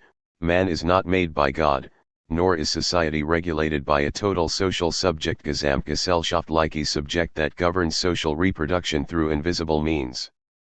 In order to understand things, one has to be within them. Hegel's notion of the work of the concept Die Arbeit des Begriffs entails an internal connection between concept and thing, experience and substance. The concept, of course, does not work. We do. The work of the concept thus means to be led by thought without fear of where it might take us. The work of the concept means recognizing the interior life of the thinghood of society, to engage in its contradictions, and thus to understand not only the necessity of its movement, but also its capacity. What belongs to the constituted conceptuality of, say, the state? What is it capable of? What lies within its concept? Revealing the constituted conceptuality of things entails discovery of their internal life. It entails understanding the necessity of their mode of motion Bewegungsweise, capacity and power Macht, means and ends. Conceptualization thus means articulating what is active in things, revealing their contradictory constitution and movement, and comprehending the violence that is hidden in and sustains the civilized appearance of equal and fair exchange relations. This, however, also means that conceptualization, the work of the concept, works against its own tendency. Its critical intent is to demystify the fetish. However, to conceptualize means to identify. Identification does not crush the fetish, it affirms it. Conceptualization is thus itself contradictory, it has to think against itself. In order to bring the thing to its concept die Sache. Auf den Begriff bringen, the concept cannot encompass the thing aufgehen in der Sache. It has to be more than the thing, and this more has also to be within the thing. If thing and concept were to coincide, a critical theory of society would be superfluous. In short, the conceptualization of things entails recognizing their contradictory existence. 2. All social life is essentially practical. This, from Marx's Feuerbach thesis, includes thinking. Thinking is part of social life and all social life is essentially practical. The thesis continues: all mysteries which lead theory to mysticism find their rational explanation in human practice and in the comprehension of this practice. The thesis is clear and at the same time most difficult. Thought is able to reveal reality qua demystification, and demystification depends on the comprehension of human practice. Human practice is thus deemed essential, and thought's purpose is a subversive one. It reveals the hidden essence of things in human practice. The difficult aspect is this: like the reality through which it exists, thought can reinforce the mysticism against which it ostensibly, as thought, operates. For thought to be thought, it needs to comprehend human practice. Its comprehension demystifies. And here the difficulties start. What human practice has Marx in mind? How can it be revealed and where might it be found? The appearance of human practice in the world as we know it does not show the human practice whose comprehension alone is said to explain the appearance of the world. If it were, there would be no need for demystification, as essence and appearance would coincide. Marx's thesis suggests that human practice needs to be discovered by thought in order to comprehend the mysticism of its own appearance in forms that deny it. In short, the comprehension of human practice demystifies, but human practice is not immediately given in its appearance. What sort of human practice do we have to comprehend for demystification to occur in a valid sense? Can its validity be tested by means of verification or falsification, or is a different test required? Is it valid on the condition that it is true in practice, as a conceptuality that holds sway in reality itself, Reichelt? What does it mean to say that something is true in practice? Which practice is the valid one? And this in a society where the living have been replaced by the dead and where the denial of all will to live is the condition of existence, Adorno. The problem analyzed here is well focused by Helmut Reichelt. Expounding on Marx's critique of fetishism, human social relations appear contradictorily as relations between things, and this appearance is real. He argues that capitalist exchange relations suggest that rationally acting subjects meet freely in the marketplace to realize their rational interests, whereas in fact they act as executives of abstract social laws which they themselves have generated historically and reproduce through their rational behavior, and over which they have no control. In this context, Marx speaks of man as a personification of economic category, a real abstraction of sensuous activity, an activity that vanishes in its own social world and appears as a mere derivative of the logic of things. Man is ruled by abstractions, yet receives from them only what he has put into them. The circumstance that subjective rational behavior subsists through a context of objective irrationality, that is, beyond the control of human reason, is often taken to mean that human social praxis moves within an objective framework of apparently extramundane structures. These structures are thus not seen as inverted verkehrt and perverted verrucht forms of human practice. Rather, they are posited as the objective framework within which human action unfolds. It is their objective laws of development that structure the behavior and actions of social groups, see Hirsch and Roth. Human action thus derives from presupposed structures, takes place within them and actualizes their objective force in concrete settings. This view is widely shared, from Hayek's praise of the logic of the market as the best possible framework for the pursuit of individual autonomy, to Althusser's theory of the unintended consequences of class struggle and Habermas's dualist differentiation of reality into life, world and system. If, as Marx claims, the comprehension of human practice really is key to the comprehension of social existence, can this same human practice be derived from those things whose comprehension is said to depend on the understanding of human practice? Instead of being demystified, the world of things would be affirmed in every conceivable way. The mythological idea of fate becomes no less mythical when it is demythologized into a secular logic of things, Adorno, or into a system logic that constantly threatens the colonization of the life world. The derivation of human social practice from presupposed, that is, from hypothesis social structures, accepts what the critical tradition sets out to subvert. Qua demystification, it accepts commodity fetishism as something that is both immediately valid and beyond comprehension, and seeks demystification not by comprehending human practice in its form of appearance but by deriving human practice from presupposed social structures, see Bonefeld. By hypothesizing the constituted world of things as an already existing and given anatomy or objective framework of action, the understanding that society has to do with human beings in their social relations is cut short to the notion that the human being is a mere derivative of things, see Adorno. What, then, is the social practice that Marx has in mind when he argues that its comprehension demystifies the social world? Surely, it cannot be the action of economic categories and attendant human agents, it cannot be the action of a human subject that operates, as it has to, as a personification or character mask of those same categories. The much praised dialectics between structure and agency is not helpful. It presupposes what it sets out to explain. It presupposes human practice in the form of an object and supposes the object as an active extramundane thing. The dialectics of structure and agency gives dialectics a bad name. It depends on dogmatic immediacies and moves in vicious circles as it hops from structure to agency, and back again, from agency to structure, and instead of comprehending what they are, each is presupposed in a tautological movement of thought, none is explained. Marx's thesis that the understanding of the world of things has to comprehend human practice implies that this practice is constitutive. However, this formulation is full of dangers, too.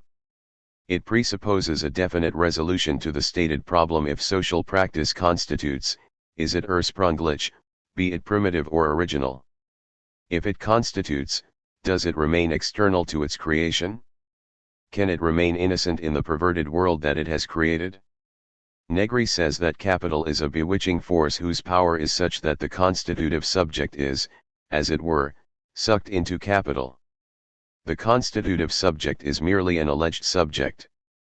The real power, it seems, is not the constitutive but the constituted subject. Better the mythical subject, see Bonefeld. Concepts do indeed live a dangerous life.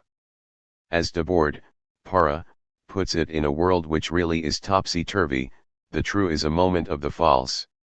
Truth appears thus to exist in the mode of being denied, an existing untruth. Yet, it is true all the same. 3.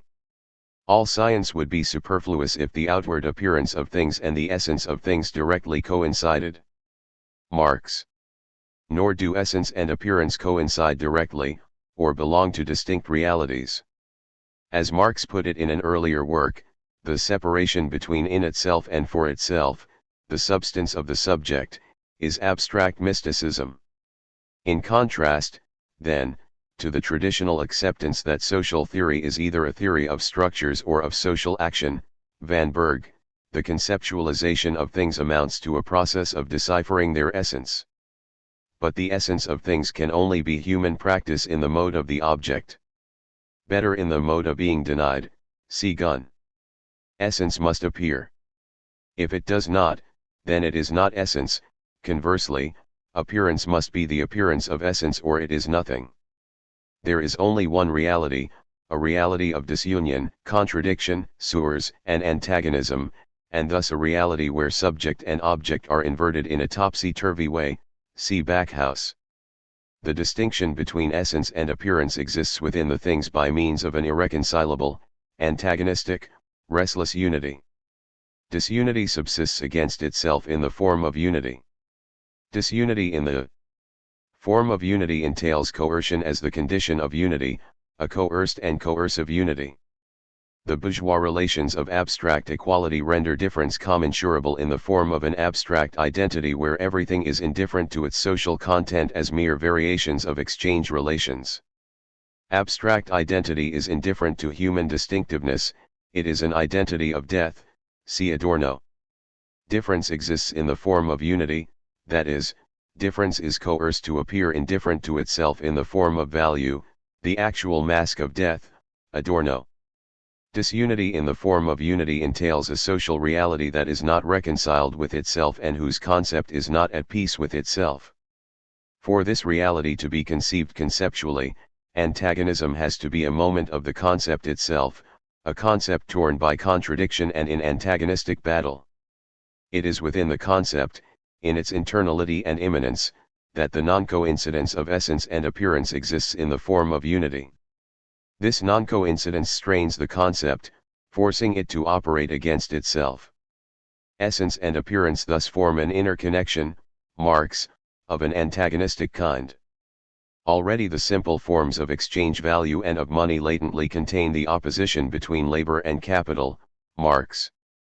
Antagonism is, however, not only a relationship of battle, it is also a relationship of mutual dependency, of social unity. Thus, the concept of reality is divided within itself. Mutual dependency exists qua antagonism, and unity exists qua disunity. Its content is suppressed in its forms. These deny their substance and yet contain within themselves what they deny, that is, the antagonistic struggle that threatens to force reality apart, beyond itself. And yet the concept is not one of antagonism but of unity. It is as if its revolutionary march into the world is forced underground in order for the concept to retain its air of civilized normality and bourgeois respectability. Hegel's notion that essence has to appear does not mean that the human subject makes an appearance by asserting itself against the world of things, say, in terms of a conception of class struggle as a force that, from the outside, breaks into the capital relation during periods of crisis, see Bonefeld. Hegel's notion that essence has to appear means that essence cannot choose not to appear. It is forced to appear. It is as if essence is coerced to appear in its own inhospitable world, that what makes essence essential, subsists in appearance. Its appearance is thus at the same time its disappearance. It is forced to appear and the necessity of its appearance entails that it vanishes. Essence vanishes in its appearance. The law of essence is its disappearance qua appearance. In the enchanted and perverted world of capital, Marx, essence appears in the form of its denial as a thing, Marx. The circumstance that essence disappears in its appearance is as real as the fact that, on the other hand, there would be nothing without individuals and their spontaneities, Adorno. Reification, then, finds its limitation in reified man, Adorno. The reality in which the social individual moves day in and day out has no invariant character, that is, something which exists independently from man. Horkheimer's characterization of Marx's critique of political economy as a judgment on existence expresses the same fundamental idea, that is, capitalist social relations render the human being invisible. Yet, however invisible, the world of things has no independent existence from human social practice. In its entirety, it is a world of human practice, see Adorno, and thus a human world. For the critical tradition, the critique of political economy amounts, therefore, to a conceptualist praxis begriffene praxis, see Schmidt, that is, an understanding of the totality of human social practice, which constitutes and contradicts the world of capital. In short, the constitution of the world occurs behind the backs of the individuals, yet it is their work, Marcuse. Human practice, in sum, exists in appearance and it does so in the mode of being denied. The conceptuality of things obtains through what they deny. That is, essence passes into that which lies concealed beneath the facade of immediacy, of the supposed facts, and which makes the facts what they are, Adorno, that what is hidden in facts gives them their meaning. The positivity of facts is deceitful. It hides what they are, and when confronted with what they are, their positivity becomes comprehensible and for this reason, dissolves, but not without a fight. Truth has not harmed anyone, except the messenger.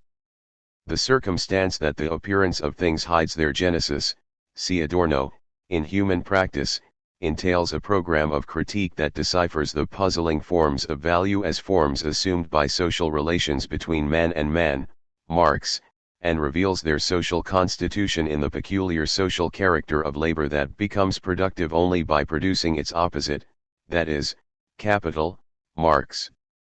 That is, essence appears at the same time as it remains hidden in its appearance. Critique's enlightening intent is to make visible what is hidden in things.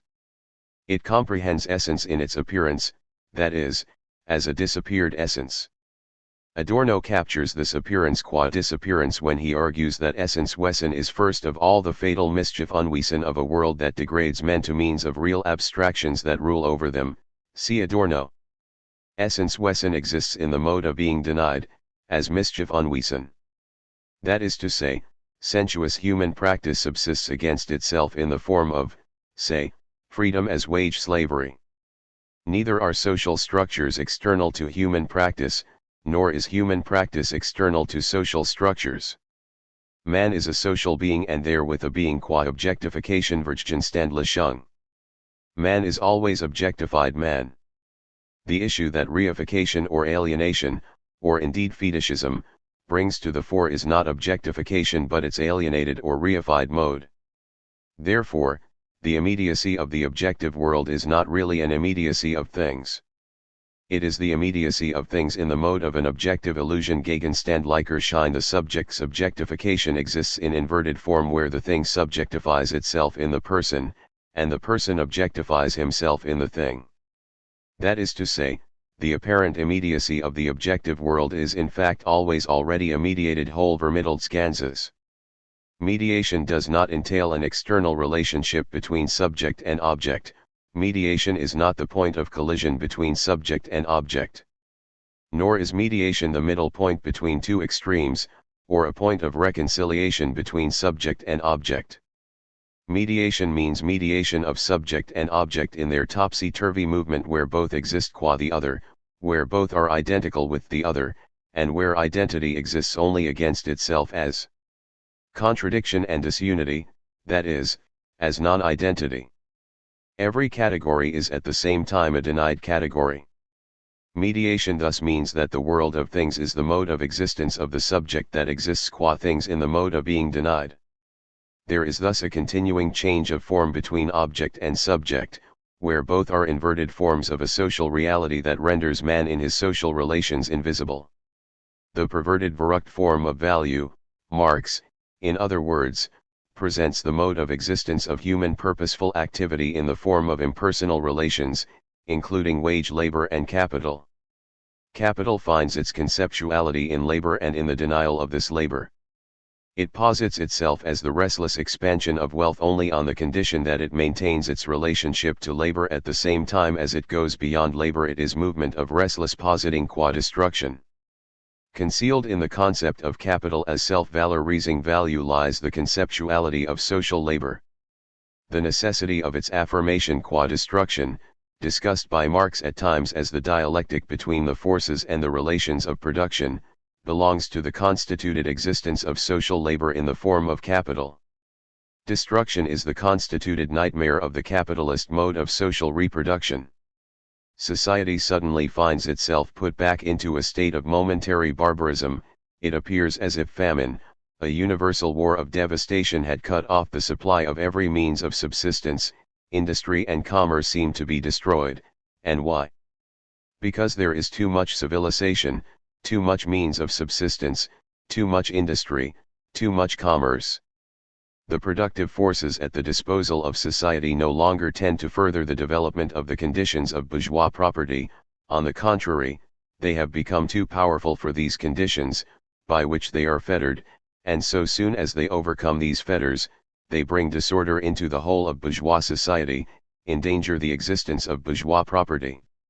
The conditions of bourgeois society are too narrow to comprise the wealth created by them. And how does bourgeois society get over these crises? On the one hand by enforced destruction of a mass of productive forces, on the other, by the conquest of new markets, and by the more thorough exploitation of the old ones. Marx and Engels. This commentary on globalization by the year-old Marx is not a brilliant anticipation, which after all turned out to be far too optimistic. Rather, it conceptualizes the critical subject and, in doing so, shows what lies within it. What lies within the concept are its determinate necessities. These belong to the critical subject and constitute its conceptuality. Creation qua destruction is a valid necessity of capitalist social relations. It belongs to its conceptuality. Begrifflichkeit. Conceptuality expresses the fact that, no matter how much blame may attach to the subject's contribution, the conceived world is not its own but a world hostile to the subject. Adorno. Man vanishes in her own world and exists against herself as a personification of economic categories, an alienated subject, see Backhouse, that constitutes the world of things and is invisible, lost and denied in its own world. In sum, the meaning of objectivity excludes the possibility that it can also be a subject. However, to be an object is part of the meaning of subjectivity. Subjectivity means objectification. In its capitalist form it appears in the logic of things. Appearance shine is the enchantment of the subject in its own world. Adorno.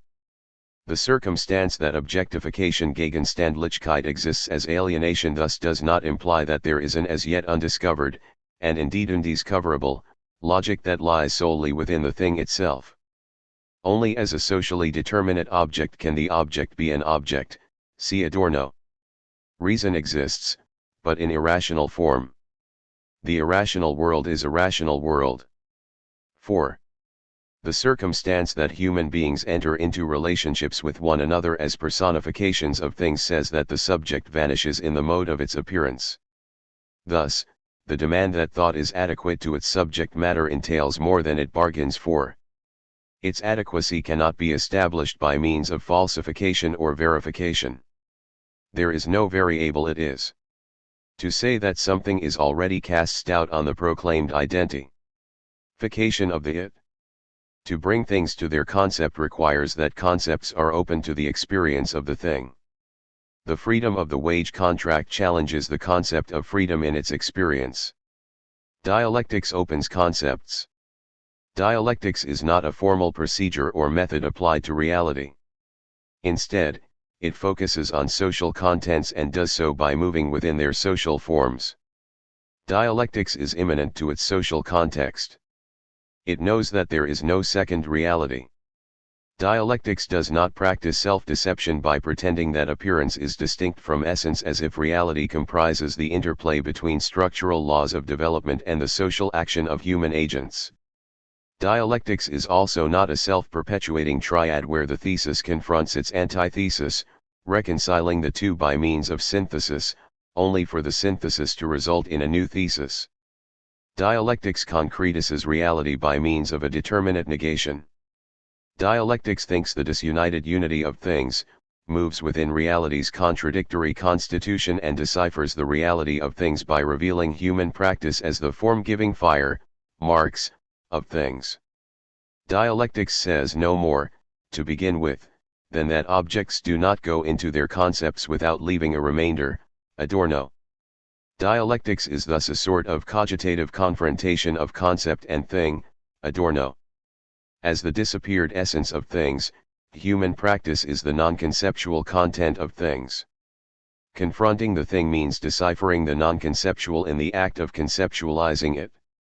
For example, the conceptuality of the wage laborer as a personification of variable capital confronts what it denies, human sensuous being, and this non-conceptuality belongs to the concept wage labor and therefore haunts and contradicts it.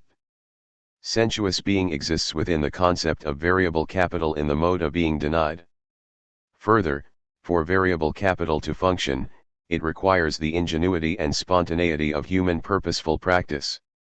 Yet, this too is denied in its posited concept. That what is denied in the concept has no separate existence from the concept.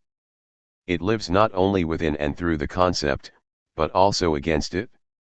Dialectics is thus not a form of thought that pacifies the contradiction, be it by means of reconciliation, integration, incorporation, or simply formalistic indifference to social contents. Dialectics recognizes the non-conceptual in the concept and so illuminates the contradiction, follows its movement and reveals the secrets of its perverted mode of existence. Demythologization is dialectics' enlightening intent. Adorno's notion that dialectics is the consistent sense of non-identity does not report on something that is external to things. It is an internal non-identity. Better, it is non-identity through identity. To think dialectically means to think in contradictions, for the sake of the contradiction once experienced in the thing, and against that contradiction. What appears identical in exchange is non-identity under the aspect of identity. Although no atom of matter goes into the determination of value, use value constitutes the substance of all wealth, whatever the social form of that wealth, Marx. Non-identity is immanent in identity. Its recognition makes dialectics negative. Negative dialectics is suspicious of all identity and hinges on this turn towards non-identity within the concept, Adorno. Althusser was right to argue that man does not exist. In the topsy-turvy world of capital, man is indeed a non-conceptuality. However, does it therefore follow that the critique of political economy is really no more than a secularist myth of the logic of things? Pace Althusser's idea that capital contradicts itself in the form of structural contradictions, it is man, who, as a single individual, as a group, or as a mass, understands himself as subject and who defends himself against a merely objective existence, in politics, in religion, in philosophy. One can say that subversion is a truly human phenomenon. Man objects to be a mere football of the Almighty. Here he is mere object. Similarly, as a servant of the master he is mere object, regardless of whether we conceive this in social or religious terms. Man is never at the center of politics, as the political parties say, but he is a means of politics and an object he remains most of all when he is kept in a state of ignorance. Subversion operates against systems of thought, against political and economic systems, that threaten nature and therewith always also man. Agnoli. In other words, the non-conceptual is the negative force of the concept. Reality develops by force of its negation, agnoli. Thus, variable capital does not go on strike, humans do, and they do so at the same time that they really exist as personifications of variable capital. Fetishism is real, but its concept contains more than it reveals, that what is non-identical to the concept drives the concept. There is no secret reality beyond its concept, nor is there an external vantage point from which to launch the assault. Reality is divided within itself. The resolution to the dialectical context of immanence is that context itself. The whole is false, Adorno. Thus the whole has to go. In conclusion, the constitutive character of the non-conceptual in the concept, Adorno, entails the recognition of reality by means of determinate negation. Determinate negation entails the deciphering of things as relations between humans, Marx. The foundation of human existence can only be man herself. Critique, then, has to decipher the world of things on a human basis and does so by showing that the forms of capital are constituted by and subsist through the social practice of active humanity, Marx. Their conceptualization as forms of social relations does not entail man as an abstract individual but as a member of a definite form of society. Determinate critique seeks to decipher the human content of reified things and thus to recognize man in his social relations. It resists suppression of this human content, and instead of deriving human practice from presupposed, hypothesized things, it recognizes these things as forms of human practice, however perverted this practice might be in the form of the object, see Backhouse. Conclusion. Adorno's negative dialectics detests reconciliation with negative conditions. The idea that the negation of the negation is positive makes no sense. This idea can only be upheld by one who presupposes positivity, Adorno. Refusal to sanction things as they are entails irreconcilability. The negation of the negation does not negate what it has negated. It negates the negative. Human condition, a condition governed by things. In short, what is negative until it has passed, Adorno. What is false is false.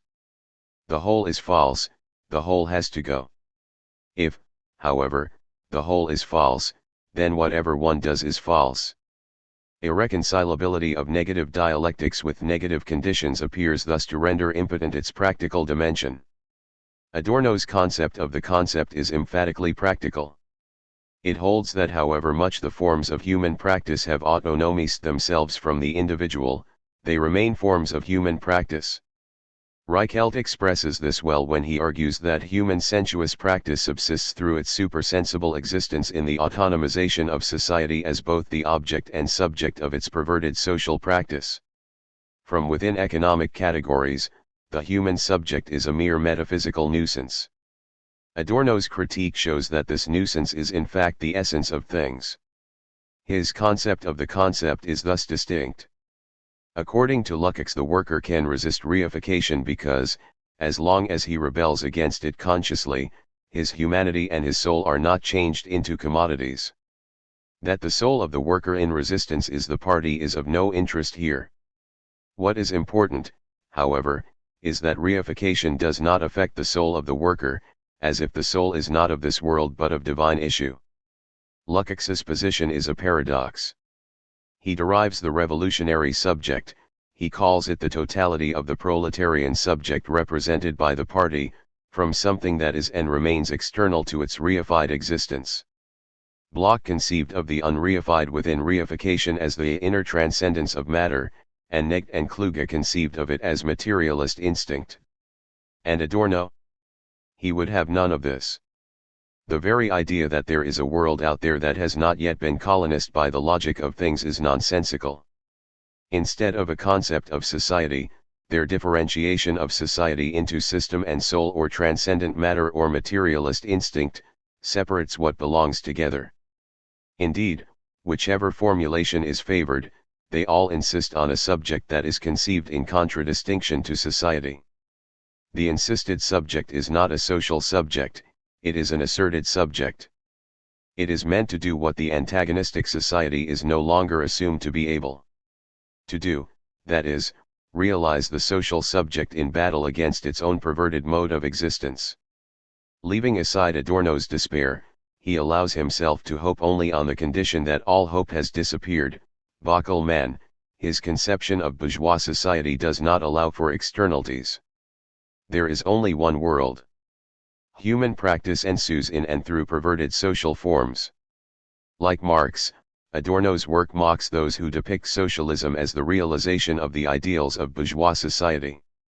As Marx put it, what divides these gentlemen from the bourgeois apologist is, on the one side, their sensitivity to the contradictions included in the system, on the other, the utopian inability to grasp the necessary difference between the real and the ideal form of bourgeois society, which is the cause of their desire to undertake the superfluous business of realizing the ideal expression again, which is in fact only the inverted projection Lichtbild of this reality. Marx. Or in Adorno's words, the whole is false, see also Adorno F. Since, however, the whole is false, everything is false, that is, a wrong life cannot be lived rightly, Adorno. Adorno's conception of bourgeois society does indeed force us to think about what it means to say no in a negative world. To say no to something is simple. But to say what the no is difficult. For one, the no is not external to but operates within society's false totality. Like Marx's summons of class struggle as the motor of history, the no drives the negative world forward. It is its dynamic force, see Heinrich. Furthermore, to say what the no is compromises the no insofar as it becomes positive in its affirmative yes to something that has no valid content except the false totality of bourgeois society itself. The no is immanent to the false society, it belongs to its concept. Horkheimer's statement "I can say what is wrong, but I cannot say what is right" is thus apt. The no not only drives the negative world forward, it also posits uncertainty. Adorno's negative dialectics ponders the practical dimension of this uncertainty, cannot accept it and rejects it as pseudo-activity, the collapse of working-class politics. In the face of fascism and Nazism has left a permanent imprint. Adorno's conception of bourgeois society entails the experience of the concept. The experience of the concept is Auschwitz. In conclusion, Adorno's negative dialectics has to be studied, especially in miserable times. Its courageous delivery of the concept of bourgeois society operates like the proverbial mole which, according to Marx, prepares for the revolution by tunneling through the defenses. The mole is a philosophical mole. Once its work is done, the mole departs. Its departure demands that Adorno's confrontation of the concept of reality with its experience be brought down to the real-life activity, see Marx, of the unhappy consciousness in struggle. Man's existence as an economic category does not entail reduction of consciousness to economic consciousness. It entails the concept of economy as an experienced concept, and economic consciousness as an experienced consciousness. At the very least, economic consciousness is an unhappy consciousness. It is this consciousness that demands reconciliation. Freedom turns concrete in the changing forms of repression as resistance to repression. There has been as much free will as there were men with the will to be free, Adorno. That is to say, Adorno's statement that one cannot live honestly in the false totality of bourgeois society is only partially correct. An honest life begins already in the struggle against the falsehood of bourgeois society. In distinction to Adorno, then, those who claim to want freedom but refrain from struggling against bourgeois society contradict themselves. Marcel Stoetzler. This chapter explores some of Adorno's scattered remarks on love, on the gender relation between men and women, as well as on homosexuality, and how these relate to modern individuality, subjectivity, and the capitalist mode of production. Its focus is on the modernity of the idea that there are exactly two sexes, understood as two distinct species or essences, and some of the implications and reverberations of this idea. It proceeds by way of arranging, juxtaposing perhaps, a number of related arguments taken from a body of Marxist writing mostly from the SNS that seems, if not influenced by, then at least compatible with, Adorno's theorizing. The guiding idea is that strict sexual dimorphism is an aspect, or expression, of the increasingly genital organization of sexuality on the one hand, and on the other, the sublimation of eros in the service of capitalist real subsumption. Both have been, and still are, part of the same historical process. Echo, abandon. There is no love that is not an echo. Happiness is what is not exchangeable, not open to complaint, Adorno s. It is a piece of sexual utopia not to be oneself, and to love more in the beloved than only her, Adorno. Love suggests the negation of the ego principle, the negation of the demand for identity. The genitalization on the I and on the other, who is thought of as equally consistent in her/himself, harbors narcissism, Adorno. When bourgeois love and marriage in their initial stages seemed to promise freedom, the exit from servitude in the father's house, in the period of big industry conditions have changed to such an extent that defense of the family is no more an act of daring than the leisure time relationship with the boyfriend is the gateway to heaven, Adorno and Horkheimer. People adopt a rational, calculating attitude to their own sexuality based on a more casual but all the more effective version of the radical separation of mind and body that underlies the libertinage celebrated by Desatta in the short summer of bourgeois radicalism.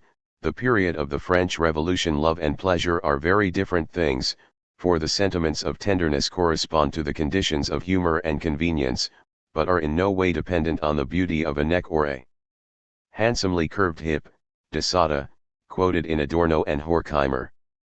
Desatta's reasoning, a Cartesianism carried to absurd extremes, and indeed turned against its own emancipatory intent, is wrong, as Adorno and Horkheimer show, and as Adorno would later develop in his discussion of natural beauty in aesthetic theory. Desatta's Cartesianism diminishes not only the utopian exuberance of love but its physical pleasure, Adorno and Horkheimer. The beauty of a neck and the curve of a hip do not act on sexuality as ahistorical, purely natural facts, but as images which comprise all social experience. In this experience there survives an intention of something other than nature, of love which is not restricted to sex. Adorno and Horkheimer. Not even physical pleasure is actually physis, but its actual, namely social, content is congealed historical experience, including a moment of intimation of utopia, the better state of things, projected by the beholder onto the beautifully curved hip. Adorno and Horkheimer may have had in mind here the Shakespeare quote with which Marx concluded the chapter on fetishism in the first volume of Capital: to be good-looking is a matter of circumstance, while reading and writing come by nature, Marx. Nothing pleased Adorno more than when a friend came to similar insights independently, for he considered it a validation of their correctness, Buck Morses. Adorno might have been pleased to read, then, that Mario Meli, one of the founders of the radical gay movement in England and Italy and an advocate of gay communism, came, by a different route, to the similar conclusion that love is the tendency to annihilate the outworn neurotic and egoistic categories of subject and object, Meli. Or the French communist Dominique Karamazov's demand, published in French in the same year as Meli's Italian text, that the sexual be dissolved in loving relationships rather than conceptually separated from love. In capitalist society, tenderness and esteem only prepare for or accompany sex and even constitute a form of barter on the terms of X amount of tenderness for Y amount of sexual availability, Karamazov. Abandon, the submission which a loving relationship implies, unaccepted because it is in contradiction with the whole way of life, the everyday reality of ubiquitous exchange of equivalents, returns in the form of an exterior domination that is violent, imposed, feared and desired at the same time. For Haidt and Co., sexual relations are reduced to helping each other towards pleasure, to rendering each other a service, naturally blending the sauce with the indispensable tenderness. Reciprocal masturbation would be the ideal. What escapes them is the possibility of self-abandonment in the other. If it is just a matter of the intensity of pleasure, then there can be no doubt that the electronic feeling and sucking machine will win out over masturbation 9 times out of 10. On this account, all late bourgeois subjects seem to be dreaming of being so many desatas, but, due to the reality principle of exchange of equivalents, have to take some limited amount of tenderness into the bargain, an instance of bourgeois society's celebrated capacity to civilize and domesticate the barbarisms that it produces in the first place. Karamazov, like Adorno, defends, in Marxian language, the revolutionary dimension of Romanticism against the instrumental logic of left liberal utilitarianism, which suggests the quantification and accumulation of pleasure and the exchange of equivalent portions of it, based on the calculus of mutual benefit. For Adorno, the misshapen bourgeois form of sex, murkily enmeshed with every kind of material interest, marriage as an ignoble compromise, the institutional, permitted, assimilated character of pleasure, its false immanence in an order that cuts it to shape and imparts to it in the very moment of ordaining it a deathly melancholy, creates repugnance which may even lead ecstasy to withdraw completely into renunciation, rather than sin by realization against its own principle. Although, however, delighty exacted by society is a means to unfreedom, only through delighty can freedom achieve insubordination to society's command. Adorno, s. Developed capitalism is bad news for romantic love. The integration of society designates subjects more and more exclusively as partial moments in the network of material production, to the effect that the organic composition of man is growing, s. That which determines subjects as means of production and not as living purposes, increases with the proportion of machines to variable capital. The process that begins with the metamorphosis of labor power into a commodity has permeated men through and objectified each of their impulses as formally commensurable variations of the exchange relationship. Under the a priori demand for saleability, the living has made itself, as something living, a thing, equipment. The ego consciously takes the whole man into its service as a piece of apparatus. In this reorganization, the ego as business manager delegates so much of itself to the ego as business mechanism, that it becomes quite abstract, a mere reference point. Self-preservation forfeits itself. Character traits are no longer the subject, rather, the subject responds to them as to his internal object. This is the social pathogenesis of schizophrenia. The severance of character traits both from their instinctual basis and from the self, which commands them where it formerly merely held them together, causes man to pay for his increasing inner organization with increasing disintegration. The consummation of the division of labor within the individual, his radical objectification, leads to his morbid Zion. Hence the psychotic character, the anthropological precondition of all totalitarian mass movements. Precisely this transition from firm characteristics to push-button behavior patterns is an expression of the rising organic composition of man. In the prompt, unresistant reflexes the subject is entirely extinguished. Adorno, s. Adorno holds that love partially withstood throughout the bourgeois age the principle of exchange of equivalents, until the present time, writing in, s. The exchange relationship, has completely absorbed love. If love was the last immediacy, it has fallen victim to the distance of all the contracting parties from all others. Love is chilled by the value that the ego places on itself.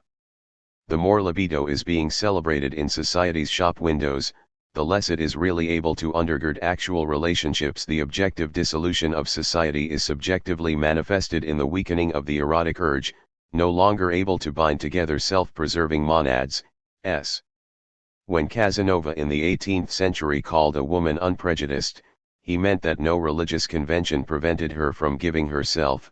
Today the unprejudiced woman is the one who no longer believes in love, who will not be hoodwinked into investing more than she can expect in return. As the arrangements of life no longer allow time for pleasure conscious of itself, replacing it by the performance of physiological functions, de-inhibited sex is itself desexualized.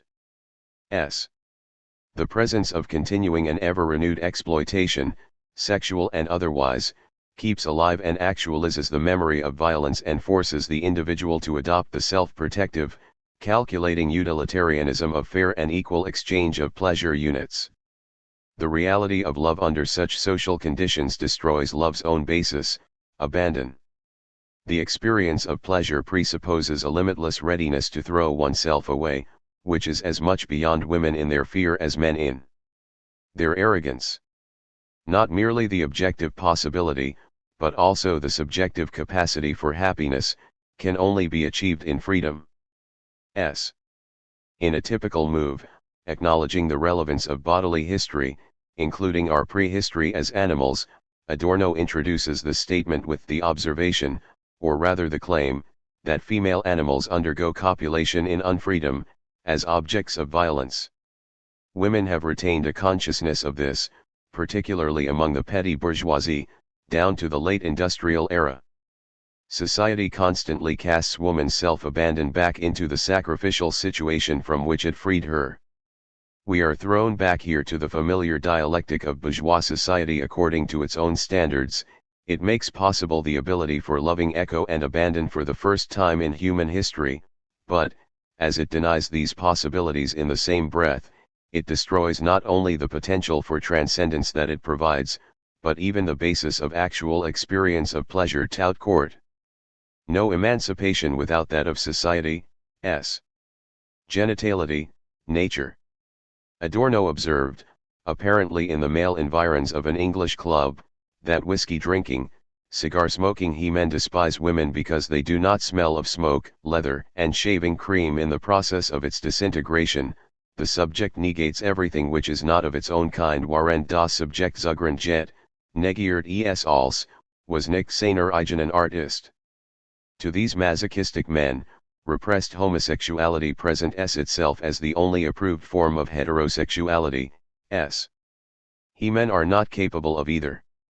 It appears that thinking about sexuality has always been fundamentally shaped by the obvious but perplexing way in which the sexual act confounds, or burdens, lust with procreation. It is easy to see that lust would tend to inhabit the realm of freedom and spirit, procreation that of necessity and matter.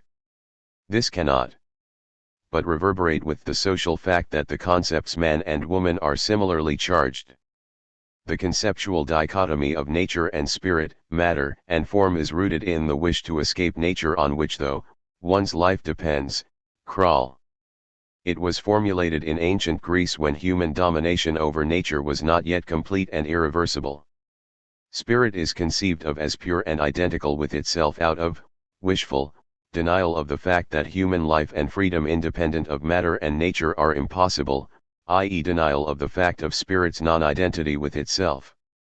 This strategy of denial is bolstered by the attempt to think of society and culture as anchored in natural nature-wachsage relationships between humans in order to make the former appear as irreversible and indestructible as the latter.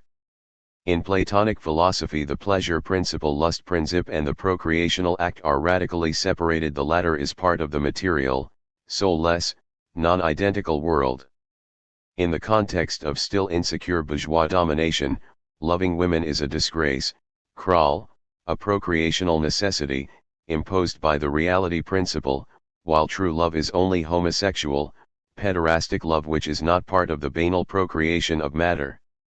That men could have non-procreational sex with women did not seem to occur to Plato. The reduction of women to instruments of procreation, and thus their distance from spirit is silently presupposed in this train of thought. Aristotle, who is more prepared to acknowledge that culture and society need to be mediated with nature, is well disposed towards heterosexuality. This seems to reflect increased confidence in culture's domination of nature. Culture, spirit, men, is now content enough to admit its dependence on nature, matter, women. Krall writes that only in the 19th century did the equation of truth with identity, the notion of spirit's self-identity as its purity from matter, lose its grip on philosophy. Developed bourgeois society had grown so content of its domination of nature that it found it safe now to admit, in political economy, that human existence can only be produced in mediation with nature. Pauline Christianity offered an alternative way of revising the Platonic conception: flesh is sinful matter opposed to God's pure identity in his Trinity. The sexual act is mere duty, a concession to natural necessity that must not provide pleasure. Non-procreational sexuality, i.e. sex for pleasure, is forbidden. In the Christian framework, differing from the Platonic, only God and Jesus, God's Son, are entitled to spiritualist, homosexual as well as pederastic, incestuous embrace in love, not to mention the Holy Spirit, who completes the Trinity. Through this reorientation, all eroticism turns in Europe into neurosis. Repressed homosexuality. Homosexuality is repressed because it is thought to be pure bliss and is therefore illicit. We mortal sinners don't deserve it. The crucial contribution of homosexuality to human civilization lies in its unequivocal assertion of the purposelessness of sexuality. In spite of knowing, it seems to recapture some of the innocence, or naivete, that must have reigned in human sexuality before humans discovered that there was a causal relationship between intercourse and pregnancy. Adorno writes that the homosexual becomes the portent of a sexuality alienated from its proper purpose. Menskulswekkend fremde ter Sexualität, Adorno. To alienate sexuality from its alleged purpose, procreation, is, however, the whole point of its emancipation, and being its portent is what gives homosexuality such a prominent place in the debates and struggles about sexuality's liberation and alienation. If, however, the emancipation of sexuality can only mean its alienation from what society claims is its purpose, gender dimorphism, too, loses in the process its real basis. Woman as an alleged natural being is a product of history which denatured her, Horkheimer and Adorno. Male logic, a specific instance of what Adorno describes as identity logic, refers to women only as representatives of a species that is alleged to represent nature. Therewith it denies the naturalness of any particular woman, which consists, to the extent that meaningful use of the term naturalness is possible at all, in her individuality, namely any individual's identity against his or her identification, as Adorno would later put it in negative dialectic. In Minima Moralia he writes, "The female character and the ideal of femininity, on which it is modeled, are products of masculine society. The female character is a negative imprint of domination, but therefore equally bad. Whatever is in the context of bourgeois delusion called nature, is merely the scar of social mutilation. What passes for nature in civilization is by its very substance furthest from all nature. Femininity is already the effect of the whip. Glorification of the feminine character implies the humiliation of all who bear it." S. Oscar Wilde famously remarked in The Soul of Man under Socialism that the only thing that one really knows about human nature is that it changes. Quoted in Weeks, "It is in the nature of humans to change their own nature. We are natura naturans, active nature, as much as natura naturata, nature as created." In the 19th century context, the idea was widespread that what makes human beings human is that they have begun to play with their natural conditions, whether one is talking about changing the course of a river or the sexual use of an orifice not naturally intended for the purpose. Anonymous ND. In the modernist context, natural does not mean unchangeable, but, on the contrary, the natural may be what humans can and ought to change, and what they already are in the process of changing. This needs to be kept in mind when reading, for example, Marx's remark, in the manuscripts, that the most natural relationship between man and man is the relationship between man and woman, Marx. Marx explains that the relationship of man to woman reveals in a sensuous form, reduced to an observable fact, the extent to which the human essence has become nature for man or nature has become the human essence for man. It is possible to judge from this relationship the entire level of development of mankind. It follows from the character of this relationship how far man as a species being, as man, has become himself and grasped himself. It demonstrates the extent to which man's natural behavior has become human or the extent to which his human essence has become a natural essence for him, the extent to which his human nature has become nature for him. Marx differentiates here between the natural state of human nature, which is a quasi-pre-civilizational starting point, and the human nature, or human essence that becomes in the process of civilization. He presents the gender relation as its touchstone. This makes clear that the notion that man ought to return to an original human nature is nothing but reactionary. Human nature, the humane, ought to become the nature of the human world, but it exists as yet only as potentiality, and in the pores and interstices of an inhuman reality. The contemporary form of its inhumanity can to a large extent be captured with the concept of the capitalist mode of production. The following remark on the modern concept of nature, made by Marx in an letter to Engels, is important here.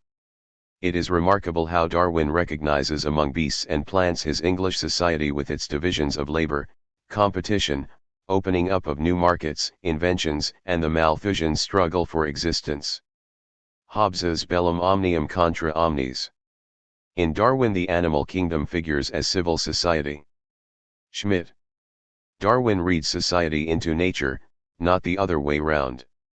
Gilbert Hurd wrote that it has been one of Darwin's basic assumptions that sexual behavior served the purposes of reproduction and selective fitness of individuals in evolution. Hurd. He stresses that this emphasis on dimorphism reveals a deeper stress on reproduction as a paradigm of science and society. The emphasis on the concept of reproduction points to the predominant role of political economy for 19th-century bourgeois thought theorists who followed Darwin's consistent emphasis on reproduction typically viewed sexual selection as an innate and natural property of our own species as well. Hurd. This view included the idea that male and female are innate structures in all forms of life, including human beings, and that heterosexuality is the teleologically necessary and highest form of sexual evolution. Hurd. Even the sex life of flowers was imagined in heterosexual terms. But the critique of the naturalization of heterosexuality must avoid the naturalization of any alternative trajectory. Sartre argued in Being and Nothingness that the conception of libido in need of release is based on a category mistake about human action. Connell paraphrased Sartre's argument as follows. We act sexually, we become sexual, but we are not constituted from the start as sexual beings. We are not driven, and we cannot act so as to liberate what is in process of being constituted. The goal of radical politics, therefore, cannot be the liberation of sexuality from social constraint.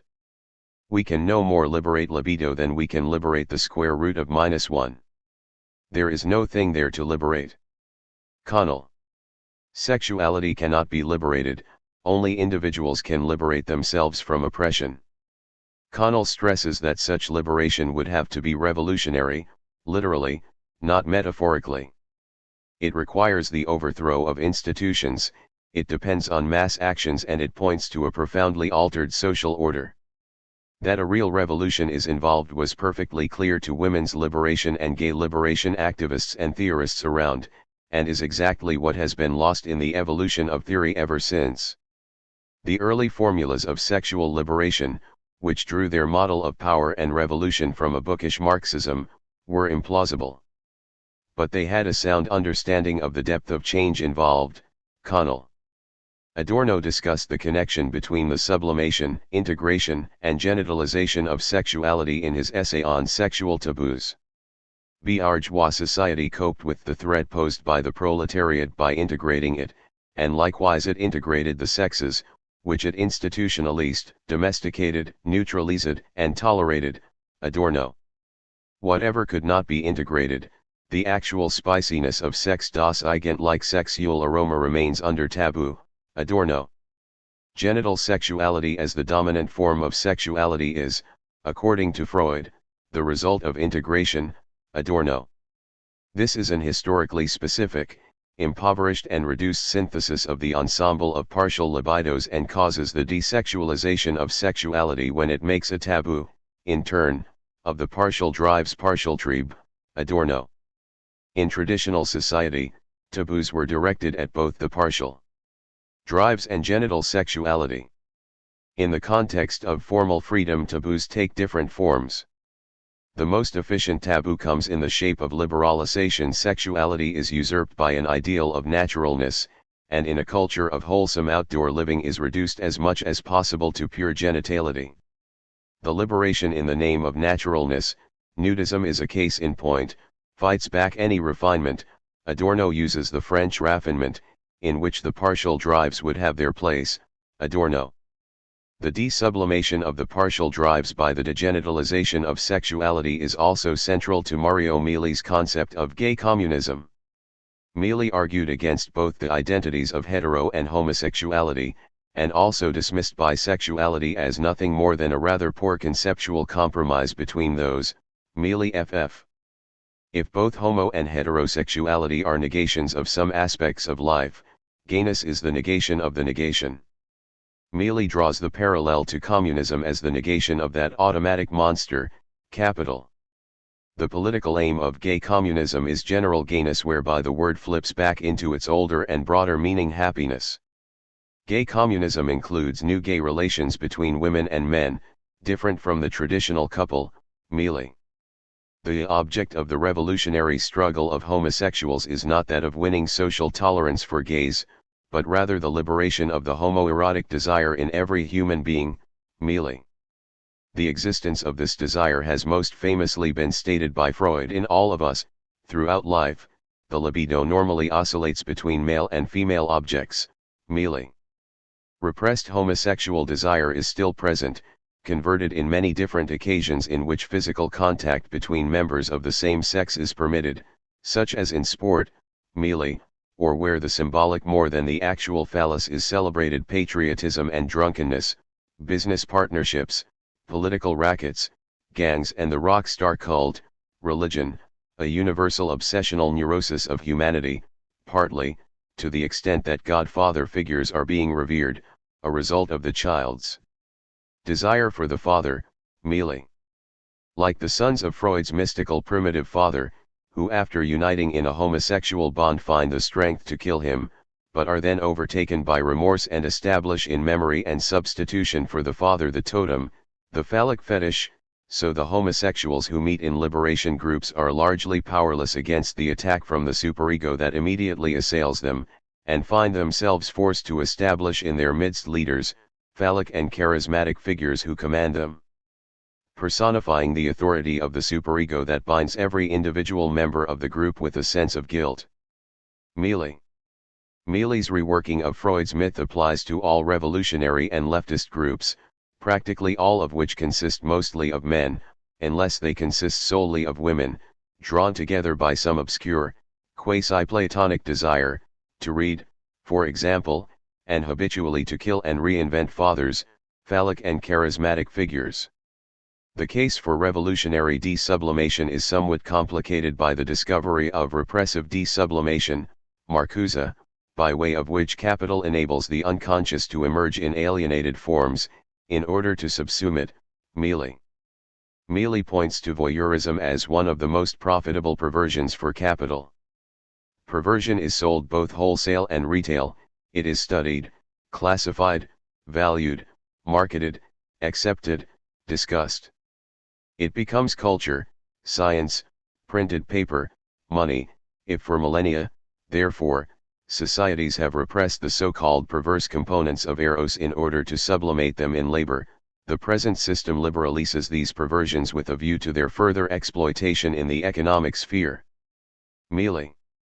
According to Migli, perversions must be repressed in order to become liberalized and fetishized into marketable sexual consumer products and livable identities. Tweedledum, Tweedledee.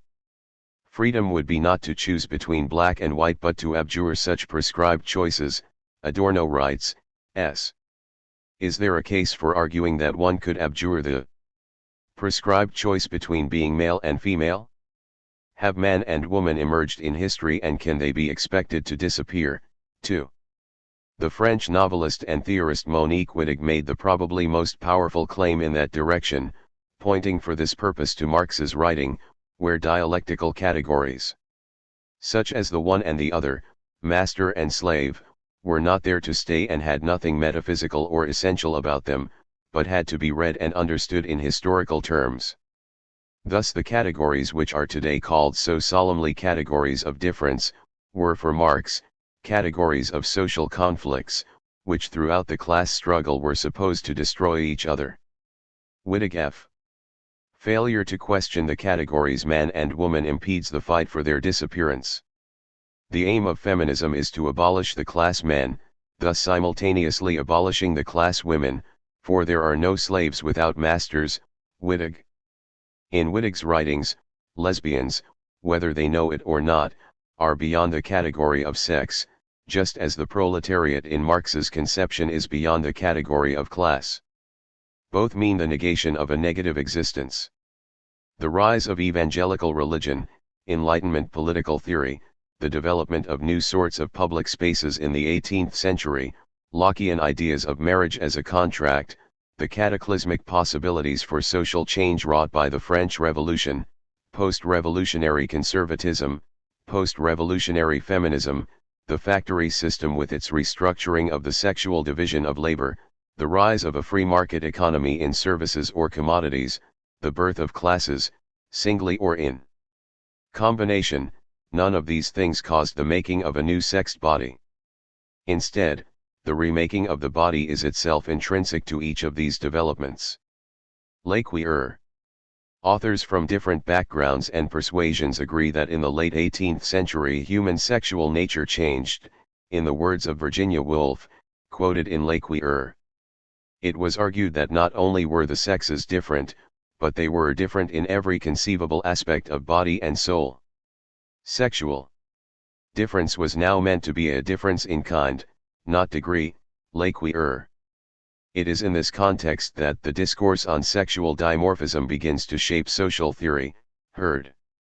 Still in the Renaissance context, no true, deep essential sex, differentiated cultural man from woman, Lequier. The period that developed claims of the sort that Negroes have stronger, coarser nerves than Europeans because they have smaller brains, and that these facts explain the inferiority of their culture also came up with the notion that the uterus naturally disposes woman toward domesticity, Lequier. Historically, differentiations of gender preceded differentiations of sex, Lequier. In pre-18th century discourses, the body was far less excédé and far less constrained by categories of biological difference than thereafter, Lequier. In terms of the millennial traditions of Western medicine, genitals came to matter as the marks of sexual opposition only last week, Lequier. Only the 18th century developed the strategy to escape to a supposed biological substrate, Lequier. The teachings of cosmology had no need for biology. The advantage of the older discourse was, though, that it believed that apart from pleasure nothing of mortal kind comes into existence, a strange case of wishful thinking. This aphorism, quoted in Lequier, illustrates the pre-Enlightenment assumption that female orgasm was as necessary for successful conception as the male one.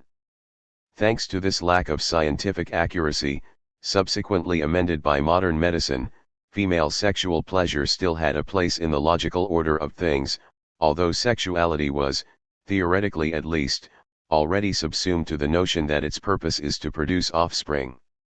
The interpretation of human bodies according to precisely two categories, neither more nor less than two, is logically an outcome of reducing the perception of erogenous zones of the body to those that are functional to reproductive activity. The sexual responsiveness of body areas that are irrelevant for reproduction is denied and may become taboo. These desexualist areas are thus made irrelevant to the sexual classification of bodies. 2.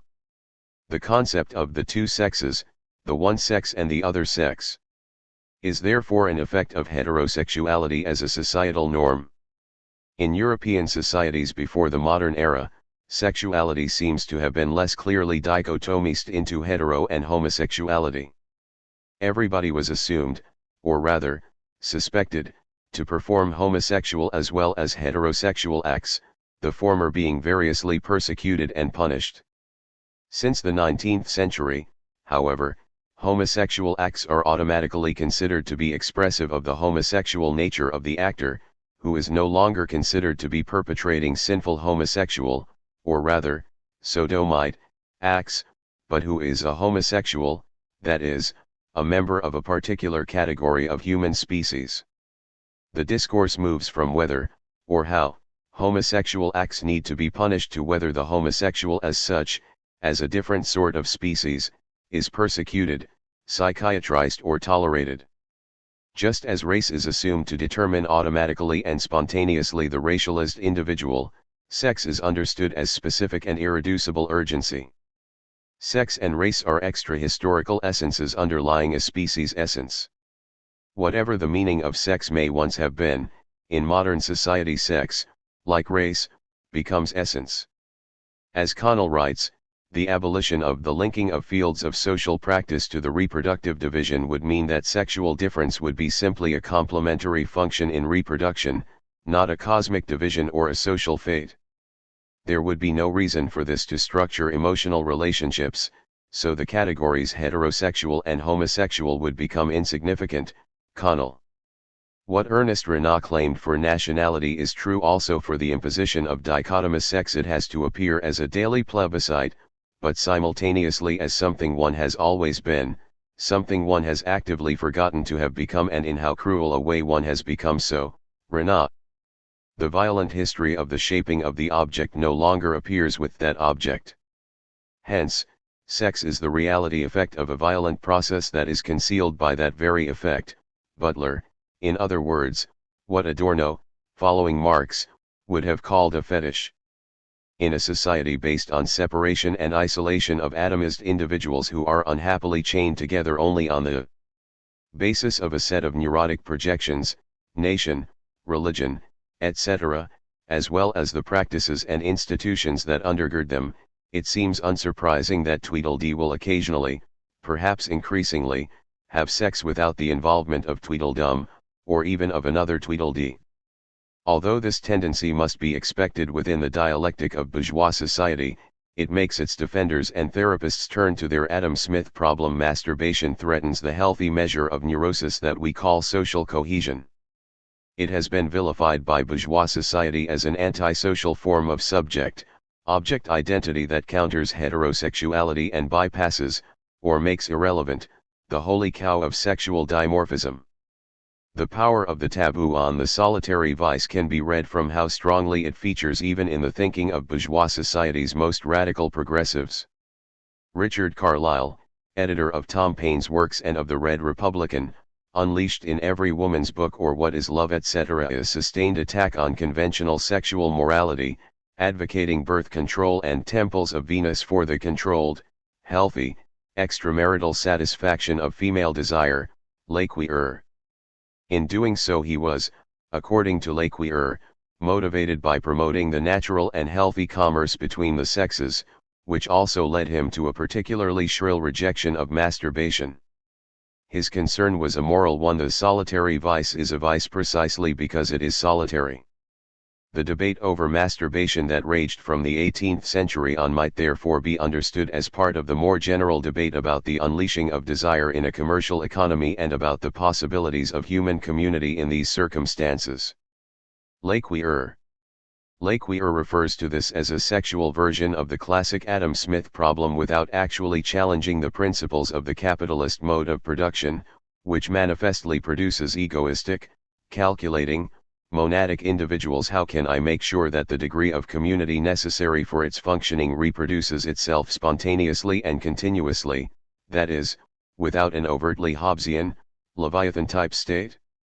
This question, which haunted Smith, has never lost anything of its near-universal grip on liberal thought in the widest sense of the word. A parallel case is the discourse on prostitution, which, like masturbation, was declared to be a core antisocial evil for the first time in the 19th century, Lequien. The modern obsession with campaigning against prostitution is grounded in seeing it as a confusion between the dangerously asocial world of commercial exchange and the healthy social world of married love, Lequien. Lequien draws a surprising parallel here between the 19th century discourse on prostitution and the 12th century papal campaign against usury, which subsequently re-emerged in the various forms of modern anti-Semitism, an early response to a nascent market economy.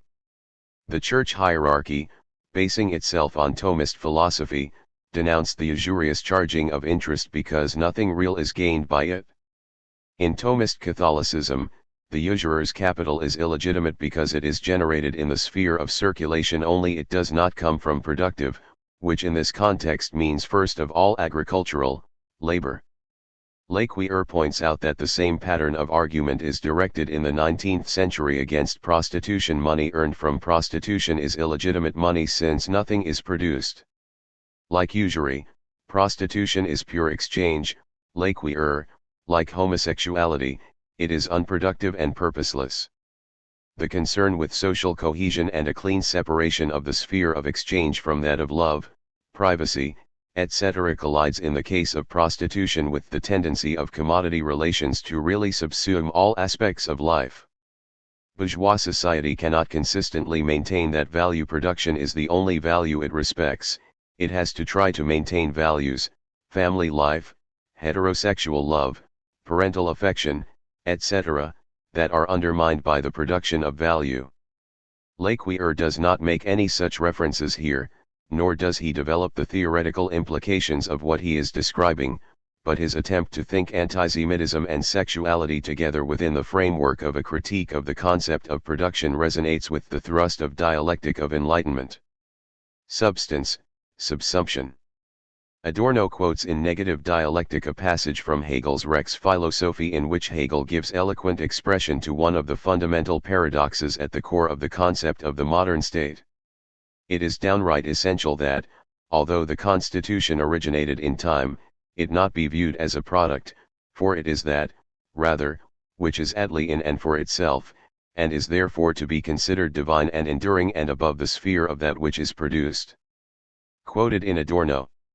Adorno points out that what Hegel is describing here is affirmatively what Marx later would describe critically as fetishism.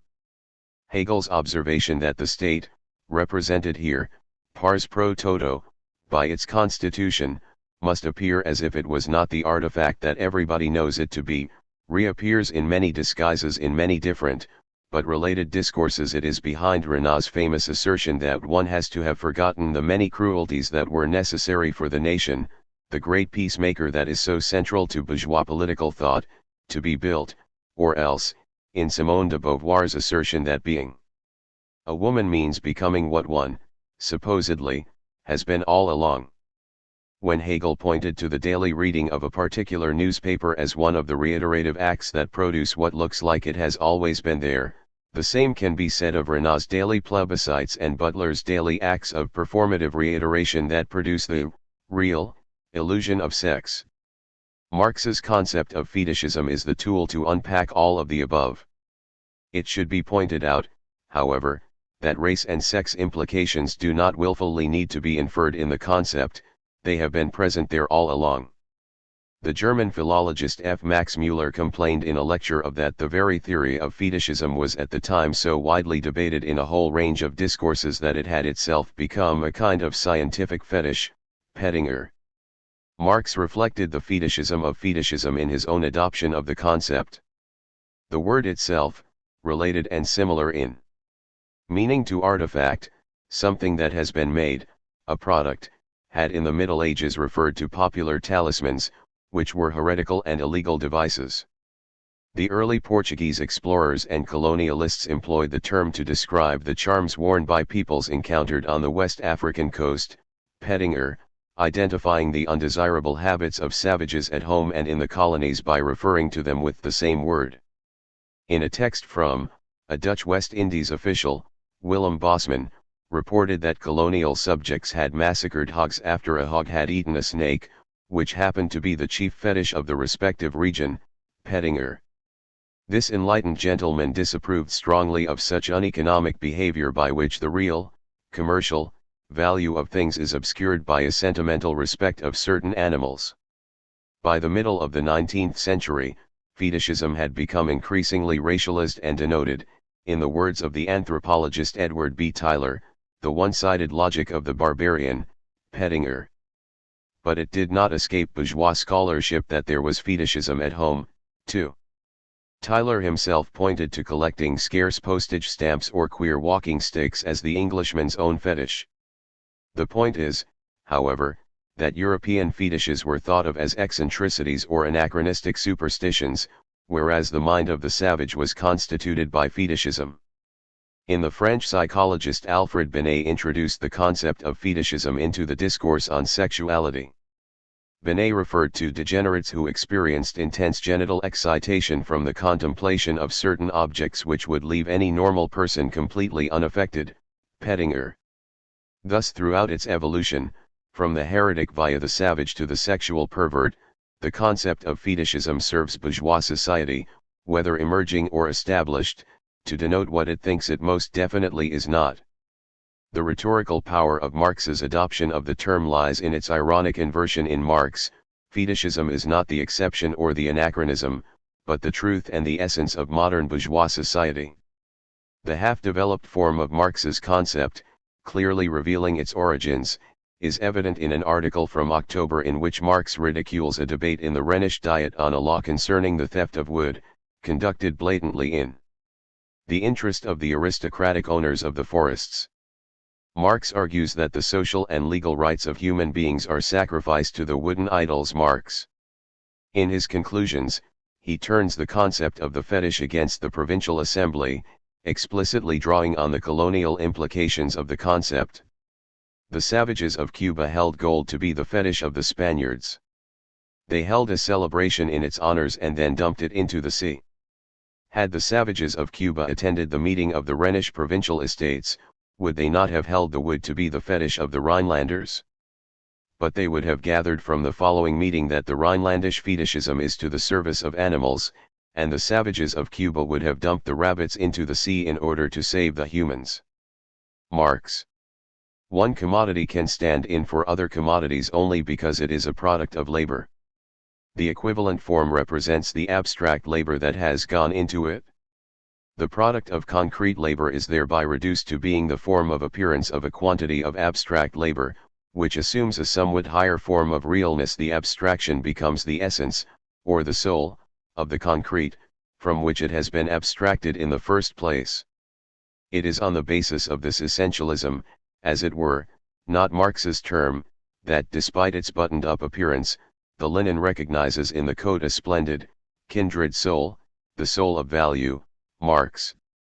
Marx draws another parallel. A king is a king only because other men stand in a relation of subjects to him. They, on the other hand, imagine that they are subjects because he is king. Marx. King is a social relation. Actors say the king is always played by the others. King is not the being, essence, of the person who is king, but it is the set of effects that constitute the relations between the king and the subjects. The normal behavior of loyal subjects is that they reify, or essentialize, the kingness of the king and behave as if the king's kingness was the cause of their subjectness. Fetishism means, among other things, that a relational category is transfigured into an essential category. Something that really consists in relations between people is presented as, and to some extent really becomes, an essential, intrinsic, and spontaneous characteristic of a thing, which in turn becomes the mere carrier of that essence. At the very moment in history when the execution of the French king opened the door to a society of equals, human groups came to be seen as formed by an irreversible diktat of nature, which made groups into fetishes, frozen into some intrinsic form of being which was said to possess immutable, homogeneous qualities. Guillaumin. The traditional idea of the one great society of man, subject to and contrasted with God, was replaced by the scientific conceptions of many different groups scattered through time and space. Modern society created the individual as freed from estate and hierarchy, as well as from the means of subsistence, and placed him and her into the chains of somatogenetic determinism, Guillaumin. This argument, developed by Colette Guillaumin with both race and sex in mind, can help to ground historically the more generic critique of essentialism and identity. Contemporary concepts of sexual, cultural, racial, ethnic, national, or whatever such identity bear their 18th century mark in assuming that social groups have an intrinsic essence and relate to other such groups only secondarily and accidentally. Like Leibnizian monads, the ensemble of social relations is external to the essence of the group. History is outside essence, essence outside history. Whereas black skin color had initially merely been the arbitrary sign of a particular social position, slavery, it was subsequently reinterpreted as the cause of that social relation. Guillaumin, initially, people in the areas where slaves could be made comfortably and with a healthy profit just happened to be black. Later it appeared that they were slaves because they were black, at which point their black skin stood in for their racial essence, which also colored their souls. In what Guillaumin calls endogenous determinism, the mark is more than just an arbitrary mark, it is an expression of the nature of the object. A particular nature is directly productive of a social practice and of social relations. Essence produces appearance without mediation and outside inflection, it is spontaneous nature. A social group is imagined to possess an invariant substance that is handed down through the generations. This essentialism, or endodeterminism, is not an accidental case of false consciousness. The point is that the individual is really made into a mere example of a category, a class, imagined as a substantial entity possessing an essence that seems to determine spontaneously, from its own, the individual's inherent finality. The essence of the class is also the essence or identity of all that fall into it, although at the same time it never is. The members of a modern race are an undifferentiated mass, an agglomeration of contemporaries juxtaposed in space, or, as journalists and politicians hunting immigrants love to put it, drops in an enormous tidal wave. All drops in a tidal wave are identical, and in their reducibility to a common abstract essence, water, race, they resemble the mass accumulation of commodities that constitutes capital. The monadic members of a race share their racial essence just like the modern masses of commodities share the quality of being carriers of value, the soul of the code, in Marx's image. Furthermore, the racialized individual is characterized by the same precarious dialectic between identity, racial essence obnoxious, and difference, individual appearance sometimes acceptable or at least useful. This is what makes racism modern, a product typical of democratic and individualist society. Guillaumin argues that woman refers to just such a class or category. Monique Wittig writes in the same spirit that while the declaration of color has come to be considered discriminatory, the declaration of sex still goes unchallenged. One has widely stopped calling certain people Negroes, but one continues calling certain people women. Wittig F. Likewise, Connell writes, while homosexual behavior of some kind may be universal, this does not automatically entail the existence of self-identified or publicly labeled homosexuals. The homosexual represents the modern definition of a new type of adult male. Connell F. This argument reflects Foucault's observation that, whereas sodomy had been a category of forbidden acts perpetrated by any human being as a sin that would or would not lead that person to the stake, the modern homosexual is a species that needs special treatment, involving experts ranging from social workers and psychiatrists to the concentration camp warden. Foucault. The homosexual act counts not as an occasional sin but as expressive of the compulsive nature, the identity of the actor. The replacement of essence for sin may lead to more lenient or harsher treatment. Foucault and Mealy make virtually the same case that sex is an effect of social relations and practices, which come to be treated as an essence, a natural, transhistorical drive or urge. The fetishistic concept of sexuality lies at the pivot of the transformation of the family and the modern, normalizing state and its racist practices. Within one and the same process, the automatic monsters, i.e. capitals, subsumption of the entire human life process normalizes sexuality into sexual identities, samenesses, a fetishistic process of negation and reduction. The division of the social world into apparently autonomous spheres seems particularly crucial to this process. The division of the public and domestic spheres, itself a product of the expansion of Marxist social relations and the liberal state, has superimposed these increasingly polarized functions on traditional notions of gender relations. Page. The critique of essence as identity, and its underlying link to the historic process of real subsumption, fundamental to otherwise rather different intellectual traditions, lies at the bottom also of Horkheimer's early critique of sociology of knowledge, as in Mannheim, which was a defining element in his formulation of the framework of critical theory. Marx correctly sought to do away with the conviction that there is some essence of being which pervades all epochs and societies and lends them their meaning. It was precisely this element of Hegelian philosophy that appeared to him to be an idealist delusion. Only human beings themselves, not the essence of humanity, but the real human beings in a definite historical moment, dependent upon each other and upon outer and inner nature, are the acting and suffering subjects of history. Horkheimer F. But the irrational ends of bourgeois society could hardly have been stabilized by other than effective irrational means. Adorno. Men, things. Sexuality, reduced to a crystallized social and intellectual essence, achieves the final spoliation of everyday life, and that is its contribution to terrorism. Lefebvre. If men no longer had to equate themselves with things, they would need neither a thing-like superstructure nor an invariant picture of themselves, after the model of things. Adorno.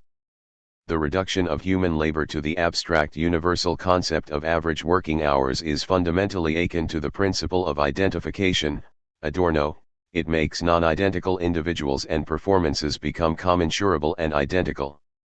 Just as the concrete types of human labor are dissolved into abstract human labor as the creator of value, so also all concrete peculiarities which distinguish one representative of the genus Homo sapiens from another dissolve into the abstraction of man in general, man as a legal subject, Pashikanes.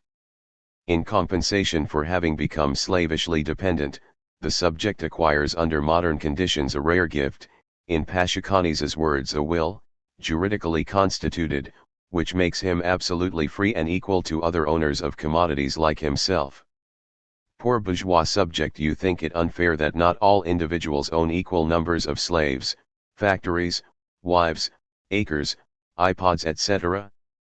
Don't despair, there is consolation. Everyone possesses his own body as the free tool of his will, as Fichte, expanding on Locke's conception of property, pointed out. Pashikanes.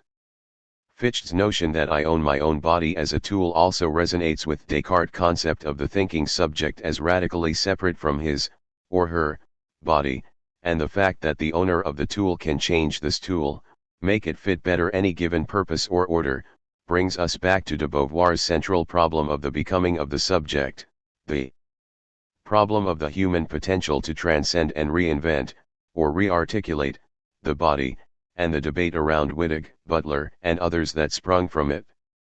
Pashikanes describes a specific legal fetishism that complements commodity fetishism. He writes that the social relations of production on the one hand appear as relations between things and on the other, as relations between the wills of autonomous entities equal to each other, of legal subjects. While this is merely a restatement of the classic problem of free will and determination, in sociological language, agency, and structure, Pashikanes points to the specifically capitalist form of what he calls the legal subject. Legal subjectivity in the modern, bourgeois sense of the word is abstracted from every concrete claim, whereas in the feudal context, every right was a privilege. Only in commodity production does the general capacity to possess a right become distinguished from concrete legal claims. Only the continual reshuffling of values in the market creates the idea of a XED bearer of such rights. Pashikanes. The abstraction from concrete claims is possible only through the everyday experience that the commodity owner changes roles instantaneously from claimant to debtor. The seller of a commodity, even if it is only labor power, will be the buyer of another commodity in the next instant. The worker who spent the day in the factory may command the services of another wage worker in the evening. This modern fluidity in the concrete makes possible and engenders the idea of the abstract, XED, unalienable subject as the bearer of every imaginable legal claim, Pashukanis. It is because relationships are fluid that they are frozen solid, and only because of their frozenness, their buttoned-up appearance, that they can make a claim to equality, their universal soul. The idea of the worth and in principle equal worth of the personality has a long history. It made the transition from Stoic philosophy to being employed by Roman jurists, went from there to the dogma of the Christian Church, and thence to the doctrine of natural law. But regardless of the various forms this idea may have assumed, it expresses nothing but the fact that, as soon as the products of labor are exchanged as commodities, the different concrete types of socially useful labor are deduced to labor in the abstract. In all other relations, people's dissimilarity, sexual or class-determined, is so conspicuously apparent in the course of history that one is amazed by the fact that, before Marx, no one had looked into the historical causes which produced this bias of natural law. For if, over the centuries, human thinking has returned with such persistence to the proposition that people are equal, and has elaborated this proposition in 1,000 variations, then there must have been some objective reality behind it. Pashukanis. This reality is the exchange of commodities, for millennia an affair that barely affected most people but that in the modern period has come to constitute all of human society. But man is not only what he was and is, but equally what he can come to be, Adorno. We cannot say what man is. Man today drags along with him as his social heritage the mutilations inflicted upon him over thousands of years. To decipher the human essence by the way it is now would sabotage its possibility. Adorno. The reasonable form of society in which men no longer have to equate themselves with things will bring about that other modernity in which identity will be freed from the ice of identification, the remnants of a division of labor which the radical curtailment of working hours might leave in society would lose the horror of shaping the individuals throughout. Adorno F. In the essay as form, Adorno referred to the leisure of the childlike person, die Musse de Kindlichen, as a defining feature of the essay, probably Adorno's most characteristic form of writing. Adorno. Life in a reasonable society will be more like an essay than a treatise and will accommodate plenty of childlike leisure. However, as always, and an extra bit more clear-sighted than fellow theorists like Marcuse or Benjamin. Adorno stops short of endorsing even the idea of the leisure of the childlike person in the crucial section of Minima Moralia. Adorno warns that the advocacy of a readmission of the partial drives, an element of becoming childlike, is a crucial part of modernity as it is, and while the pluralism of the partial drives, as represented in Baudelaire's writings which for Adorno illustrate this issue, clearly has his sympathies, he warns that their embrace must not mean regression. The idea of modernity, according to Baudelaire, contains the false promise that the self-destruction of the monism of bourgeois reason was modernity's hope. It produces, though, merely pluralism as a many-colored fata morgana, responding to the partial drives of the child. Likewise, the cult of sensation, of immediate perception of the allegedly new, including the craving for headlines and other addictions, is merely a helpless response to the fact that capitalist modernity means monotony, identity, and neurotic, compulsive repetition more than anything else. It affects the decomposition of the subject and drains all firmness from characters. Egoicness, faithlessness, and pathic subservience to situations, though, will not beat the system. Adorno, S. Two complementary and indirectly related explanations for the emergence of the modern concept of sexual binarism are evident. One, more macro as it were, sees it as an effect, reflection, or expression of the public/private divide, that is, the carving up of the social world into supposedly, but never actually, independent spheres. The other, more micro, as an effect, reflection, or expression of the imposition of near-exclusive genital sexuality, which in turn is part of the larger disciplining effort that created the modern subject.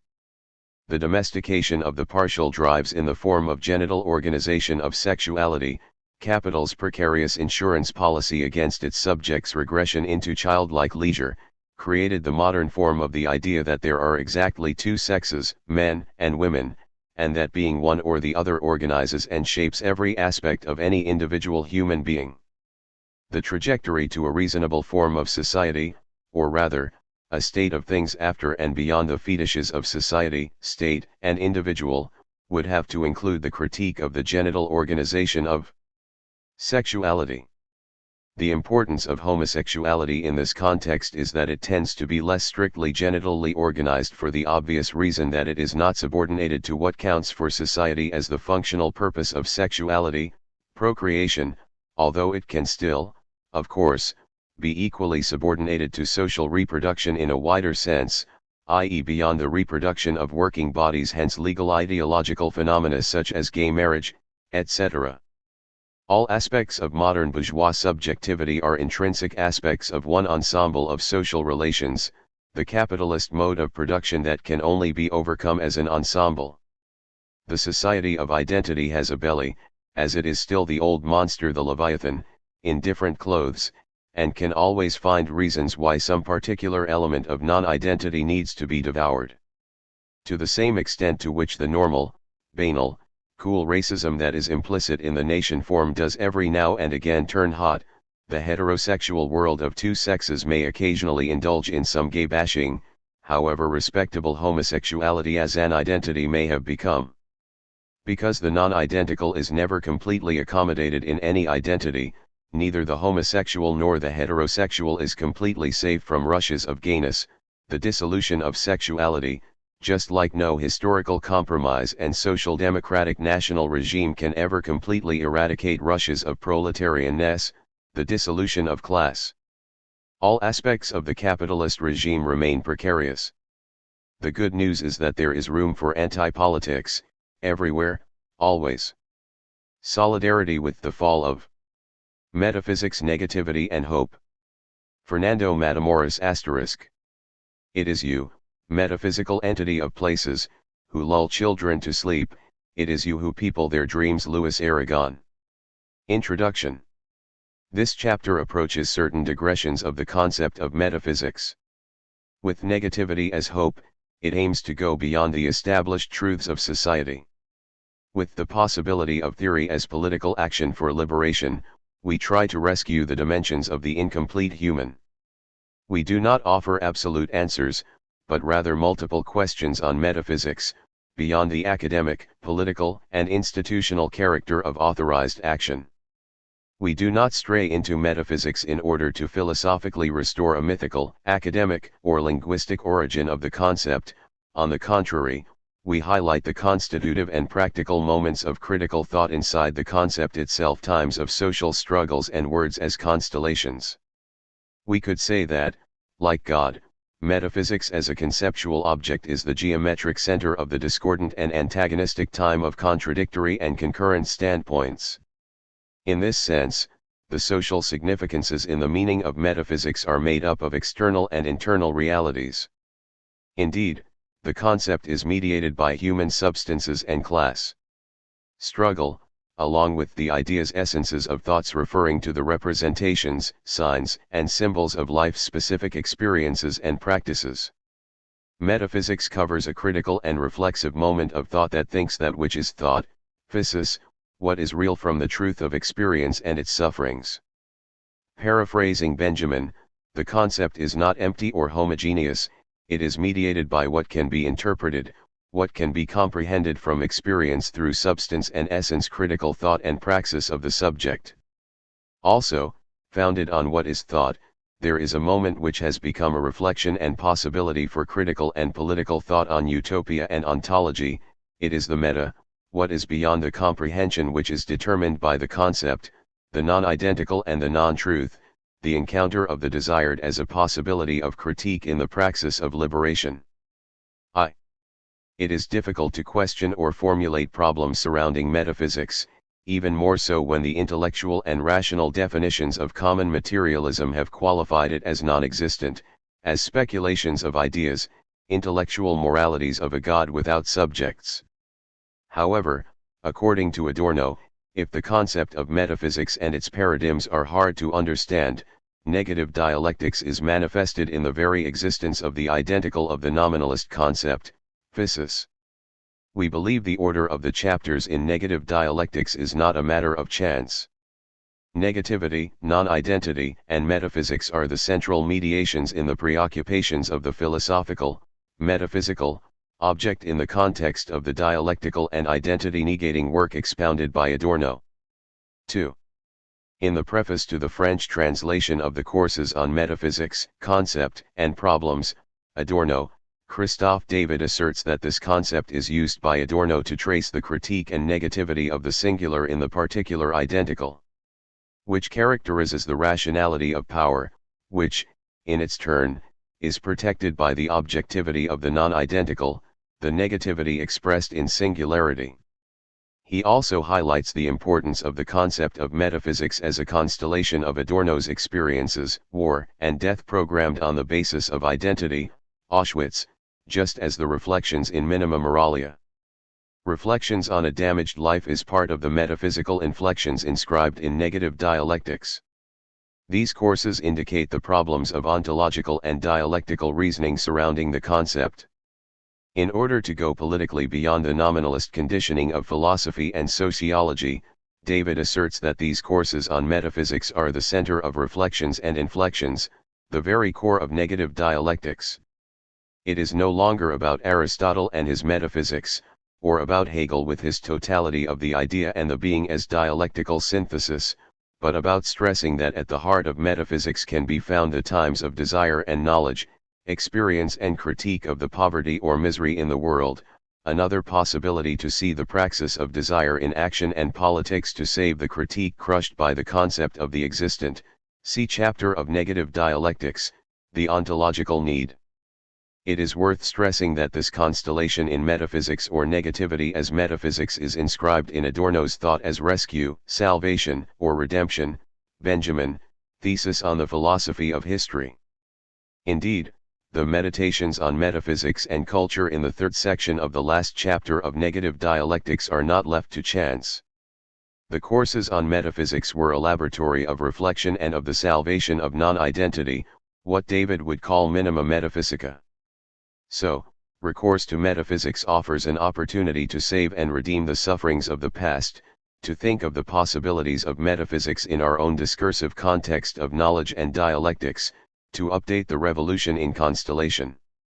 It is a critique as politics, a possibility of saving critique by acting on the limits of the factual and concrete dimensions of the rationalist world of democracy and its freedom. 3.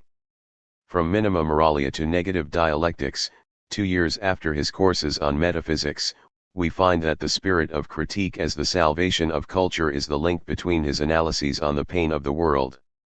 For Adorno, to save culture entails emancipating the metaphysics that makes it live as a human essence. Thus, his dialectical analysis of the ontology of the world, the first part of Negative Dialectics, emphasizes the links, nexus, bridges of critical history that, although secularist, burst in on the crisis of the concept and the ontology of the being. In other words, as we shall see, in the face of the concretization of the index veri of horror rendered source of catastrophe, where all arbitrariness, corruption, and putrefaction are born, metaphysical meditation forbids closing the idealization of the teleological origin of the concept, for nothing, or almost nothing, is left of metaphysics in the history of the victorious. On the contrary, it is from the minimum of metaphysics that remains to us in the damaged life of the physis made from pain that we can once again rebel. From what can be called life, the static of the media lie, war and death as extensions of a politics made secure without utopia, without God, and without metaphysics in the real space of hegemony and power, Adorno's critical proposal offers us the possibility of thinking that which has been thought so as to act in a utopian way with what little is left of metaphysics and ethics. He incites us to act in order to transcend the sentence and violence of the concept, to scream the suffering that, in the end, is the condition of the realization of truth in metaphysics to change the world, to go beyond the science which is authorized by the concepts of its politics. A reflection with our gaze turned to the past. To approach the critique proposed by Adorno is to declare solidarity with metaphysics so as to save the critique of the concept itself from the perspective of the negativity and potentiality inscribed in the subjects. In the contemporary world, to emphasize the hopes dialectically negated and concealed in conceptualized reality means thinking beyond the conceptualizations of the movement teleologist by the thought of development and progress. In the dynamics of believing and the spirit of utopia, Bloch, one can find metaphysics as critique, the possibility of going beyond the anthropological experiences which are known through the words of reification, identified and homogenized by the power of capital. We are names and condemnations of institutionalist discourses: woman, wife, role, homosexual, sick, degenerate, indigenous, backward, savage, developed or underdeveloped. But we are more than the designations, sentences, and destinations announced in the extensions of domination. We contain social antagonisms and tensions, possibilities of breaking identities which are also non-identities. We are simultaneously object and subject under construction against the destiny and violence contained in words. In the same deceitful form of what is named and presented as natural in progress and its different discursive modalities, development, civilization, etc., maybe we can reflect with metaphysics or messianism, see Adorno, also Benjamin, on the subjectivities of the desires of another world which is longed for and inscribed in history. It is hope as the critique of the reality imposed by the rationalisms and positivisms that reign in the objective, subjective certainties of social sciences and their statistics. As a methodology, not to say anti-methodology and cross-current history, we propose a vision that considers constellation, for it allows us to see that the experiences of the past, acting in our present, are dimensions which are mediated by social relations and class struggle. Just like words, the concepts and categories of social sciences are undergoing a crisis, they are mediated by the objectivity of the world and its contradictions. They contain not only struggle as the synthesis of power, but also the potentialities of confronting the condemnations contained in the announced destinations in the truth and myth of their reification. How are we to reflect on the concepts and representations of identities from the perspective of the very center of the configurations of culture, but with the dialectical constellations of metaphysics as rebelliousness and political action? Will the subjectivities of the past appear only in official history and its records as the establishment and legitimacy of the power of the myth of law and its truth, or do they contain the constellations of class struggle? Even within the essentials of the empirical created at the top of the pyramid of power, institutions and representations of truth, there are constructed from the bottom and to the left, as the Zapatistas in Mexico say, imaginary alternatives which are present in the struggles of social movements. It is unbearable to think that all that is intolerable in the universe in its evident destruction, devour or be devoured, will be reproduced in the religious, political, economic future, without rebellion. Whoever hates what is destructive, must hate life along with it. Only what is dead is allegory of what is living, and in distort the nihilistic antipathy in his words is not merely the psychological but also the material precondition of humanity as utopia. Adorno s. Adorno never stopped wondering about the constellation which covers the experience and empirical ontology of the realism which has been vulgarized by science and philosophy. In order to answer, without concluding with the classifications of positivism and so as to walk acting, he urges us to reflect on the reasoning of the truths of everyday reality, and to stress the need for solidarity with metaphysics and thought, as an object linked to the subject faced with desire and change. His critical thought is not the repetition of Marxism, but an epistemological perspective of critical theory and social subjectivity, thought of as possibilities and potentialities of the past, in the same present reality which constitutes the subjects as negativity in the face of the positivist discourses of capitalist civilization and identity, with its disastrous consequences in history from the 16th to the 21st centuries. The sum of the deaths of the other is disastrous in the exterminations of the original peoples of America, the Caribbean, and Australia, and the slavery brought by colonization, with its ethnocidal and genocidal consequences. Pharaoh. Starting from the regimes of truth and the subjectivist interior of the objectified exterior, each world constructs the meanings of the words of history in order to define borders which do not necessarily coincide with those of the objectivity of power. We must stress that words can asphyxiate a thought. The addition of an adjective changes the weight and consequences in its use, for example non-organized, non-desired genocide. When the extermination or disappearance of a culture is presented as an error or folly of isolated individuals, Hernan Cortés, Hitler, or Pinochet, etc., and not as something structured by the historical reasoning of a society which aims at exploiting or extending its domination, there is a loss of the subjectivities of class that constitute them as a society. In this sense, to accept or deny a word allows us to comprehend the antagonisms and paralysis of a thought. Marcos asserts that all words, despite being domesticated, conserve a savage background, contain crisis. As soon as they find themselves unrestricted, as soon as they warm up their wings in daylight and dreamlight, they once again imagine themselves in the reigns of shadows and in the carnivals and rituals of the imaginaries, reconfigured in social struggles. It is you, metaphysical entity of places, who lull children to sleep, it is you who people their dreams, Aragon. However, Osh says that, before enclosing the potentialities of a word, the professional birdcatcher of thought will first learn not to trust them, for some bite. He practices in discovering their hidden nests at the bottom of the wild jungle, he anesthetizes them with other words in order to observe them and follow them up close, control their direction, see where they take refuge or free themselves from the strings which are organized by the sciences of what is defined in the dictionaries that catalog and control them. Thus, we can highlight Adorno's assertion, that one must not feel terrified when faced with the verification of domesticated truths, for behind the classified and confirmed in subjectivity data there is always arbitrariness and, naturally, the fear of positivist arguments towards objectivity, the antagonisms in conserved subjects. What the truth might objectively be, remains difficult enough to discern, but when dealing with human beings one should not allow oneself to be terrorized by this.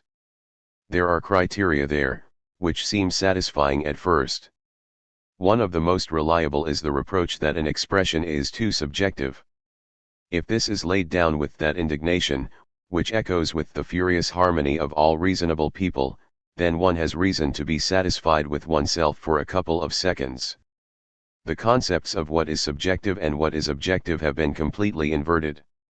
Objective means the non-controversial side of the phenomenon Erscheinung, its unquestioned imprint, taken as it is, the facade constructed out of classified data, therefore the subjective. Faced with the facts and social determination of the domesticated past, everything seems normal and natural. In the images of the genesis of power, until pain as destiny and sentence, we continue to conform to the identification of repetition. In the Universitas Literarum, see Adorno s. Everything is an a priori amongst the communicating spirits, all celebrities of knowledge validate irrefutably the conceptions in the objectivity of the empirical. Before the force of such conformism, the positivist formalization of habitual objectivity, we lose, we forget, we repress other interiorized aspects of the desire for life.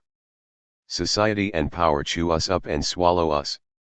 All bridging concepts, all connections and logical helping operations, which are not in the matter itself, all secondary consequences not suffused with the experience of the object, should fall away, Adorno s. In this sense, to think that which has been thought with the imaginaries and desires in the modern world demands distancing oneself from the empirical truths, interiorized in the subjects, manipulated and repeated by the media. Configured in the so-called mass culture, they are instrumentalized through the media by the ideology of their postmodern culture. In life itself, as anguish, in the pretension of seriousness in scientific judgments, we shall note that it is in their own territory where the prejudices of their empirical illusion disappear. As Adorno stressed, the calculations of positivism and the cultural industry are frustrated as their veiled objectivity advances. In contrast to this, reason has fled completely into eyeless Fensterlo's idiosyncrasy, which the caprice of the power brokers castigates as caprice, because they want the powerlessness of subjects, out of fear of the objectivity, which alone is sublated in these subjects. So, from a Marxist perspective of the critique of political economy, Adorno, along with Marx, helps us think in the deconstruction of the idea of the totalitarian world of progress and capitalist accumulation. He penetrates the concepts and representations of the philosophical discourses of the culture of the barbarian civilization in order to go beyond that which exists as phenomenon and truth. The example of Western civilization, a path and role model considered a necessary stage for developing countries, displays its fragility when the Earth world is portrayed, the destruction of the environment, racist and territorial wars, internal and external poverty linked to the internationalization of capital and a reinforced individualism, which reduces the effectiveness of social and communitarian solidarity. In his theses on Feuerbach, Marx criticizes the logical and idealist thought of Hegel, see Sohnrethel, and claims that materialist critique not only demands the comprehension of the world and its preconstructed ideas, the culture of the commodity fetish, but also the creation, as the origin of philosophy and metaphysics, of the possibilities of a liberating praxis. The philosophers have only interpreted the world in various ways, the point is to change it, Marx. In this sense, Adorno's work is paradoxical, realist and utopian. We cannot find the negative signs of dreams outside the world, but, as with language, it is constructed in the specific social historical conditions of the present catastrophe.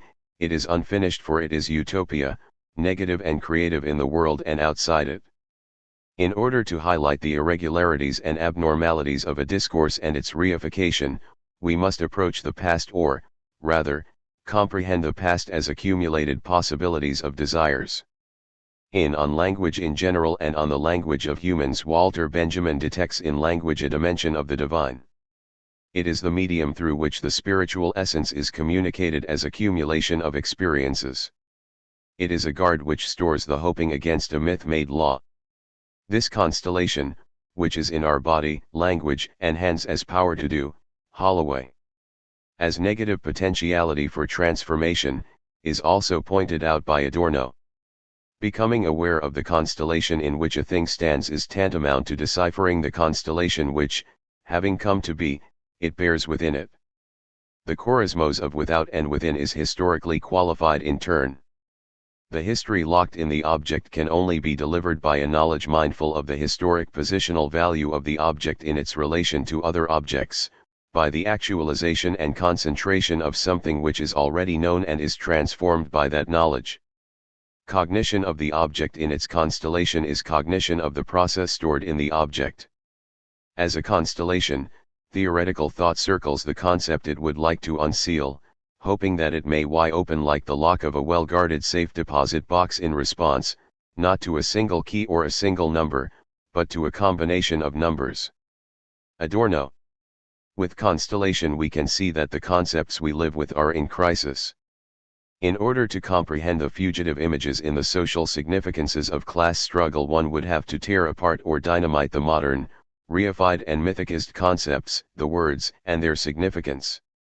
To assist in their dismantling would allow us to understand that they form part of the conflicts with their dialectical components in historical moments.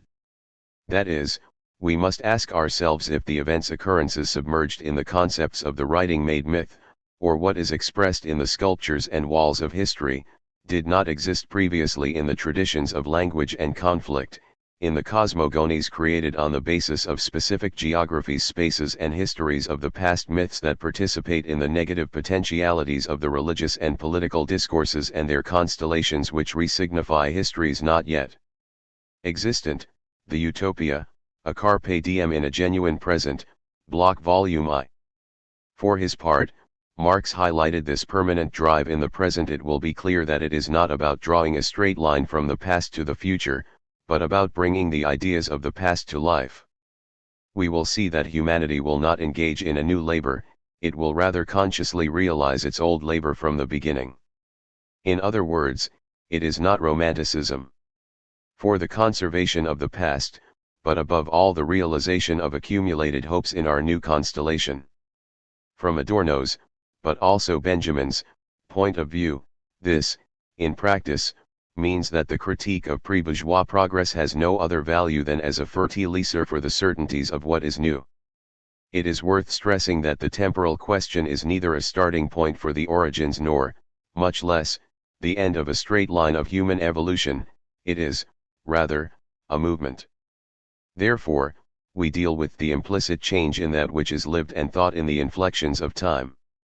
So, we can ask ourselves why Adorno ends his theoretical contributions in negative dialectics with the urgent need to think of solidarity with the fall of metaphysics as a possibility of politics and life thought as an action of philosophy.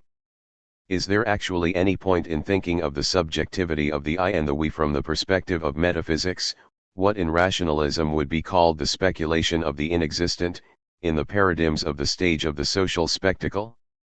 Could it be that real-life alienation, organized in the hidden spaces of the postmodern industry of oblivion, is a break on the negativities of another world?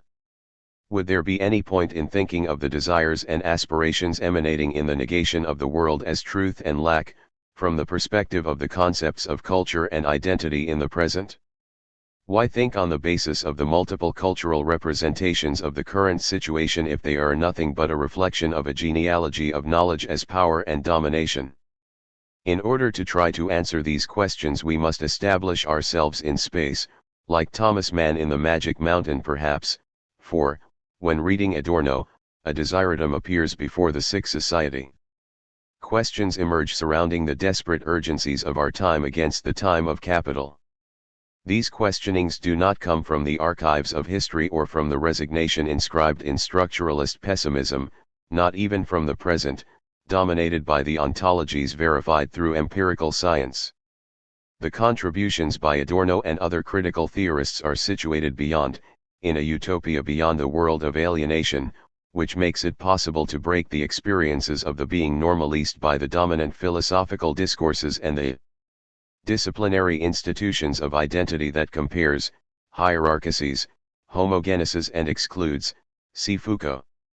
In order to become existent in the disciplinary structuring of power, this beyond must expand inside that which is yearned for as non-existent in the positivity of the empirical, Adorno.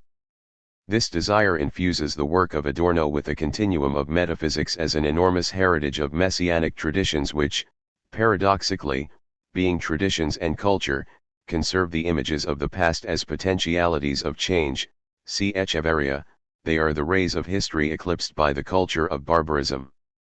Metaphysics, due to its own concept, does not allow itself to be caught in the classified and standardist context of traditions imprisoned by conformism.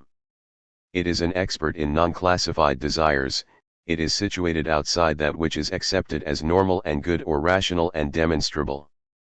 Each time it becomes manifest it is sotonized and driven away from the existent. However, it must be stressed that this beyond should not be conceived and acted out as what is absolute and absolutely different from the real concreteness of orderly thinking, but as a legible constellation of existing hopes. If the concept of identity as something absolute is broken, metaphysics will appear from within it as movement and the possibility of change. It lies in the definition of negative dialectics that it will not come to rest in itself, as if it were total. This is its form of hope, Adorno. Metaphysical mediations and the dialectics of vertigo in time.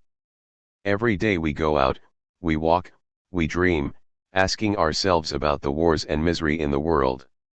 We hide behind the masks and guises of capital, behind our cars or in front of the television, which pushes us into the habit of repetition and boredom. Others among us rebel with our time of insubordination, asking questions which seek urgent answers to the evil continuity of progress. Our attempt to answer the initial interrogatives of the world's questioning will be centered in the metaphysics proposed by Adorno in the 12 years of reflection of his negative dialectics. The conclusions of this work place us before the need of a self-reflection of negative dialectics in order to think of solidarity with the fall of metaphysics in the chaotic and civilizing terrain of the objective truths of the world, Adorno. When thinking through the social and cultural mediations of metaphysics, see the third section of Meditations on Metaphysics in Negative Dialectic S, we observe that the author's utopian inspiration is at the center of what I want to think as the necessity of doing in the face of death. Adorno's negative dialectics is not only an expression of the historical influence of the catastrophes of progress and their totalitarian implications, fascism and Stalinism. His meta-theoretical reasoning on possibilities is also a breaking with resignation and oblivion, just as Benjamin tries to bring to a halt the train of modernity which leads to the destruction, humiliation, and death of whoever goes against it. The difficulty in understanding negative dialectics lies in the critique of the conceptualizations and structuring made reality. It evades us, it will not let itself be caught, it is outside and inside this world. Adorno insists on thinking the cultural categories and classifications of identity of scientific thought, regulating conflicts. He places himself not only in the same reality, but also in the beyond the existing path, in the figure of negativity as a constellation of hope, that which is hidden in abnormality and resistance against the hierarchies of value and structuring homogeneity. It is a yes that is constantly concealed in the marvelous no against the everyday domestication of images. The no entails a yes, to be precise, various instances of yes, but they are rooted in the no to existing society, they are founded on a grammar of negativity, Holloway. It is not a yes which positively asserts the existent, but rather a Freudian or Lacanian denegation of the deconstruction of the no in order to exist with a different and creatively acting yes of the transformation of the world. It is negativity which can change the world and its reasoning. It is a yes which is anchored in the no of the justice of the action of dignity as a mode of life against death.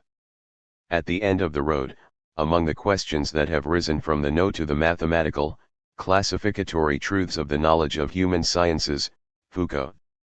The yes of dignity will appear, that which exists against the punishment and surveillance of what is inventoried as normal or pathological in individual suffering. In thinking of the language of anthropological everydayness as the organon of the world, Adorno does not accept the claims of superiority of an objective and ontological reasoning of the being. He rebels against the myth of truth and law as a repetitive goal, he denounces the torture and anguish of the world. By avoiding classifications, Adorno opens up concepts, turning them into participants of the structural cracks that undermine the capitalist system world. Is it in exceptions that we can free ourselves from the ruler that measures us in the rule of the law which determines our actions? We believe it is in the articulation of the truths established as economic rules and laws that we can epistemologically decenter discourses as rules of power and domination. It is a matter of answering the optimistic and militant questions of the future directed towards the not yet of the novum posed by Bloch, Volume I. Indeed, returning to Marx, it is not a question of realizing the abstract ideals of being and philosophy, but about liberating the oppressed intuitions of humanist, i.e. concrete, society. Negative dialectics allows us to break truths in their purest state, to update, through the perspective of crisis, a material class struggle of refined spirituality, Benjamin. It helps us question ourselves, in order to critically comprehend the overdeterminations of the social contradictions which act in the breakings and possibilities of liberation. The discursive descent rings of the world can be found in the same legitimacies of the myths. In this sense, with Marx, and beyond him, it is in the categories of political economy themselves, conceived as the reflection of that which has been thought, that we can find the possibilities of that which has been thought as the becoming of capital. As we have already insinuated, it is not about reading Marx in repetition, or Adorno in dogmatism, but in the articulation of critical theory, for example, the theses on Feuerbach and the critique of political economy. We speak of an interpretation of the world from the perspective of its own tragedy. It is the wager of believing in success, Goldman. It is the existing possibility of the forgotten in the desire of the not yet conscious thought, accumulated in memory and acted out by entire generations for transformation, Bloch, Volume I. In the last instance, Turning to science in order to make anti-science is perhaps the discovery of that which is enclosed by the classificatory categories which cover class struggle with standardization and reification. To turn to knowledge would help bring this oblivion into the light, it would allow the reinforcement of memory with the creating genius of revolution, it would be the seed of the awakening of the world to a different morning. Science, in the materialist sense, is perhaps, above all, the discovery of the infinite recurrence of men's false conscience of their world and, more generally speaking, of the history they make without ever truly knowing the causes. Muto. How can we think critically starting from the same dominant empirical thought of the structural determinations of the truth of the world spirit? Is there any point in continuing to ask oneself dialectically in against and beyond nature-made law and power, the exterior of the past printed on the interior of the objects and myths of what is static in the empirical truth of the real world? We believe the questions and thoughts as coordinated, moving reflections and inflections are Adornian questions and proposals for the cultural action of identities. When Adorno dreams of throwing a bottle with a message of his philosophy of exile into the Californian Sea, Hall, he is thinking about not losing his inflections on identity in repression or oblivion. In the shadows of everyday misery, the communication of power to do confronts, as pagan heroes, the determinations of the watchfulness and the scale of the gods, of the classifications of identity and its consequences. So, as Hans Gunther Hall asserts in the postface to the French edition of Negative Dialectics, we can think that Adorno's metaphorical writing lives in a constant state of shock, of tearing apart with the world spirit, with the dominant philosophy which appears to be the most serious element in social sciences but is finally full of non-truths. The force of his reasoning lies precisely in this metaphysical and philosophical demand of thinking of the potentialities of that which is possible within the context of the impossibility of established truths. His thought destructures the construction process of capital's reifying advent as the possibilities of negative dialectics to break with the commercial establishments of truth and knowledge. These critical thoughts, which become deliria when faced with totalitarian truths, cannot liberate themselves alone. They must know how to wait, with their time of insubordination, resistance, and strategy, for the possibilities of the inexistent, the beyond which is necessary so that one must not continue to live with the everyday, alienated pain of the commodity. It is here and now, in the approach between theory, thought and reflection as inflections, and in praxis as the path of freedom, that we not only encounter the essence of Adorno's reasoning, but also that of the Frankfurt School, P's Diaz de Leon. We can say that the demand for knowledge is inscribed in the same claim for objectivity, reflexivite reflexe, by Pierre Bourdieu, in order to understand the pain of those excluded from the interior of the world's misery to comprehend that at the bottom of behaviors lies the social structure that determines possibilities. The identities experienced in the concrete universal are not nationalist in a world without conflicts and transformations. Along with identification with the goal of being exploited, they are crisis and therefore rupture and capacity for negative action. Their construction entails change and a reinvention of the symbolic status in order to continue living.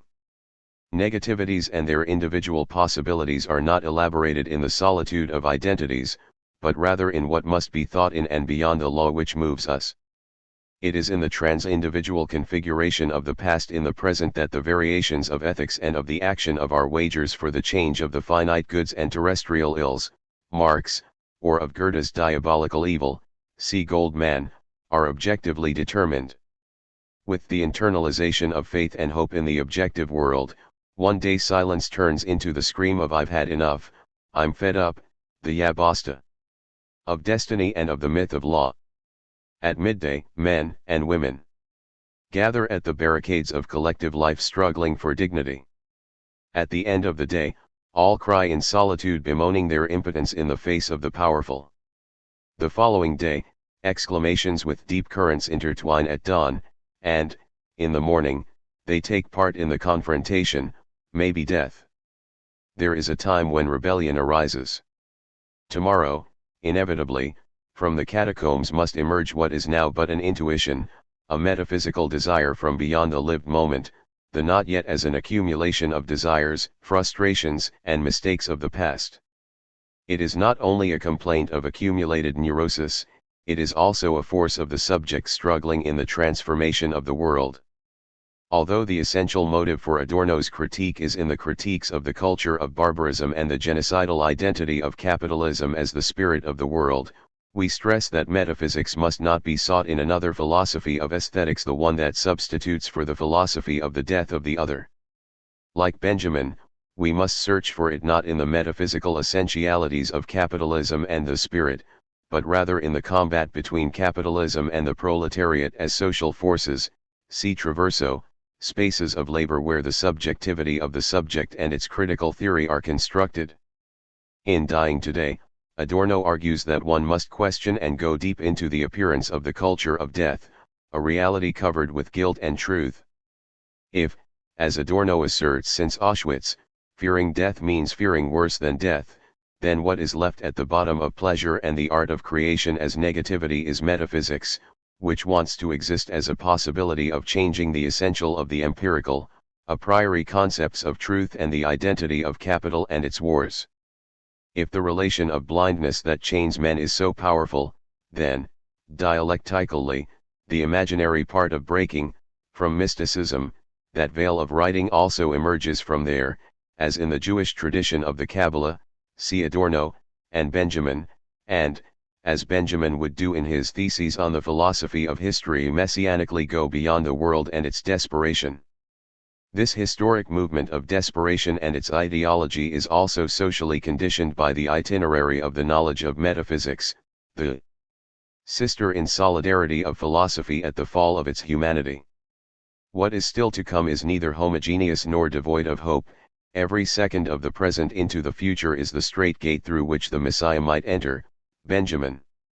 Indeed, Adorno considered the catastrophe of Auschwitz to be the product of civilization, of the rationality of capital and identities instrumentally led by progress and technique to the consequences of fascism. To him, Nazism was not a passage inside democracy, it lived inside the democratic forms that brought it to life, it was reification as the life and death mask of the market. Just like Benjamin, Adorno considered progress to be civilization's storm wind blowing towards catastrophe. However, his melancholic, sometimes romantic, and somber gaze sought the anchor points of the society and its existence, the market of culture, technical reproduction, the industrial product, fetishized commodity, and consumption, as the only form of pleasure in life, in order to open our eyes onto a different future. He sought the essence inside the essential of what is lived in the universalist discourse.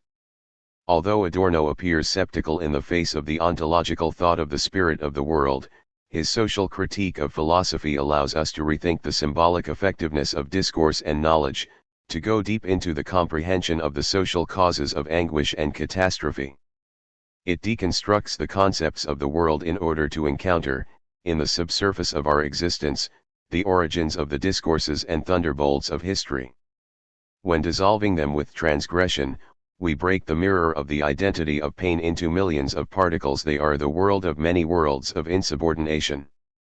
With this epistemological rupture there appear innumerable illusions accumulated over time with metaphysics, of what apparently does not exist in the empirical world, of the mystic definitions of the dictionary, of what is difficult to comprehend because it is in the mysterious myth of the beyond, of what is far from this world. What is clear in Adorno's reflection on vertigo, is a painful struggle against ontological models. His reasoning slips away like the lines of the arts of resistance. In order to break the ice of the identity of knowledge, in order not to be tied down by the falsification of the scientific schools which devour each other in order to confirm and standardize traditional thought and common sense habits, Adorno's heterodox reasoning refuses to be enclosed in classifications. His reasoning is compensated in the everyday torture at the fringes of capital's reproductive life. If, to Adorno, the vertigo of the book of truth of the real world is the index veri, it is also the possibility of opening up the concept that encloses truths which are simultaneously non-truths. The shock of the inauguration of what is new is the negativity that is renewed with the past in the present, that is covered up with the same instance of the reality of the non-truth of the society spectacle.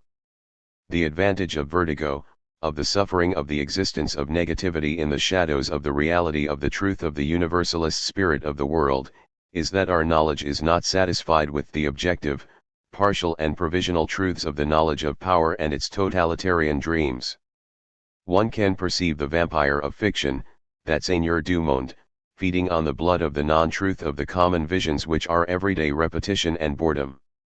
Mythologized in the empirical world, the rationality of truth is turned into the repetition of the stupidity of the image environments, the recognition of responsibility and the stimuli of labor in conscience.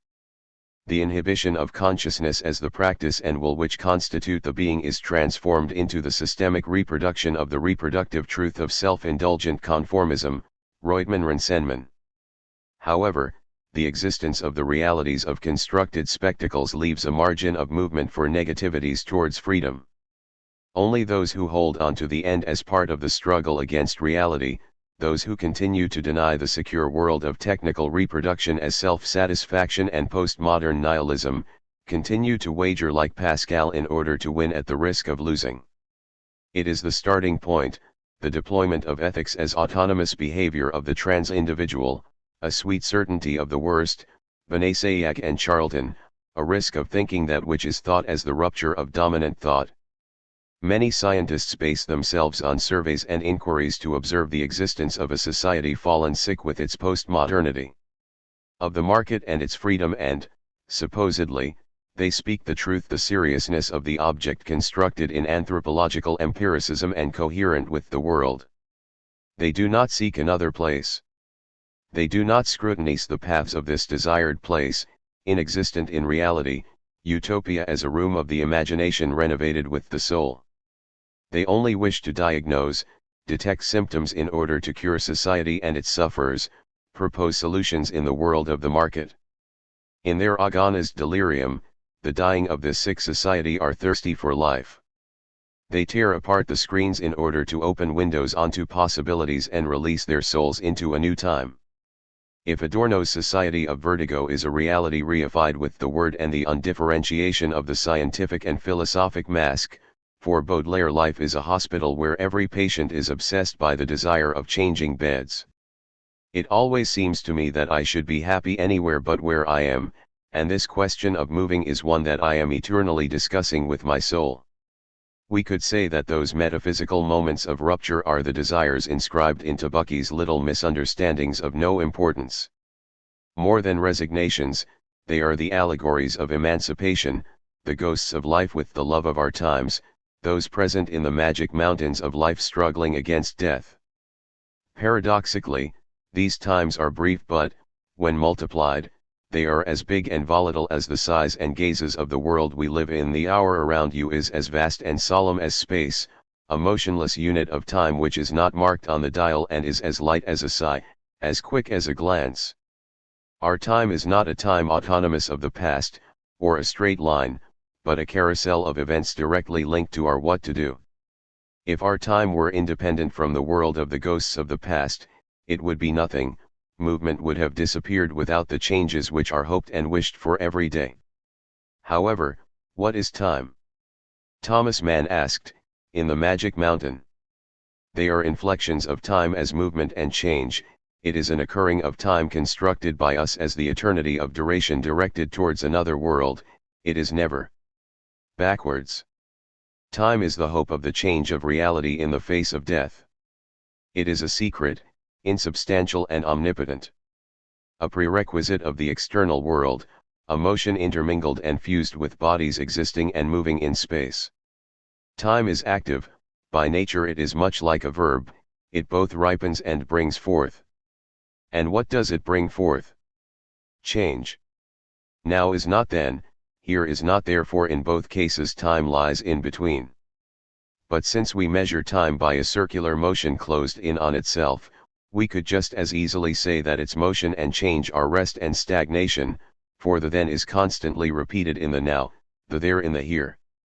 Time is a gift of the gods to humankind, that we may use it, my good engineer, in the service of human progress. Man. Finally, along with Jacques Prévert in his poem L'accent grave, we can conjugate life's essential question with to be or not to be, or to be what one is not, and reconfigure the time of being itself, which does not want to be what it is.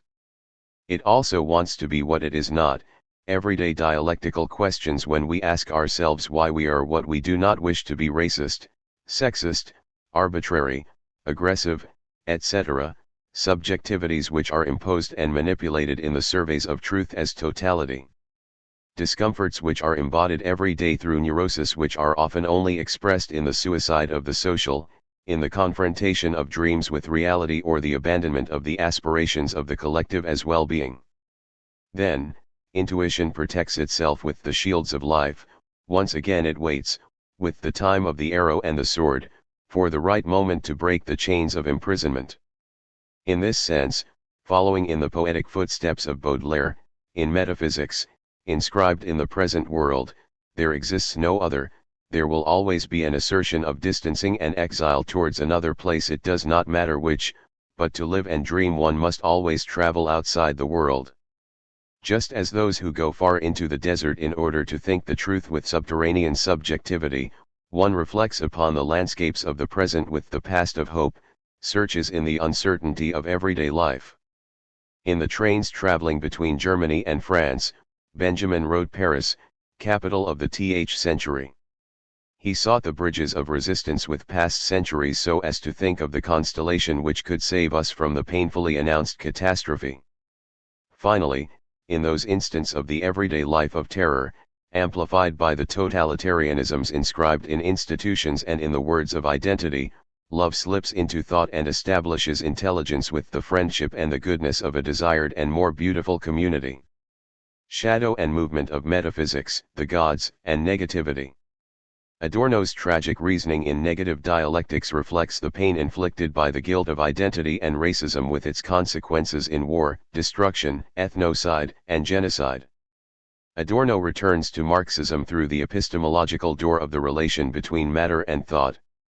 He goes deep into what is thought in order to decenter what is hidden in the fetishist thoughts of philosophy and capital.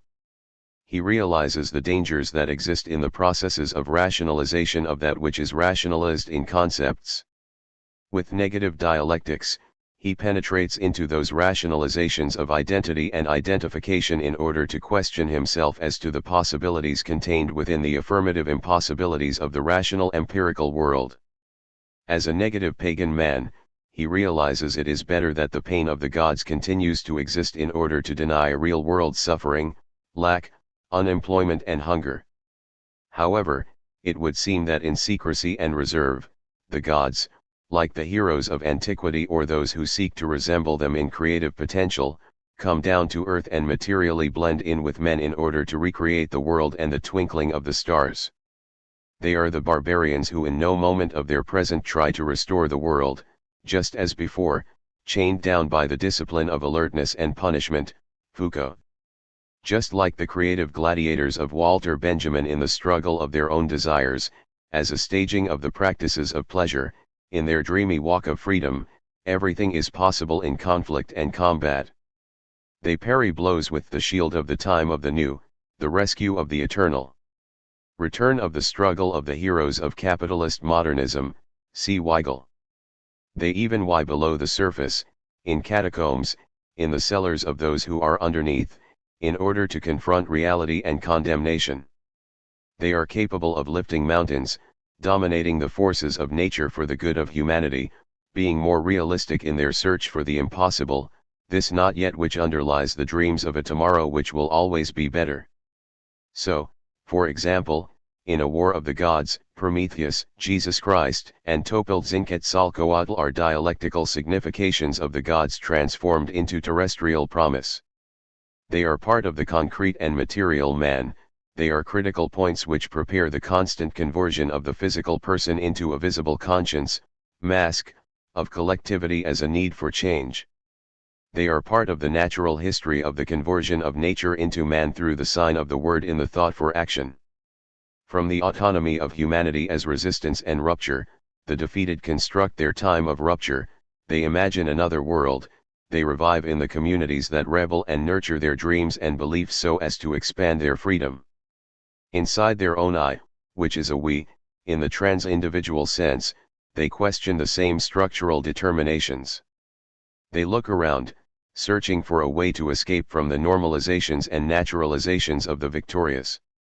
Even with the mysticism that can cast desires away to the inexistent beyond, the political and religious culture of liberation in the same myths is still fertile ground for us to continue wondering about the beyond constructed in the present. To resign oneself to the realism of the factual world and its contingencies amounts to accepting the new myth of neoliberal postmodernism as the organizer of oblivion surrounding class struggle. To yield before these mythical notions of the end of history and the ontology of the universal, unique reasoning of multitudes, without reference to class or relation with the past, would mean accepting that the darkness of power and its apology have managed to crush all hope of the subject. However, we see new cracks opening every day, deepening the crisis inside power. As Tischler points out, in order to continue constituting themselves as subjects, these outlaw men and women must reinforce the deep connections of the past generations with the present. That is, configure a new constellation with the broken, but not deceased, time of revolutionaries, this messianic force of the past which acts profoundly and secretly as a heritage in the war of the gods, Loe. In all civilizations, the significations outlined in pagan gods are negative signs of what is missing, lack, hence they have been and are part of the cultural creating genius of the power to do in the actual moment of everydayness. Within them lies the utopia which gave birth to them. It is in the observation of the world and the permanent crisis of the concept that the possibilities of doing are constructed. In these multiple screams, rooted in the no to lack and the tendency towards the fetish, in the ethical and social convictions in the imaginary of another better world, other possible worlds continue to flourish thanks to the constellation of the memory of the past reactivated in resistances. Just like the sculptures Benjamin finds in a dream of a scientific expedition to Mexican caves, the gods continue to be the essence as transcendence of power to do. Watching them, static in their representations, with men bowing before them, Benjamin perceives the significations of the movement of their heads from right to left in a sign of rejection. He observes that the dialectics of the no continues to manifest itself against the reverences to myths and their violence of the past in the present. In the anthropological being, mediated by the culture of capital's universal discourses, can we think of the art of resistances and alternatives against capital, lines of escape from the category of beauty made law? Is negative thinking a resignation to the mythical condemnation of the laws and the gods, or is it the dignity of the time of resistance, the cornerstone of the gestures of the community creating its webs of movement and communication? It is not necessarily in mysticism that the possibilities of men transformed into gods and heroes arise, Christs, men, black and white, Prometheus, heroes, Quetzalcoatls, Topiltzins, etc. The concept of culture is reconstructed as messianism and utopia in the same game of wagers and critiques mediated by the specific universality. It creates a space of innovation in order to rescue the traditional forms, not with the promise of conserving them as they are, but rather to save them from the disaster of power and the domination which repeats and reproduces the positiveness made truth in reality. It is memory which runs through the corners of the earth, syncretizing in the conflict of local beliefs and traditions. It is in nature, in sunlight and moonlight and in the sacrifice of the gods to create the world, that the first people and their possibilities gave birth to hope.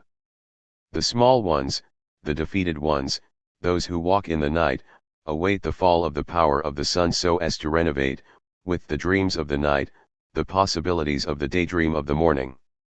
Just like the myth of the giants from the past, they go beyond the limits of nature's power and inclemency. They confront it and struggle with their dreams awake, they construct the resistance and alternative with their time. They construct the pyramidal marvels of art and their worldview in order to control nature. They rise among ruins in order to make their surroundings possible. Word, time of daydream and movement. Can we metaphysically dream of a reality other than the apparent contradictions of the shadows of the world, Or is metaphysics nothing but an irrational speculation of the inexistent divine?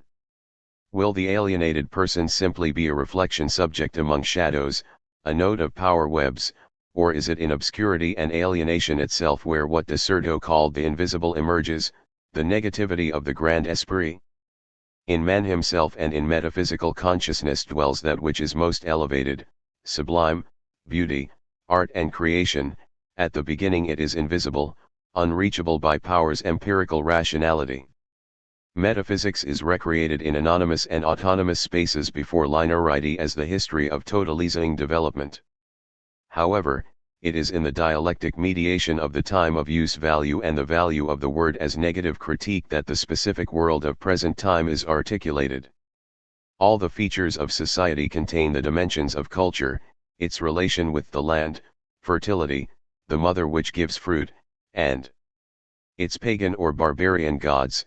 Everywhere there appear new masked saints and local virgins who rebel against the universal truths of the planet's churches. We live, we suffer, and we die through words and scriptures, in relation to a past and a present which are objectified in actions that are rationalized, specified, and ritualized towards specific goals. In languages and their structures we can sift words related to time and space, dense territories of history and its permanence, density of ancient significations, concepts generated outside the mechanisms of capitalist production. These are discordant times inside the essence of the critique of the material world. From there arises the word as subjectivity. It creates the cosmos and transforms it. On the one hand, critique is the raw material of the world which nature produces and reproduces, and, on the other, it is critique which is born as the world's practice. So, from the original questions, we ask about the determinations of guilt and condemnation of the now of lack as the linear and homogeneous determination of truth. Naturally, even though the past and the dreams which shape constellations are lost in the factual dimensions of the realism of today's darkness, the memories of experiences cause the possibilities of the urgency of the time of praxis to re-emerge, in order to confront the present and its condemnation of the static character of the repeated history of that is how it was, is, and shall be.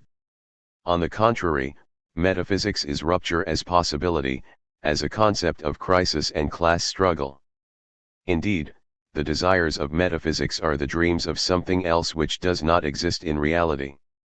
The rationalities of the judgments passed on metaphysics continue to wish to bury it, for, as a concept and as reality, it is an intellectual speculation of that which does not exist in reality. However, despite the empirical character of the sciences which negate it as a mundane possibility, it still constitutes an obstacle for dominant thought, for it is part of the constellation of movements, a legible past in the history of the possibilities of thinking of a time with future, beyond the pain of everyday life. So, time cannot be conceived without this movement of the metaphysics of rebellion, revolution, the desired change in recreation. In order to become a configuration in a specific space, it must extend over what it desires, over what lives loving and yearning for the inexistent. This is how, on the basis of the contemplation of desire, the world and the desires which encourage it are named and objectified as metaphysics.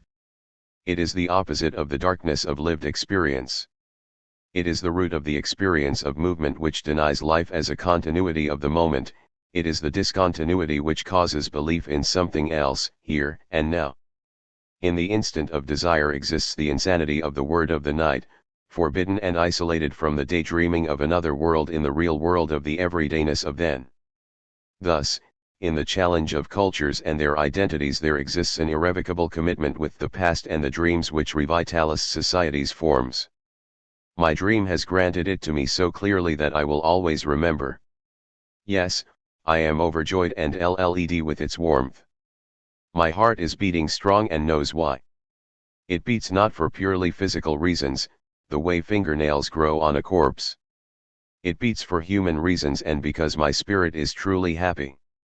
The truth of my dream has refreshed me, better than port or ale, it courses through my veins like love and life, so that I may tear myself out of my dreaming sleep, which I know only too well can be fatal to my young life. Awake, awake. Open your eyes. Those are your limbs, your legs there in the snow. Pull yourself together and stand up. Look, good weather. Man. Time, myth, and domination. In the very myth of the time of the powerful, of heroes, representations and images of the past, there exists the fallen blood of sacrifices. It is they and their blood that make and will make the time of rebellion. Without them, time does not exist, it would be death as determination and destiny inscribed in rule and law. Paradoxically, this spontaneous manifestation of violence in myth contains specific dialectical dimensions. It is not a rebellion with means towards specific goals. In the beginning, everything is a manifestation of a no to law and its myth, be it against the force of nature or against the naturalization of the social relations. Of domination. There are many examples in legends of heroes which cast light on the messianic and utopian manifestation of the courage and challenge of the ancestral pleasure of existing. They do not emerge as an expression of suicide before the impossible possibility of changing the world, they are born and die in order to re-emerge in the germination of the hope of offering people a promise of that which is new. As Mannheim points out, we can say that the possibilities of the social subject in its historical and symbolic configuration are not an artificial product, like the plant and its fruits they grow from the seed and its care. In fact, those who defy the powerful world of the objectivity of law incarnate in their body and soul what the community has looked for yesterday, today, and tomorrow, the not yet existent of the desires of past and present struggles. Just like Jorge Luis Borges, looking at the moon which has witnessed so many tears, the mere fact of seeing through the windows of the eyes is to think and cause the heartbeats which nurture the desires of perceiving another light among the shadows of the world. There is such loneliness in that gold/the moon of the nights is not the moon/whom the first Adam saw. The long centuries/of human vigil have led her/with ancient lament. Look at her. She is your mirror, Borges. Despite the reifying force of the myth of the commodity on social relations, questions and actions arise which express their opposition and coordinate the reinforcement of liberating potential. Faced with dominant universal discourses, multiple forms of resistance and negativity, accumulated in history's thunderbolts, appear. At the center of such behaviors, linked to what is naturalized by the society of the spectacle, we observe that thought contains this desire-want, which is inscribed in the satisfaction of something the concept lacks. Those who deny the sentence imposed by the reason of law and rule as the instrumentalization of violence, a just war towards avenging goals, express the ja basta. As Adorno and Benjamin claim, they have the subjective sovereignty, teleologically and politically, of no, a de facto possibility of the violence of the divine against the sacred violence which is organized by the powerful. As a vital need for life, they can reject the mythic violence which has founded law as condemnation. The distances created in time between the present and the nearest past are confirmed in the bridges of solidarity which unite the varied paths of resistance in movement. However, even with the barriers created by the powerful, the asphyxiating walls of shame between the North and the South, the totalities of the meaning of power are torn apart with the force of the movement of vital necessity. Desperately isolated, in 1,000 resistances, the poor and miserable cause totality to explode. So, to paraphrase Benjamin and Adorno, negative dialectics sees the fall of metaphysics and the avalanches of the barbaric civilization through the eyes of an angel stunned by the human catastrophes. To fight for the impossible is to participate in the expansion of human solidarity, this constant desire for what is new confronted with the repetition of the immobile as universal dogma. It happens precisely because the life of humanity thinks of a possible place for the defeated, for what never occurs, but is potentially desired in the multiple representations of culture and identity, which are the negativity of the world and the force which liberates through the beauty of the inexistent. Subjectivity brings forward another art of living in order to create what is new as a vital and everyday necessity of the word solidarity. We come face to face with the need to think of the mythical and sacred character of violence, the state, and its philosophy. When reflecting with Adorno on the darkness of the world, there is a rejection of the violence of the universal discourse and the myth of law, making space for the moment of resistance, the need for revolutionary violence, always pointing to a way forward. In For a Critique of Violence, Benjamin claims that in the real world of law, with its norms of power which erase the offense, there is an acquaintance with mythical violence, but not with the divinity of desire. In the moment of now of the powerful stick of law which crushes the divine forms of violence, the signs inscribed in subjectivity become sovereign. They call on freedom in order to survive in the world of discretionally administered violence in communication, the control and the surveillance of the myth of law and legalist violence.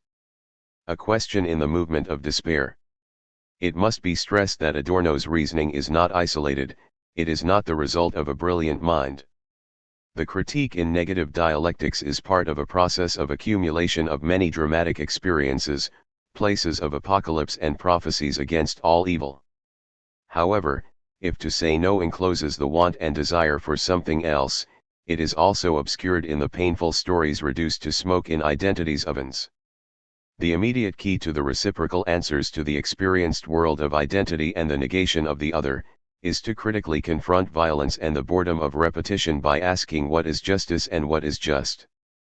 The question arises in the very conceptual identity of the world, it is the birth of philosophy as a question and as painful knowledge, it is channeled towards the questioning of the here and now which is conjugated with a movement towards the beyond, in resistance and in rupture with multiple mirrors of the real world, the truth of justice which is the non-truth of justice in the immediacy of the world and of rupture. When penetrating, from our interior, the consciousness of the illusory character of totality as identity and contradiction, we perceive guilt as a center for thinking of domination but also as a starting point for its rupture, which is the negativity of the world and its forms. In the end, on the side of life, comes the confirmation that it is in the body itself that one detects the absence of what is desired in the vivid body as landscape. A critical gaze which is situated in the empirical world, leaving the past behind as a static yesterday, will only see a dialectics of the synthesis of power, of apparent subjectivity. It is also necessary to think distinctively the time of the homogeneous and power-empty present as a condensation of non-presence. Benjamin, for the previous, as an exception, reappears out of the footprints in the rubble of the established. Naturally, metaphysics as despair originates in the world. It is not the path of suicide as pure and simple negation, the expression of the blockade of the movement's ideas. It must be seen as culture's starting point, as a possibility for the movement of human existence. Despite the force of the myth-made violence, from the beginning culture and its social relations are the distorted question, the sigh of the oppressed weighed down by the force of nature-made pain and lack, they are the beginning of the scream of hope in despair, the struggle and organization for and towards a better world. In this moment of desire, the profound critique which underlies the statement born from the question will be constructing the subject in action. In the double reality of negativity, lack, hunger, and pain will participate in a profound hermeneutics which questions, names and questions again in the culture of domination itself. What do I live for, to die in the sentence of the myth of right-made power? No, answer the repressed from dignity, Holloway, they question, they smash the mirror into 1,000 pieces in order to open the doors of the possible. It is in the rupture with the violence of the new ages of legitimate and just wars that the resistances which give birth to that which is new emerge, breaking the vicious circle in order to participate in the questions of the past in the present. The significations and representations in a space and time which are alternative to crisis have been the starting point for a path of questionings, initiated with the reflection and negation which are inscribed in the lines of escape towards metaphysics. They are inflections or thunderbolts in history faced with the world of lack. If we ask ourselves about the heritage of the time of the past and its significations, the essential question is the beginning of exile from the world, it is the madness of the distancing of the abnormal in order to search for the divine of the dream of another world. The languid bodies of the repetitive reality of the misery of the world question, suffering, the desire of another world. In order to respond and question its world, apocalypse as a configuration of desire is the stormy crisis of the millenary utopia announced in Messianism as a prophecy, as weight. Questions distance themselves from evil in order to think of that same evil, they acquire consciousness of the desired good and of the movement made action. The distancing opens up perspectives in the face of the world, the movement, and life against death break. The preconceptions of the concluding truth of this is how it is and how it shall be, in order to think of the non-truth from within its own conclusions. In this sense, metaphysics with its messianic weight is not closed and static. It mobilizes wills, it opens breaches so as not to live and walk in lack, but rather with other dreams, a constellation of inflections which allow for the configuration of a different future. Critique is the struggles constituted in culture, the subjectivity and negation of a world of necessity made out of the death of the other. At the moment of the fall of metaphysics, Adorno's reasoning and questions show solidarity towards critical dialectical thought. His anti-science is part of the rebellious, messianic reflections critical of violence. Between guilt and condemnation, oblivion and memory, he suffers the possibilities of causing the identities that have been manipulated and imposed by sciences and their culture to explode. To think of the desires and aspirations of messianic liberation and the redemption of history is to desire the intramundane utopia in order to tear apart the generic paintings of identity. Certainty is the violence of that which is divine and messianic as negativity before the world, that which will not lower itself to universal discourses and identities linked to power. In this sense, divine violence is autonomous and sovereign as to the absolute truths of power and domination. According to Benjamin, the critique of violence is at the center of the myth of violence, it is a sign and distinctive representation of dignity. The messianic configurations of waiting, fragments of struggle, have been defeated many times by the force of power. However, many crucified Christs and statues heroes are part of the metaphysics which brought them to life, they are part of the no and the question which bursts in the statement of another thing that brought them into existence. Religion and memory as hope. Although societal figures are linked to the power of the myth and of the divine as contradiction, we must assert the existence of truths in life, as well as the dialectics of non-truths as autonomous resistances of movements. There is a secret appointment between the generations of the past and those of the present in the dialectical carnivals of everyday life. In the signifiers of language, in the constructions, in the artistic creations, in the poems of Benjaminian magic fury one finds those secret indicators of the utopian capacities, a star of redemption, the gate through which the Messiah might enter, Benjamin. So, we could say that in the simplicities of language and of the poetic and metaphysic irrationality of the word we can find the lines of the imagination of what is possible, a rationality of what is different. It is a matter of the no implicit in literature and life's negative passions. It is present in class antagonisms, it can explode like a volcano at any moment, it is expressed in the interstices of the missing time in the shifting hiding places of the darkness of lived experiences. It is the time of redemption of the forgotten, of the small, everyday moments of the history which has been accumulated by those negated in the glory of progress. As Adorno suggests, from the perspective of Benjamin, in fact, metaphysics in the heart of culture must allow us to penetrate the very concepts and representations of the myth of identity in order to highlight the irregular, the abnormal, that which does not fit into the identifications of the science of the mundus intelligibilis. If life is not only that which exists as despair, then, in the constellation, we re-encounter past paths, that which lives on and emerges in the dialectics of representations as desires of liberation against the lack inscribed in socio-technological mutations. They are the tensions found in Bloch's daydream, they are hope as a force which struggles in against and beyond the myth of a thing, of the truth appearance of the institutional as indestructible, as space and center for reflection. So, we can say that negative thought as a constellation is utopia, confrontation, crisis, and alternative.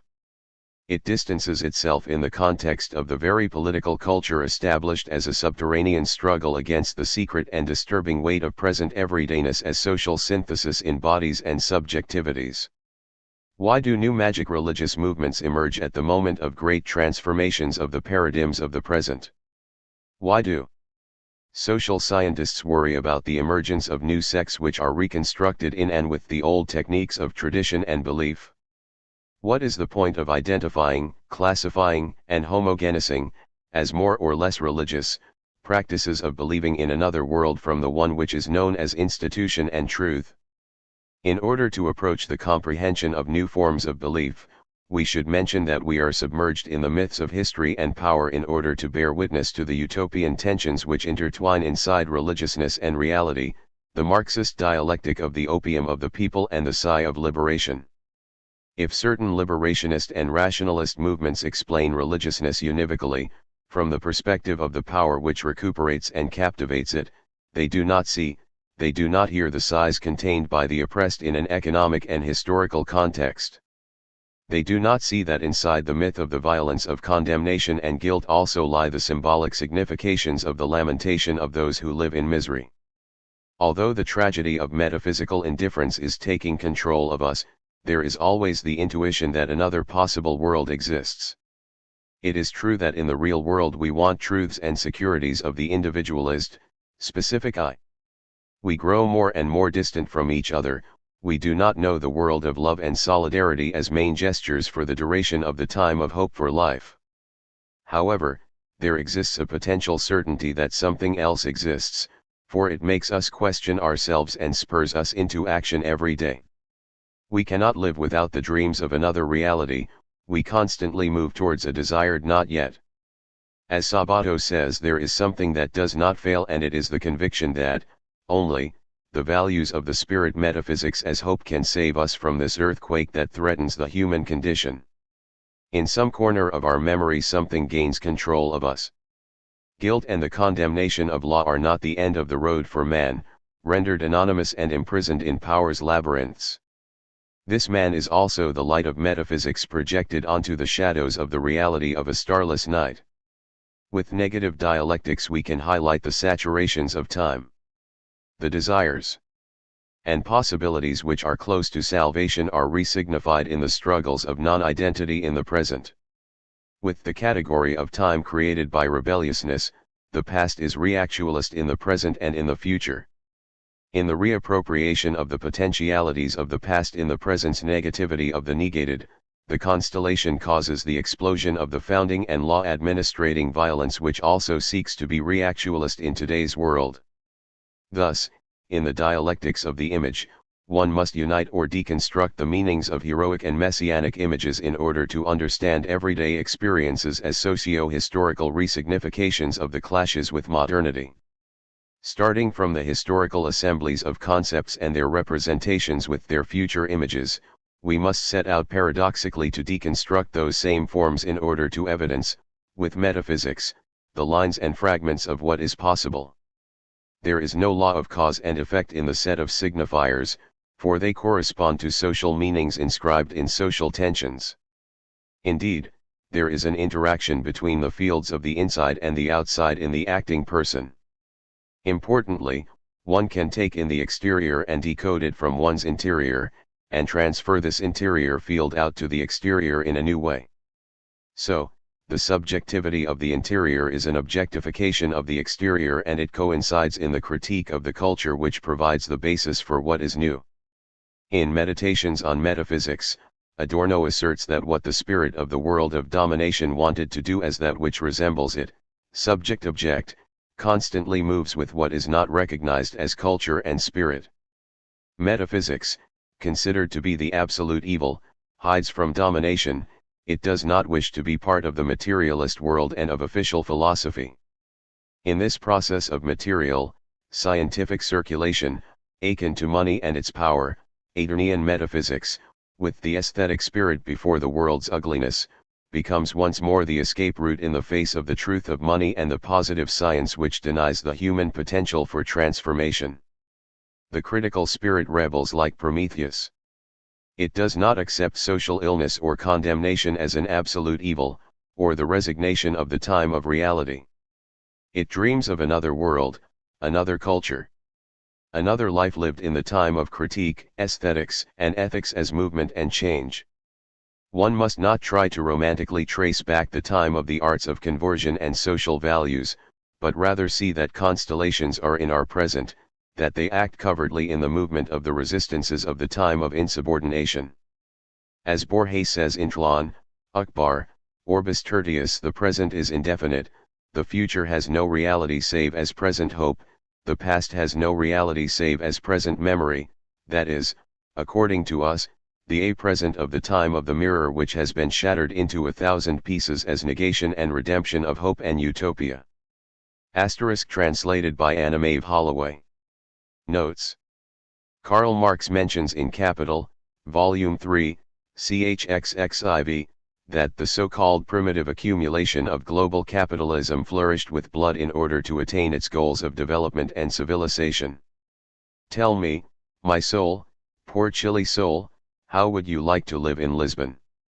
It must be warm there, and you would be as blissful as a lizard in the sun. You see, it is a country after my own heart, a country entirely made of mineral and light, and with liquid to reflect them. At last, my soul explodes. Anywhere. Just so it is out of the world. Baudelaire. It is known that, during the colonial period and contemporary history, the myth of Quetzalcoatl, god of the four cardinal directions, reconstructed in Mexico cultural bridges, new images, thunderbolts against the capitalist sentence, Matamoros. The old ones tell the story of Yakanui, a small but brave and audacious warrior, who feared nothing, no matter how big and powerful it might seem. The sun laughed, content of its power and strength, and ignored the little warrior that challenged him from the ground. Yakanui challenged him once again, saying, "The strength of your light does not frighten me, my weapon is time, which ripens in my heart," and he drew his bow, pointing the arrow towards the very center of the arrogant sun. Once again the sun laughed, and tightened the meridian fire belt of its heat around the rebel, in order to make the small one even smaller. But Yakanui protected himself with his shield and resisted until midday began to give way to afternoon. The sun helplessly watched its strength diminish as time passed, and the small rebel still stood there, protected and resisting beneath his shield, waiting for the time of the bow and the arrow. Subcommandant Marcos, in La Jornada, February. On the labyrinths of No as the negation of the world, see Vila Matis. Mimesis and Distance Arts N. The Social in Adorno's Thought. José Manuel Martínez. Mimesis is the internal nature of the human being and his affinity with the exterior nature from which he comes. It is the spontaneous impulse and the previous reason by which the individual answers to nature with the inevitability of an echo, and he recognizes himself being a part of it, is the complicity with any one of the creatures, from where emanates the solidarity with any living being. Even more, mimesis gives a name to the innate tendency of any human being to abandon the self into nature, to debilitate the limits of the autonomous and rational ego in order to pour the self in the medium, renounce one's own differentiated identity and render the self in the other than oneself. Mimesis is the contrary of the identity principle because it is the contrary of domination. However, mimesis is also the contrary of negativity. Irrational, mimesis does not know the finitude or the distance necessary for a critical attitude. Marta Tafalla. Introduction. Against identifying reason and its violence, against totalitarianism, Adorno proposed three categories: negativity, mimesis, and memory. Certainly, these three categories were always important in modern arts and literature and in their criticism, and they are also categories that intervene in the very organization and production of any contemporary literary or artistic artifact. It is not so clear how these categories function in respect to social organization and social critique. It is to the credit of the Frankfurt School, and particularly to Adorno and Horkheimer, that they amplified the ambit of application of the categories of cultural criticism, applying these categories to the interpretation of authoritarian society and politics.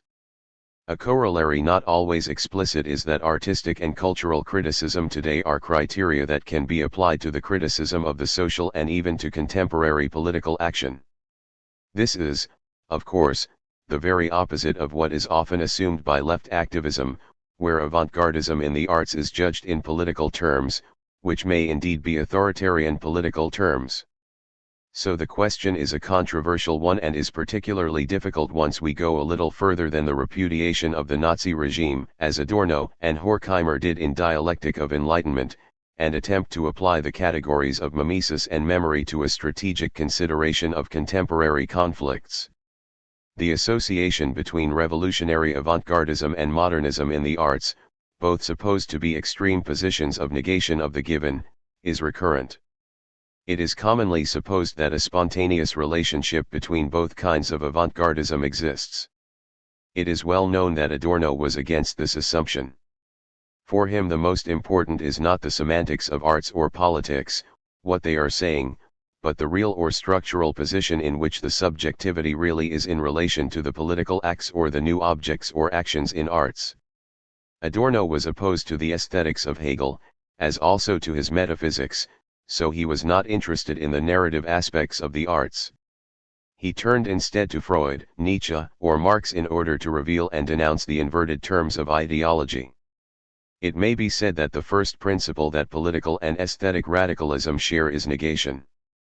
Negation establishes a distance with the given facts of the world. But is an appropriate critical distance a matter of taste? Is it a subjective one? Is it an expression of an objective negativity? Or is it perhaps an absolute negation? I will discount the last possibility on principle. An absolute negation re-establishes the terms of pure affirmative facts.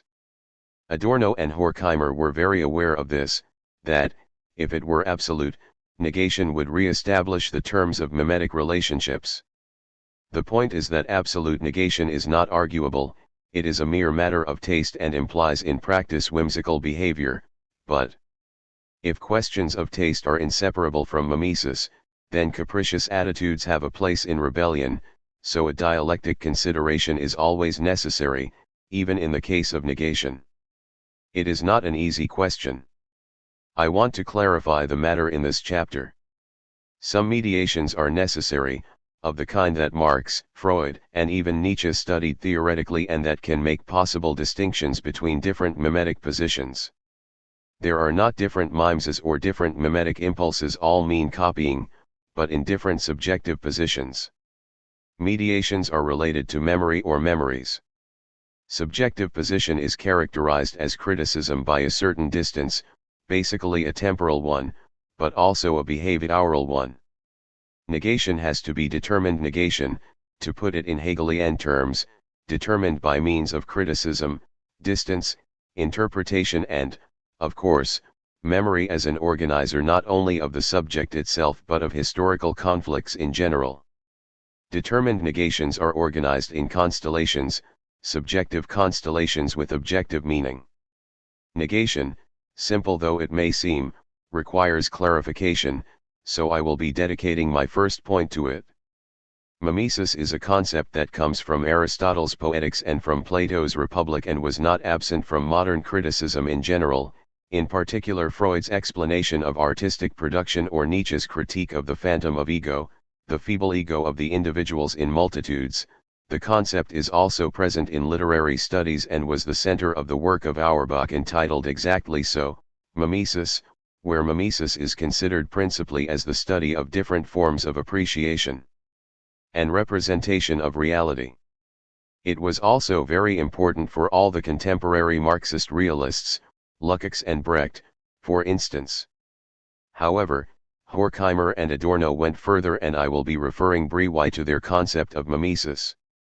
A third point refers to memory, consciousness, and autonomy, considering the last in contemporary works of art and contemporary literature and Adornian aesthetics. Memory is the most frequented point in the literature related to Nazism.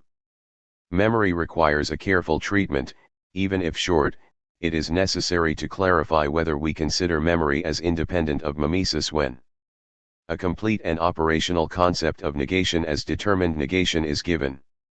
Negation itself, as an isolated category, can recede to a postmodern abandonment of all distinctive criticism. In order to have a kind of model of criticism, a model of the critical position of the productive subject, the critical receptors and the always new artistic negative objects, we need to go further than the negation of spiritual and totalitarian absolutes to the clarification of a possible contemporary autonomous position. Finally, I shall concentrate on the work of art as an autonomous object. I shall give to the aesthetic question of autonomy a treatment connected with the question of memory and mimesis in order to consider the problem of liberty referred to the past and to the present. We need an analytical model referable to particular futures in actual situations of conflict. I hope that the clarification of the meaning of mimesis and negation in the Frankfurt School will be a modest contribution to it. Negativity and negation.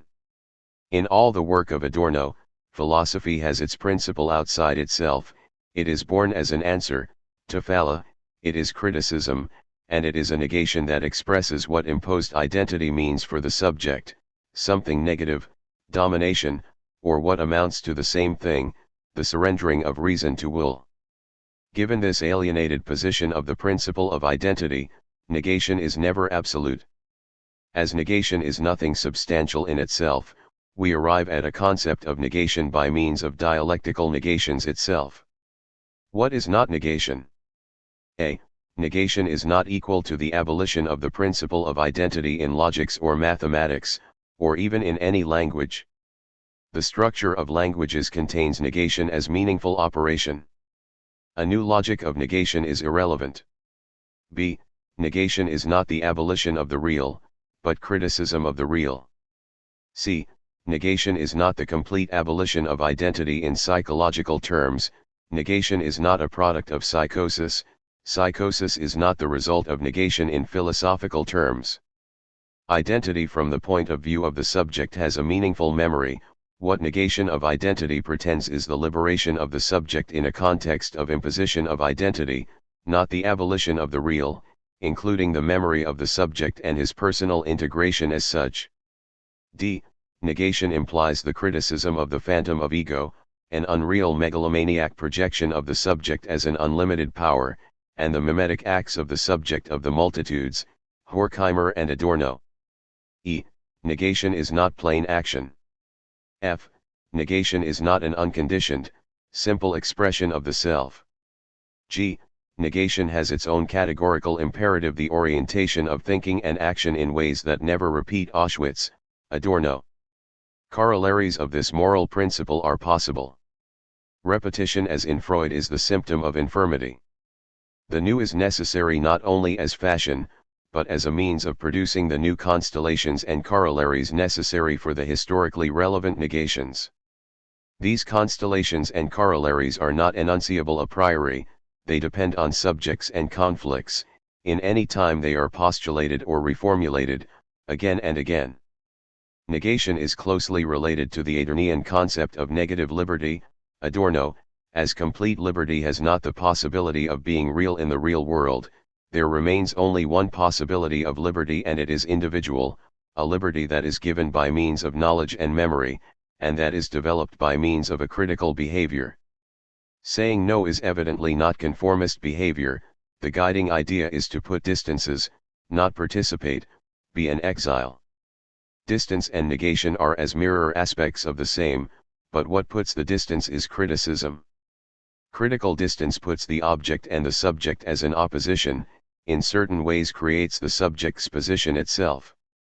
But negativity is a quality of the real, of domination.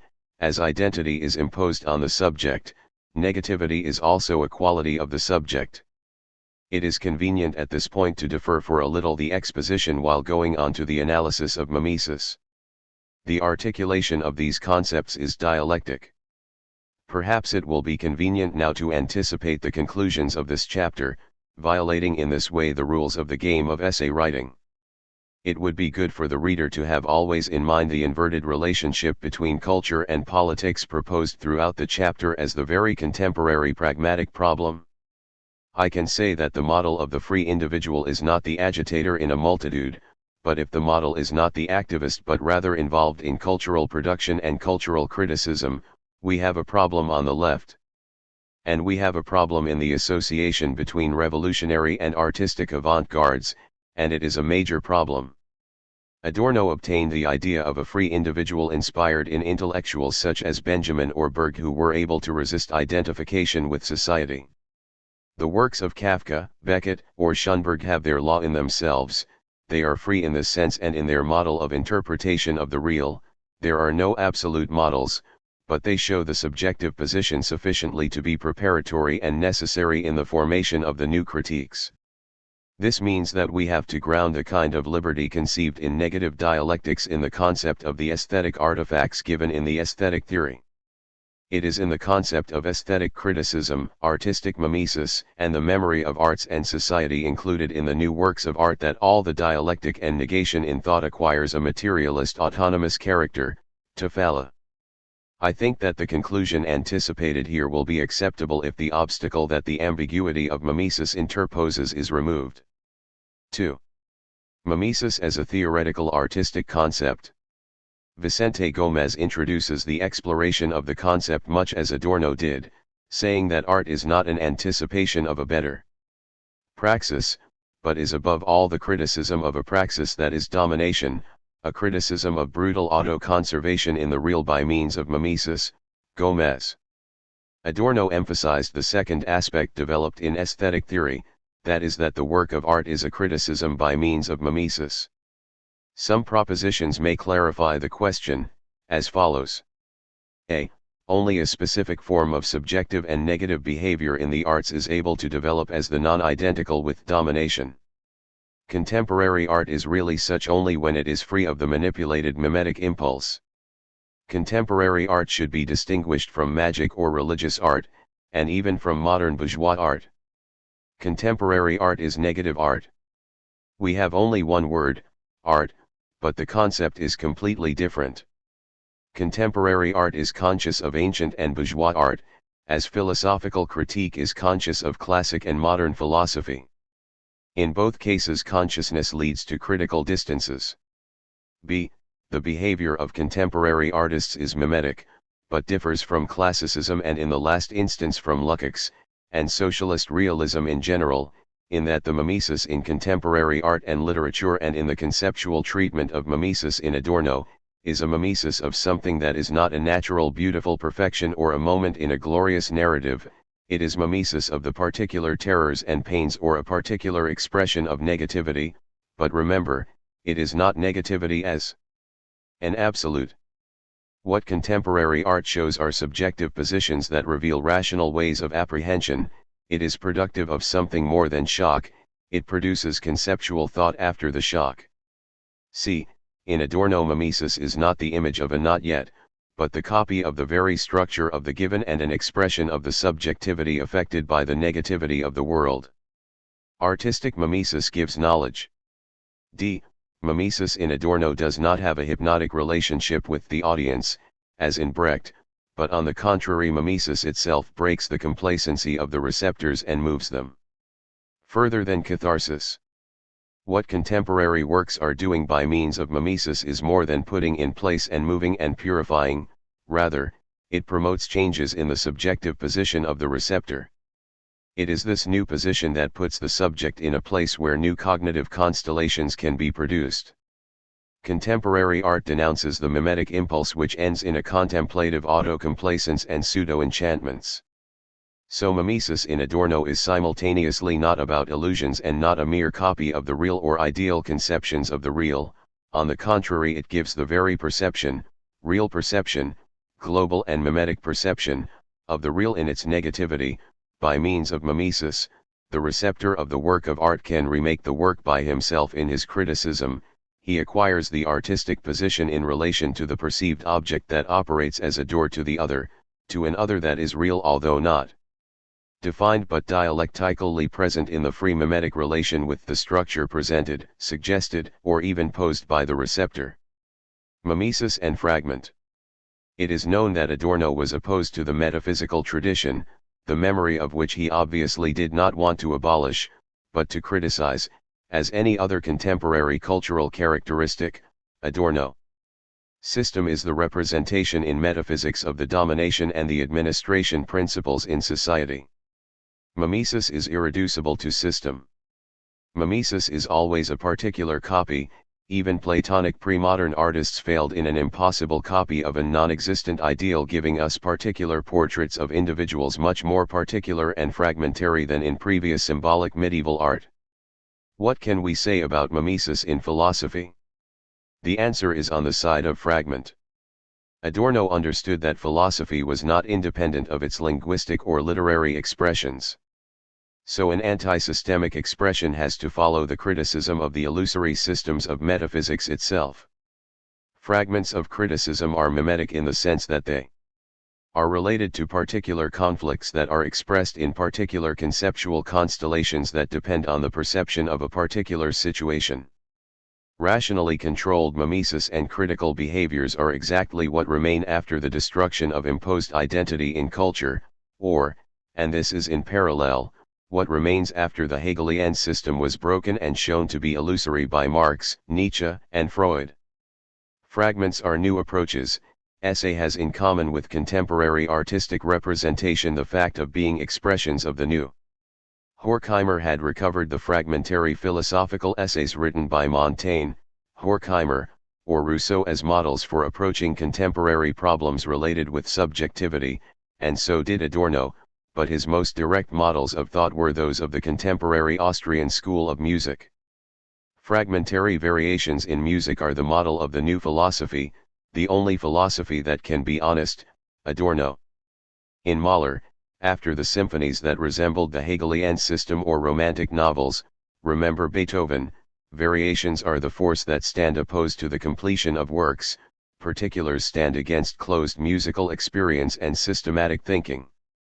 Mahlerian music recovered in an original way the Nietzschean concept that says that the system and its unity without sewers, the appearance of reconciliation, are dishonest, wrote Adorno. The excellent book by Martin J. entitled Adorno insists in this characteristic and is completely structured around it. Atonal philosophy precedes the part of the book devoted to the fractured totality society and psyche, and the last part consolidates the approach as centering in culture and criticism. 3. Memory and autonomy. As Marta Tafalla writes, negativity is the most evident category in a philosophy that does not want to be systemic or affirmative. Mimesis, on the other hand, puts some order into philosophy by means of a dissonance, introducing the irrational and the impulsive particular, all the temptations of regression and dissolution. But the philosophy of Adorno has to have a center of gravity in an even deeper principle. Against totalitarianism, negation exercises criticism and puts distance, resisting as much as a negative liberty can resist, while mimesis offers compassion and solidarity, but only memory has healing power, however limited. Tafalla.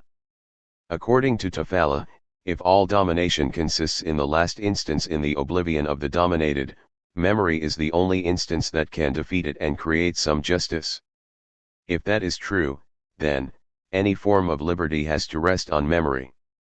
Certainly in an administered world the question of autonomous behavior is not a simple one, as Adorno shows in Part 3 of Negative Dialectics, where, in Model I, he posits its possibility in memory and mimesis when he states that the lethargic conscience of liberty is based on the unconscious reminiscence of an archaic impulse about a situation in which there was no firm ego in charge of subjective actions and feeling. Adorno. Therefore, from mimesis as a particularly bodily experience we can hope to derive a kind of universality associated with rational compassion, the maxim about good living as living like a good animal and also the end of reprisals. Adorno, but memory expands the pragmatic responsibility of any human being with an imperative, that of making impossible any repetition of Auschwitz. But if the problem is how to find pragmatically some form of autonomy, moral obligation and mimetic freedom are unable to resolve the question of an autonomous subject. We know that only a conscious process of production and reproduction of society, transparent for the subjects and determined by them would be the condition for liberty. Have we any anticipation of a possible autonomous production? The answer is yes, and again it is in the artifact of art. Without making a comprehensive study of the aesthetic theory, I draw the reader's attention to some notions offset out in this work. These have a greater complexity, but I hope that they may act as triggers for a major study of aesthetic theory in relation to negative dialectics and stimulate further appreciation of the subject of change. As we have said, mimetic behavior finds a refuge in the arts. The subject whose autonomy is variable opposes what is different to him by means of mimesis with it. Artistic imitation reacts against the bad rationality of a rationalist and administered world. Mimesis, as a non-conceptual affinity of that which comes from the subject with that which is distant from him, is a feature of art as knowledge, as rational, given that the imitative behavior tends towards an object of knowledge, notwithstanding the categories of knowledge that interpose precisely in the knowledge of these distant experiences, Adorno. However, the mimesis is exorcised by means of the technological practices involved in the process of art production, which relates it to all the productive and reproductive processes in society, and this leads us to a paradox: the blind object produced by the artists produces the higher knowledge. Arts do not lead to change in the world, an ontological one, arts only change the subjective position, Adorno. But if this is so, why are contemporary artistic objects an enigma? A simple answer would be that the contemporary artistic artifact has a double character as commodity in classical capitalism. Even if Adorno obtained the idea from Marx, he generalized the criticism of the double character from economics to culture, from crisis to disaster analysis, after the failure of the Bolshevik and other revolutions. Arts are enigmatic. As arts pursue reconciliation, they say more than is existent, but they are not absolutes. Their participation in a kind of absolute implies a hubris that requires punishment, Adorno tells us in the language of Greek tragedy. What exists is not autonomous according to the consciousness except when it is by itself and wants the other. The work of art is the language of these wills. The elements of the other are in reality, they are awaiting a new constellation in order to find their exact place, continues Adorno in Kabbalistic terms borrowed from Benjamin. But new constellations implied in any new artifact are completely enigmatic before being reconstellated by means of criticism and become less enigmatic and more conceptual after the critique. Criticism is the act detonated by the artifacts of contemporary art, itself negative and mimetic. Contemporary art has been called a mostly conceptual art, not only because of a direct relationship with meaning and loss of meaning but because it is closely related to criticism. Sometimes it introduces the critique of the work into the work itself, as in the case of modernism. After negation and imitation, the works of art represent the translation of a paper that has to be translated again and again in an intersubjective criticism. Memory is absolutely necessary in these intersubjective practices if the well-known Adornian dictum is to be accomplished. Finally, the theory of imitation should be transposed. It is the reality that has to imitate art. Being autonomous finds a kind of prefiguration in the negative and mimetic contemporary artistic and literary artifacts. Imitation of arts means memory and negation of tradition, mimesis with contemporary conflicts, looking always for new constellations.